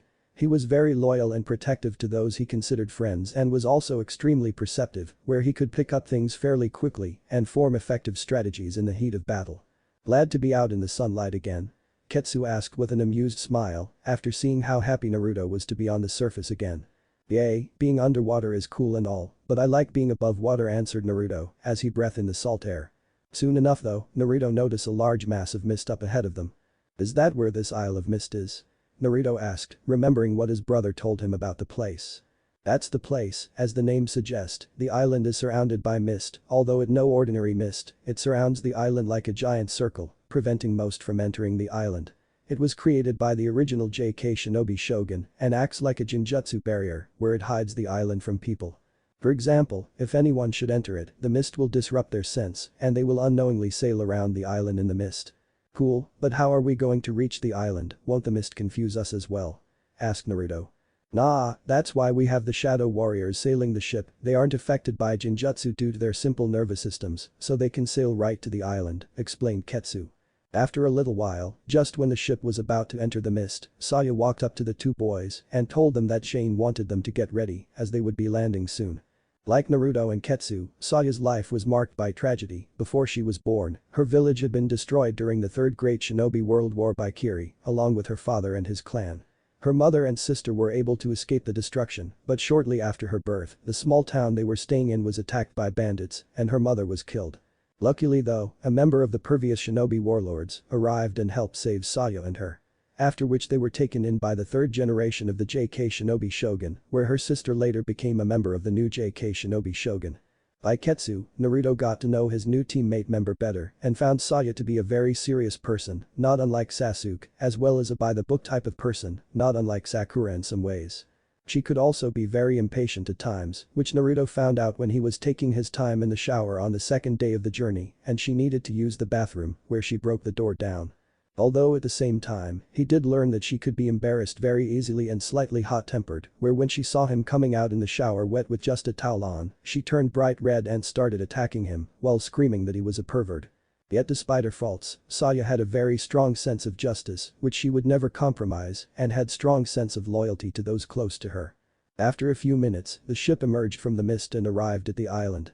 The island itself was quite large with large cliffs around it and covered mainly in trees and had a dormant volcano in the center. As they got closer, Naruto saw a large crescent-shaped bay with a white sandy beach. 4. As soon as the ship got as close as it could to the island, Jane took hold of Naruto and used Shunshin no Jutsu, body flicker technique, to appear on the beach, along with Ketsu and Saya. Once Naruto and the others had arrived on the island, the Watatsumi disappeared in a cloud of smoke, just like it did when it first appeared. After the ship had left, Naruto and the others made their way inland to where Jane said they would be staying. The building itself was a medium-sized 2-story wooden house, big enough to house at least 4 people, where it had a kitchen, living room, 4 bedrooms and 2 bathrooms. Once everyone had unpacked and settled in, Jane then called Naruto and the others to the beach. "What are we doing here, Nai-san? Are we going to start training?" Naruto asked excitedly. No, your training will start later, we have more important things to do as of now, such as getting the Kyuubi to enhance your abilities, answered Jane. Naruto was of course disappointed at hearing this, since he was eager to start training with his newfound older brother, but understood nonetheless. A few minutes after, Jane had Naruto take off his black shirt and began to do some hand seals and used the same jutsu he used before to transfer his conscious into Naruto's seal. Inside Naruto's seal. After entering the seal, Jane found himself standing next to Naruto, where this time they stood directly in front of the Kyuubi's cage. Shortly after they arrived, Kyuubi's large red eyes opened up. So you have appeared again. Yes, are you ready to fulfill your end of our bargain? Of course, I am a kitsune and I will always keep my word. But be sure to keep yours in return, you must train this boy to be strong and kill that accursed man Madara. That will not be a problem, as I have every intention of doing both, and like you I always keep my word, Jane replied before turning to his young brother. Are you ready, Naruto? Yeah, I am, the blonde replied. But that settled. The Kyuubi began to slowly send a large amount of his chakra into Naruto's body. Outside the seal. Standing next to the two brothers, the two students of Jane watched as crimson red chakra surround Naruto. Before either of them could comment on the chakra, Naruto collapsed onto the ground and began to writhing and screaming around in pain. Seeing this, both Saya and Ketsu went over to Naruto to try and help, but before either of them could move, they suddenly heard their sensei's voice tell them don't touch him. At hearing this, they both stopped in their tracks, after which they then saw Jane move over to Naruto and took out 3 small needles and stabbed them in his neck in certain points. As soon as Jane did this, Naruto stopped moving about and screaming in pain and relaxed, where it looked like he was sleeping, although he still had the Kyuubi's chakra covering his body. Sensei, what's happening? Why didn't you want us to touch him? Saya asked. Because Ibiju's chakra is toxic to touch to anyone but their host. If you were to touch him when he is coated with the Kyuubi's chakra, it could cause severe harm to your bodies, Jane explained. What's happening to Naruto? Ketsu asked. The Kyuubi and I came to an agreement in return for ensuring that he is not captured and sealed away by the Akatsuki, as well as getting his revenge on Madara. The Kyuubi has agreed to help Naruto by slowly filling Naruto's body with large amounts of its chakra and keeping it filled for several days. Naruto's body will slowly absorb the chakra, where it will greatly enhance his strength, speed and other senses. Natural. When Ketsu and Saya heard this, they were both surprised, as they didn't expect this. What did you do just now then? Ketsu asked when he looked at the needles in Naruto's neck. I used acupuncture to put Naruto in coma-like state and numb the pain in his body. It's a skill I learned some time ago, and it is the best way for his body to handle the changes that will happen to him with the Kyuubi's chakra flooding it. Since the process is quite painful, as you saw earlier, Jane explained. So what do we do now? Saya asked. We'll take him back to the house and watch him until the Kyuubi has finished, Jane said. Nodding and understanding, the two students helped Jane take Naruto back to the house, where Ketsu used his Hyoten skill to create a stretcher to carry Naruto with. 10 days later.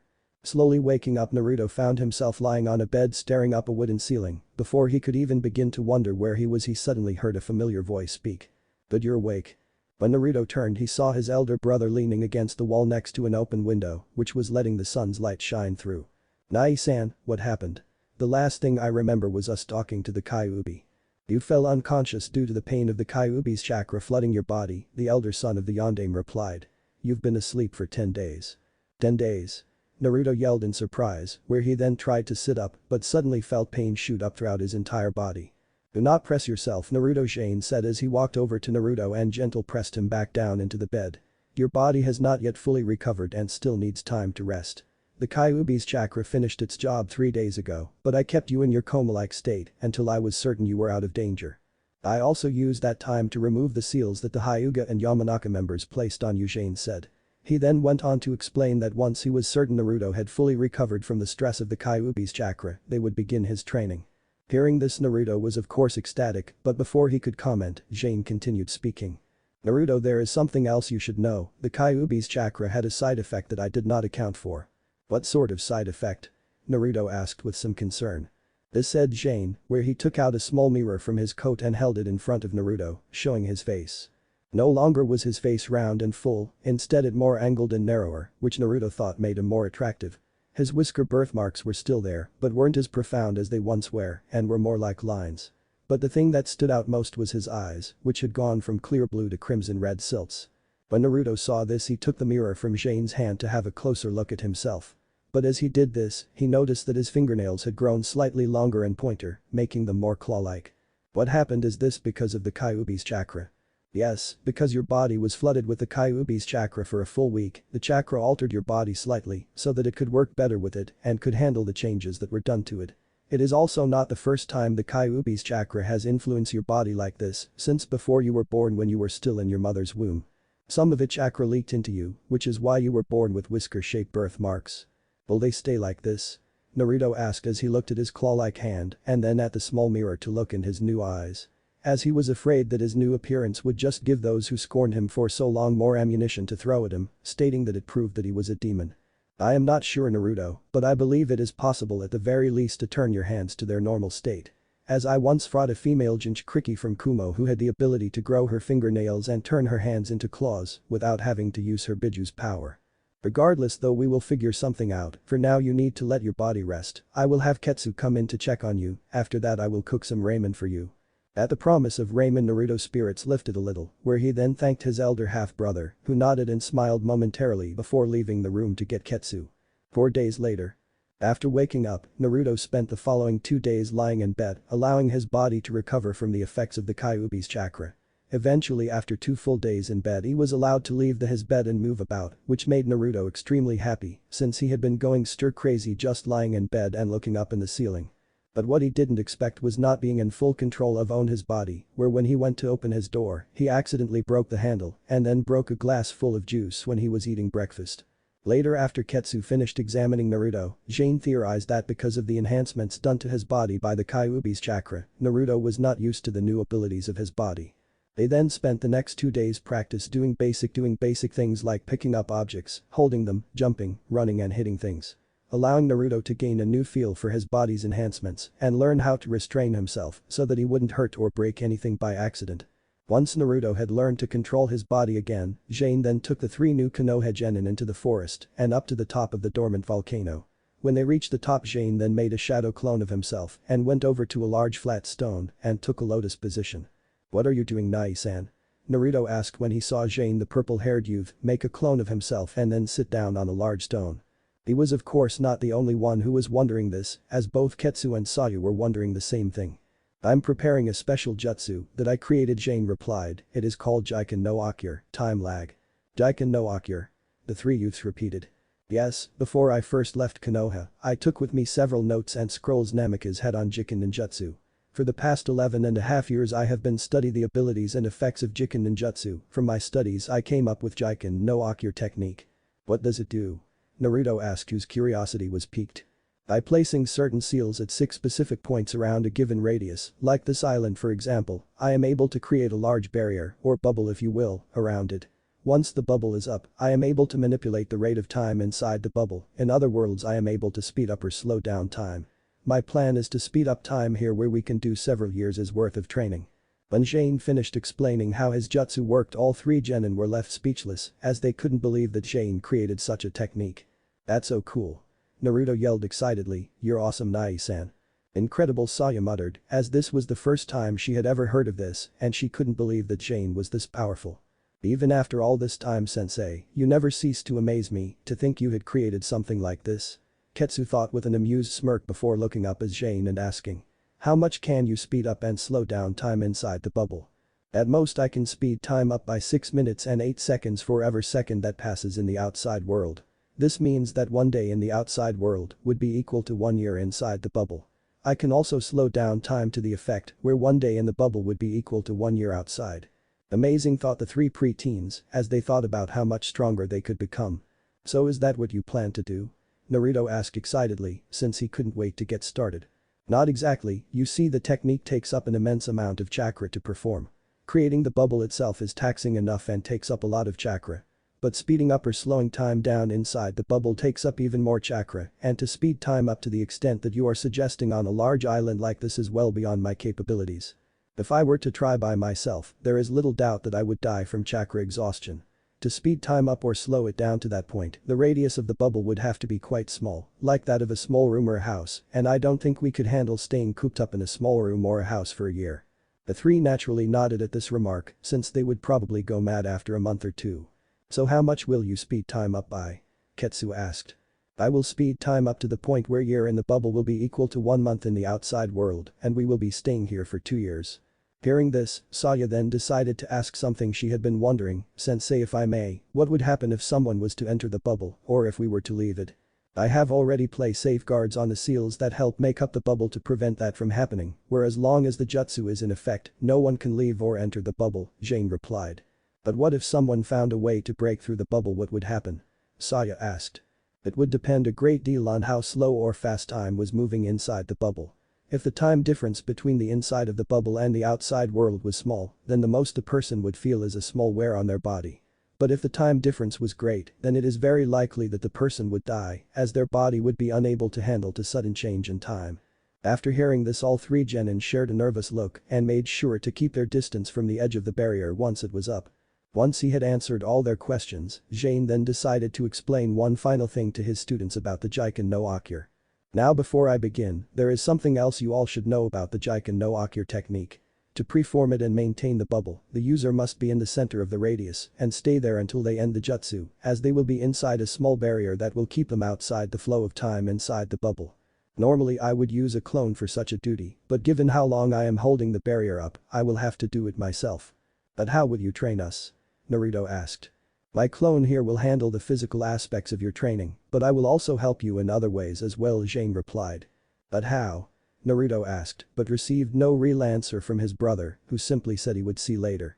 Still unsure about some things, the three genin decided put their concerns aside and decided to trust their purple-haired sensei. Once everything was settled, Jane closed his eyes and began to gather his chakra before preforming a series of high-speed hand seals and the said Hijutsu. Jiken no Akir, secret technique. Time-lap. After saying this, a large seal with 6 points appeared on the ground around Jane, where 6 long lines of written words emerged from the 6 points and traveled down the extinct volcano to the 6 seals that Jane had placed around the island. Once they reached the 6 seals, they then glowed, forming a large circular seal around the island. After which a large silver dome formed over the island, where once it was complete it disappeared, making it seem as if it was never there. Once the barrier was up, a Jane clone led the three genin back down the extinct volcano and to the house, stating that it was time to begin their training. When the group finally arrived back at the house, Naruto turned to his brother's clone. "So what do we do first?" Naruto asked, who was eager to start training. "You will come with me," Naruto said, another Jane who suddenly appeared out of thin air right next to the Jane clone. "Ah. What the hell?" Naruto cried, where he jumped back in fright when he saw his half-brother appear out of nowhere like a ghost. "Astral projection, ah, now I get what you meant," Ketsu said as he realized what was going on. "It makes sense if you think about, I surprise I didn't think of it sooner," Saya added. "Okay, can someone please tell me what the hell was going on?" Naruto asked, since he didn't understanding what they are talking about and was rather annoyed by it. "Jane sensei is using a technique called Genshin no Jutsu, magic lantern body technique," Saya answered, where she then went on to explain the technique. "It's a special technique that he and the other JK Shinobi Shogun use to communicate with one another from long distances. The technique works by the user converting his or her thought waves into chakra, which are picked up by a certain person, who acts like a control tower for those thoughts waves and sends them out to others, almost like a radio, but in this case we can not only speak to sensei, but we can see him as well. My guess is right now sensei's clone is acting as the control tower and is allowing him to project his thoughts and his image to the rest of us." "Correct, Saya, very good," Jane said, as he wasn't surprised that Saya knew so much about the Genshin no Jutsu since her sister was shinobi warlord like him. "Now do you understand?" Jane asked as he turned to his blonde brother. Nope," Naruto replied as he scratched the back of his head embarrassingly and had a goofy grin. "Could you explain it again?" Hearing this, Jane's clone, Saya and Ketsu all collapsed to the ground in disbelief, while Jane in his astral form just closed his eyes and shook his head. "He's definitely Kushina's son." After a few seconds, a furious Saya stood up in front of Naruto and yelled, "What the hell didn't you get? My explanation was perfectly simple. I just got stuff like turning thoughts into chakra and acting like a radio, but after that you drowned out," Naruto replied. After which Saya grabbed him by the collar of shirt and angrily started shaking him about. "You really are an idiot, you know that. How the hell can you be related to someone like Jane sensei?" Saya yelled angrily, where she continued to shaking Naruto about and yell at how much of an idiot he was. As this was happen, Jane just closed his eyes and shook his head again, where he then watched Ketsu try and calm Saya down and let go of Naruto. Jane was of course not surprised by the way Saya was acting. She had never been the most patient of people and could get easily annoyed with things. It was one of the few traits she shared with her elder, who in many ways was also the opposite of Saya, where unlike Saya, she was more open, easygoing and less serious. Eventually though, Saya calmed down and left the matter of how the Genshin no Jutsu worked for another time. Once everyone was settled, Jane then told Ketsu and Saya to go off with his clone to train while he took care of Naruto. When the others had left, Jane told Naruto to follow him into the house, where they would begin the first phase of his training. "So what are you going to teach me first, Nai-san? Are you going to tech me some awesome kenjutsu technique or powerful ninjutsu that will blast my enemies away with one shot?" Naruto asked excitedly. "I am planning to teach you how to use the most powerful weapon that any shinobi can ever have. It is something that if used correctly will allow you to defeat enemies much stronger than you and is more powerful than any weapon or technique that anyone can teach you. Once you know how to use this correctly, few enemies can stand up to you." When Naruto heard this, he was giddy with excitement as he couldn't wait to start training. Thinking that once he got back to Konoha, he would use the weapon Jane was going to teach him to finally kick Sasuke's ass, which would maybe then get Sakura to finally notice him and maybe go out with him. 6.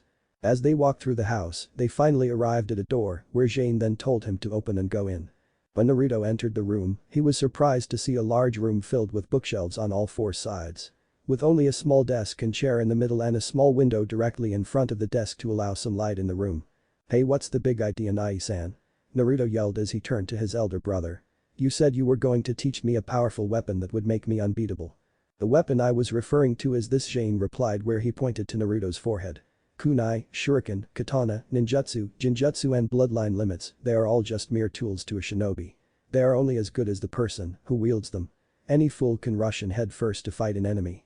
But to be a truly great shinobi, you must be able to use your head, find your enemy's weaknesses, plan what you are going to do before you do it. Predict your enemy moves before they do it, use your surrounds to your advantage, and use your skills in different ways to catch your opponent off guard. These are only some of the things you need to know to become a great shinobi. Guts and determination can only get you so far. I myself have defeated shinobi who were much stronger than me, not by being more skilled, but by outsmarting them. A man who has spent 100 years training with a wooden sword will always defeat a novice with a metal sword, and right now your head is like a blunt, badly crafted sword." At this remark, a large thick formed on Naruto's head, but before he could respond to his brother's comment, Jane continued. "But given time, with my help and these books and with the right training, we can make that blunt head of yours become as sharp as any sword, allowing you to face any number of dangerous opponents." Hearing Naruto grinned and got excited again. Right then let's get started." "Good, now, I want you to read all those books on the top shelf by the end of the day. During which each hour I will give you a pop quiz on what you have read, and if you don't get enough right, you will have to reread everything again from the start." But Saya and Ketsu, currently the two senior students of Jane, were sparring against the clone of their sensei on the beach. After the clone blocked both their attacks, the two of them were standing at opposite ends of one another, with the clone standing in between them. Before either of them could attack again, the three suddenly heard Naruto's screams of despair coming from the house. "Ah, no. Heh, looks like Shane-sensei has already started Naruto's training," Saya commented with a small grin. "Looks like it, and it's only going to get worse for him from now on," Ketsu remarked with a smirk before he and Saya attacked Shane's clone again. Iowa, 1 week later in the outside world. It was a typical peaceful night in Iowa. The moon was up high, illuminating the village with its light. The night was peaceful, where the only thing that could be heard was the chirping of crickets, and there was a nice cool, gentle breeze coming in from the south. There were few lights on in the village, as most people in the village were in their beds fast asleep. But as the night wore on, a dark shadow silently sped across the building rooftops. The only reason it could be seen was because of the moon that was shining down on the village. Quietly, the dark shadow passed by the different shinobi patrols, without anyone even noticing its presence. Moving through the shadows of the Wagakure, the dark figure made its way towards the tallest building in the village, where one of the windows had a small dim light still on. Sitting in a large comfortable armchair in a small sitting room was the sandaime Tsuchikage from Tenba no Inoki of both scales, one of the longest reigning Kages in the shinobi world. Inoki was a very short old man with a triangular beard and a mustache that had angular corners, a big red nose and thick eyebrows. The top of his head is completely bald, although he had a long white hair on the lower half of his head, which is styled in a traditional Chanmage haircut, the back of which is tied with a yellow ribbon into a top knot. He wore a green and yellow coat with a red collar. Underneath he wore the traditional Iwagakure outfit consistent of flak jacket, mesh armor. He however had both his sleeves of his shirt but kept the single lapel on his right side and wore simple sandals. Despite his unintimidating appearance, Inoki was regarded as one of the strongest shinobi alive, even to this very day despite his advanced age. Due to his vast experience from surviving various battles and because of his Kekaten, a selection of blood inheritance, known as Jinten, dust release, which allows him to simultaneously use three natures: earth, wind, and fire. Jinten allows a person to form as a small three-dimensional object composed of chakra that forms between the user's hands. When the technique is released, the form expands and surrounds the target. This nature allows the user to manipulate molecules, giving them the ability to disintegrate anything on a molecular level within the boundaries of the three-dimensional form. Making it one of the most dangerous techniques in the shinobi world, where it can destroy large fortifications and vast numbers of enemies in an instant. As the old Kage read his book, he began to rub his eyes, feeling the lateness of the night creeping in on him. Believing he had read enough for one night, Inoki was about to close his book and head to bed. But as he was closing his book, he suddenly felt a strong breeze coming in from the window, which he had left open to allow some fresh air in, so that he wouldn't accidentally drift off while reading. Thanks to surviving so many battles in all three great shinobi world wars, the Tsuchikage developed an innate sense for danger. So when he felt the sudden strong breeze, he took out a kunai from his sleeves. "Impressive," the old Kage commented after looking over the room for any sign of the infiltrator. "You've shown remarkable skill in infiltration and stealth to make it so far into my village undetected, more so by entering my private study. But if think for 1 second that I, Rumtenba no Noki, will sit back and let myself be assassinated, then you're sadly mistaken. You need not worry, Tsuchikage-sama, I have not come here to kill you," a mysterious male voice said, where a tall man wearing a hooded top appeared out of the shadowy corner of the room, which was to the Tsuchikage's left. "If I had, you would already be dead." The man was Ralt 5'8", who wore grey pants, a black hooded top, and carried a quiver full of arrows and long sword on his back. He also wore brown boots with a red shawl tied around his waist with a brown corset and what looked like metal arm guard on his left arm. 7. Even though he couldn't see his face thanks to the hood covering his head, Inoki estimated, judging by his height and the tone of his voice, that his mysterious guest was a relatively young man who sounded like he was in his mid if not late 30s. At the man's comment, the short Kage just scoffed, although he kept his senses alert of any danger. "TSK, you certainly talk big brat, but I have heard many shinobi say such things to me, yet I am still here." "I'm certain you have, Tsuchikage-sama," the man replied in an amused tone. "I'm assuming that you have placed my guards under a jinjutsu," commented the short Kage, as he glanced over at the two shinobi who were flanking the door to the room. Who had a glazed look over their eyes, indicating that they were under some kind of jinjutsu. "That would be correct, they can neither see nor hear what is really happening between the two of us. As far as they're concerned, you are still quietly reading your book. I thought it best that the two of us could talk like civilized men without any unwarranted disruptions. But you need not worry for them, when the two of us are finished, I shall release them from my jutsu and they shall return to normal unharmed." Hearing this, the old Kage let out a small sigh of relief and silently complimented the hooded man. As to entering his private study with him barely noticing and placing his guards under a jinjutsu in the space of only few seconds was no small feat. "So if it is not to kill me, then why have you come here?" Inoki asked, with his guard this up, not trusting the hooded man's assurances. "I have come here to deliver a message," the hooded man replied. "A message?" repeated Inoki, "from whom?" "Akechi Jane." "That little bastard, what does he want?" Inoki said angrily. Naturally, Jane wasn't well liked in Iowa. In fact, the only village that hated him more was Kumo. Given the large number of their shinobi he killed during the war and the humiliating defeat he handed them at the Battle of Yashimara. The reason why Jane was so hated in Iowa was not only because he was the son of Konoha no Kairoi Senki, Konoha's Yellow Flash, and Konoha no Ku plus Nzu Burito, Konoha's Queen of Blades, but because he had also killed many of their own shinobi in the war himself. Inoki also had personally experience with Jane back when the war was drawing to an end. Iowa had been pushed out of Kusa no Kunai, Grass Country, where Konoha forces began to invade Tsuchi no Kuni, Earth Country. At the same time, Konoha's ally Suna invaded from the south, forcing Iowa to fight on two separate fronts. Naturally, Iowa dug in and made both villages fight for every kilometer they gained, hoping to exhaust both nations, and Thyra advanced. But what the Tsuchikage hadn't expected was Konoha to launch a large-scale night raid on his village, where they sent several teams of their elite Anbu to infiltrate the village. The raid was to demonstrate that Iowa itself was vulnerable to attack. It was also to provide a vital moral boost to the Konoha forces, who were exhausted from all the fighting, and at the same time have a demoralizing effect on Iowa's forces. Among the Anbu who infiltrated the village was a young 9-year-old Jane, who was among the Anbu who had been sent into the village. Inoki had met Jane when he stayed behind to hold the Tsuchikage off and allow his comrades to escape. Despite being hopelessly outmatched, Jane had held his own just long enough to allow his comrades to leave the village, after which he was able to somehow escape himself. But not before he killed fourthly 2 Iwa shinobi and written the words for my mother on the village outer wall in the dead shinobi's blood. The raid of course proved to be even more effective than Konoha had hoped. It had not caused a great deal of damage to the village. But it also caused several large fires that lasted several days and cost Iwa the lives of over 500 of their shinobi.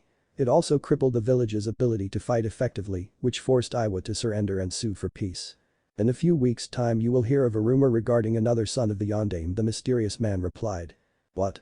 The Tsuchikage said in surprise, as this was the first time heard of this, as he had been unaware that the Yondaime had another son. His name is Uzumaki Naruto, and he is the current Jinchuriki Kikbi no Imko, nine-tailed demon fox, and he is Jane's half-brother.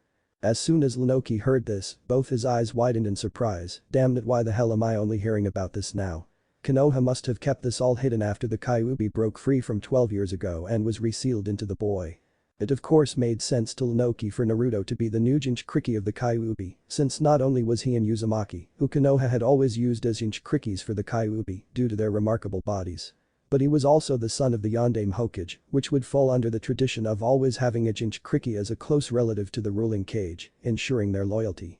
I'll have to take care of him, the Tsuchikage thought. If that boy is even half like his brother or his father, he could be a serious threat, especially since he would have access to the Kyuubi's power. I wouldn't try anything if I were you, Tsuchikage-sama, the hooded man warned, as if reading Lunoki's mind. The only reason I am telling you this is because it is only a matter of time before you learn of it from your spies and because it involves the message Jane asked me to give you. And what is this message of his? Lunoki asked. His message is simple, he wants you to leave his brother alone. Jane does not care if you send your shinobi after him, all he cares about is that you order your shinobi to leave Naruto alone. When Lunoki heard this, his brow furrowed. That brat Jane has certainly got some nerve thinking he can order me from Tenba no Noki around. You would be wise to heed his words, Tsuchikage-sama. Jane is much stronger than he was when you last saw him. If you were to send your shinobi after his brother, you would only send them to their doom, and once Jane has finished with them, he will turn his wrath on you, your village, and you of all people should know what it is like to face a vengeful Akechi. At the mention of this, the old Kage suddenly had a flashback of an event that happened many years ago. Back when he had just become the student of MK, the nicknamed Tsuchikage, and was fighting in the early beginnings of the First Great Shinobi World War. Flashback. Stumbling through a large forest that was lighting up the night sky as it burnt down, a young and injured Lunoki hobbled towards an Iwa shinobi wood was lying on the ground not far from him. Tenchi, are you okay? Asked Lunoki after he reached the Iwa inn. But when he turned the person over, he saw that the person had been completely burned to a crisp. Seeing this, Lunoki quickly moved away and turned his face away and closed his eyes in sorrow, unable to look at the burnt corpse of his friend. Damn it, Lunoki cursed as he held his injured arm painfully before he began to look for a way to escape. But found he was completely surrounded by flames, with trees falling and burning in every direction he looked. The smoke filled the air, making it difficult to breathe, and he could smell the distinctive stench of burning flesh from the remains of his other comrades, whose bodies were burning in the inferno that surrounded him, making the young man wonder if he had somehow died and entered hell. Before the young man could ponder this thought any further, a person suddenly stumbled out of the flames and fell to the ground near him.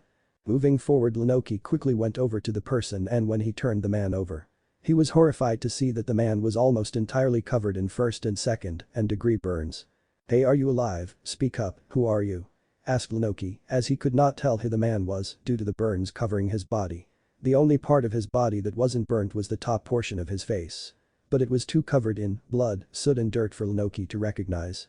Eventually though, the person opened his eyes and looked up at the short young man and said, Lunoki, you're alive, good. MK-sama. Cried Lunoki in surprise, recognizing his Tsuchikage's voice, while at the same time not believing that this was his sensei. We'll need to leave now. This fight is lost, the nicknamed Tsuchikage said as he slowly stood back up. MK-sama. You shouldn't have injuries. The young Lunoki said, as he couldn't believe that his sensei could move given the extent of his injuries, let alone the fact that he was still alive. There's no time for that. The elder man rounded. We do not have long, he just managed to escape him, we need to leave, well we still can. But as soon as he said this, the two Iwinin suddenly heard an inhuman roar coming from where MK came from. One that shook the two shinobi to their very core, where they both knew that it would be a sound that would haunt them to the end of their days, however long that may be. When the two shinobi turned, they could just make out the dark silhouette of a man slowly walking through the blazing flames unharmed. As he got closer, they could see his glowing slitted yellow eyes and his claw-like hands that looked like they could tear man apart with ease. Furthering Lunoki's earlier statement about them being in hell, where it appeared as if the devil himself had arrived to greet them. Before either men could comment, the dark figure suddenly let out another inhuman roar and let out a massive blast of flames from his mouth as he roared. Wasting no time, Lunoki quickly grabbed hold of his injured sensei and used the flight technique that he taught him to lift the both of them into the air, allowing them to narrowly avoid the massive fire stream, which erupted into a massive blast that destroyed the clearing they had been standing in. The blast had been so powerful that it blew the two Iwanin several meters into the air and nearly caused them to fall into the flames below them. Fortunately though for the two of them, Lunoki had been able to recover in time and stabilize their height. "Well done Lunoki," MK said before turning to look down at the fiery inferno that had once been a lush green forest. "Damn Akachis, they really are devils." "He's a monster," the young Lunoki said with a small shudder as he held up the injured nicknamed Tsuchikage. As their opponent wiped out all 20 of the Tsuchikage's elite guard, whom were all elite shinobi of high skill, and had severely wounded the two of them. "I never dreamed that Konoha had another shinobi of the caliber of Hashirama and Madara," the injured Kage remarked. Before, to the horror of the two shinobi, they saw the dark figure shoot of the burning forest and into the night sky, with a pair of pitch black bat-like wings on his back. "Impossible," yelled Lunoki when saw the dark figure flying towards them at high speed. "Hold on Lunoki," MK yelled, where gathered the last of his remaining chakra between the palms of his hands and used the Genkai Hakuri no Jutsu to form a cylindrical. "Ah, you damn monster," the injured MK shouted before firing the cylindrical, which expanded rapidly in size as it flew towards the dark figure. Seeing this, the dark figure let loose another massive fiery blast to intercept the cylindrical. When the two attacks collided, a massive blast erupted in the night sky, sending the three shinobi flying in opposite directions from one another. Then flashback. After remembering that event, Lunoki's kunai arm shook with fear. He would never forget his first and only meeting with the legendary Konoha no Kakuryu, Konoha's black dragon, Akechi Ryu. 8. Both he had the MK had barely survived that blast, but were still able to make it back to Iwa, although the burns on MK body had covered over 95% of his body, forcing the nicknamed Tsuchikage to cover his entire body in bandages. Ryu had of course survived the blast, although later on, during the nicknamed Hokage's reign, he died in battle during the war against an unknown opponent. No one knew what had happened or who had done it, all anyone ever found was Akechi Ryu's body, with everything around him in a 5-mile radius destroyed. Steadying his still shaking arm with his other hand, the Tsuchikage glared up at the hooded man. "I don't care how powerful that brat Jane thinks he become. Even he is not powerful enough to take on the full might of a Wagakure by himself and survive, and if he does come I will finish the job I started with him all those years ago. Perhaps, Tsuchikage-sama, but should you target Jane brother we will be forced to take action against you." "And who is we?" Lunoki asked with an annoyed look. "This should answer your question," the man replied, where he held up a black jeweled ring on his middle finger and a pendant that was underneath his hooded coat that had a symbol on it. 9. When the Tsuchikage saw the ring and the pendant, the old Kage turned ghost white. "No, you can't be. I am, both Jane and I members of the JK Shinobi Shogun, therefore if your village should specifically target either Jane or his brother, the warlords and I will be forced to act and we will destroy your village. So you're breaking the armistice treaty we signed after the First Great Shinobi World War and allying with Konoha," the Tsuchikage said. Since the old Kage knew that this would greatly tip the balance of power further into Konoha's favor. "No, we remain neutral in the affairs between the shinobi nations," as the original warlords agreed. "Although Jane is a shinobi of Konoha, he is a shinobi warlord first, he will not upset you or any of the other villages' positions unless he is provoked by someone directly targeting his brother." "Do you honestly expect me to believe that?" the old Tsuchikage said angrily, not believing a word the man said. "It is the truth, whether you believe it or not, Tsuchikage-sama," the man replied. "It is not hard to believe if you think about it. You should know better than most how Jinchuriki are treated in their villages, and you should know how Jane would react when someone attacks his kin. I can also tell you that Jane does not hold much love for Konoha, since they made him believe until recently that his brother was dead after the Kyuubi attack." At this a large frown appeared on the old man's face as he went over what the hooded man said in his head. "Now I understand, no doubt Tsurutobi faked the boy's death and hid his status as a Jinchuriki from Jane, so to make sure we wouldn't learn the truth. He also probably knew how that brat Jane would react and what he would do to anyone who would threaten his brother, given how family is sacred to an Akechi." Lunoki thought, knowing how Jinchuriki were treated in shinobi villages. As he thought this over, he could see some benefit for his village in all this. He knew that after learning of his brother treatment and how Konoha lied to him, Jane would lash out at the village and do whatever he could to make the village pay, since like the old saying, hell hath no wrath, like a vengeful Akechi. He also figured that since Konoha kept his only living blood relative away from him, Naruto would be likely to turn away from Konoha, leaving the village without a Jinchuriki, making it vulnerable. Now that I have delivered my message, I will take my leave, Tsuchikage-sama, the man said, before he could take a step towards the open window. A kunai suddenly flew past him and stabbed itself into the wall. When the man turned to look at Lunoki, he saw that Tsuchikage was now floating in the air with another kunai in his hand. Did you really think I wouldn't recognize you, Igasigi, or would you prefer I call you Ray, Ghost? Hearing this, the man smiled, very impressive, Tsuchikage-sama, I honestly did not think you would remember me after all these years. But still, I would expect nothing less from the famed Ramtenben no Noki. I make it a point never to forget a deserter like you, the old man replied with a frown. Sigi was of course a well-known Nukenin from Iwagakure who had been once a rising star in the village. He came from the renowned Iga clan who possessed the powerful Mighten, Dark Release, Bloodline Limit. Sigi was the branch member of the clan, yet his talent and skill in the art of the shinobi was unlike any other person, especially in the art of assassination.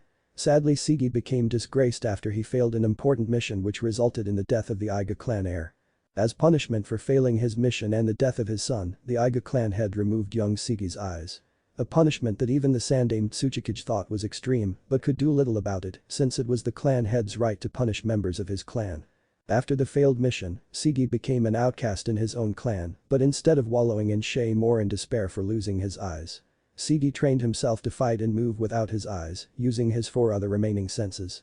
He developed these senses to such a level that he had a sort of echolocation, allowing him to sense objects in their environment by hearing echoes from those objects. With these new skills, Sigi was able to turn his shame into a blessing, making him an even deadlier shinobi than he was before. He could predict his opponents' moves by the sound they made with their body, and even tell if they weren't telling the truth by listening to their heartbeats. Sigi could also do the same by sensing a person's chakra due to him being a gifted sensor shinobi. He could even tell if a person was lying from the fluctuations in their chakra made from dishonest emotions, or if someone is under a jinjutsu. He could even sense out people by their chakra, whether they were far away or nearby, and could easily tell who they were by their chakra signatures alone, and perceive their location and movements with great detail.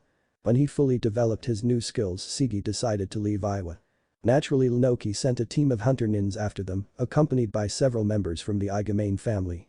The team of course never returned as their bodies along with the Iga member were found several days later, with no trace of Sigi.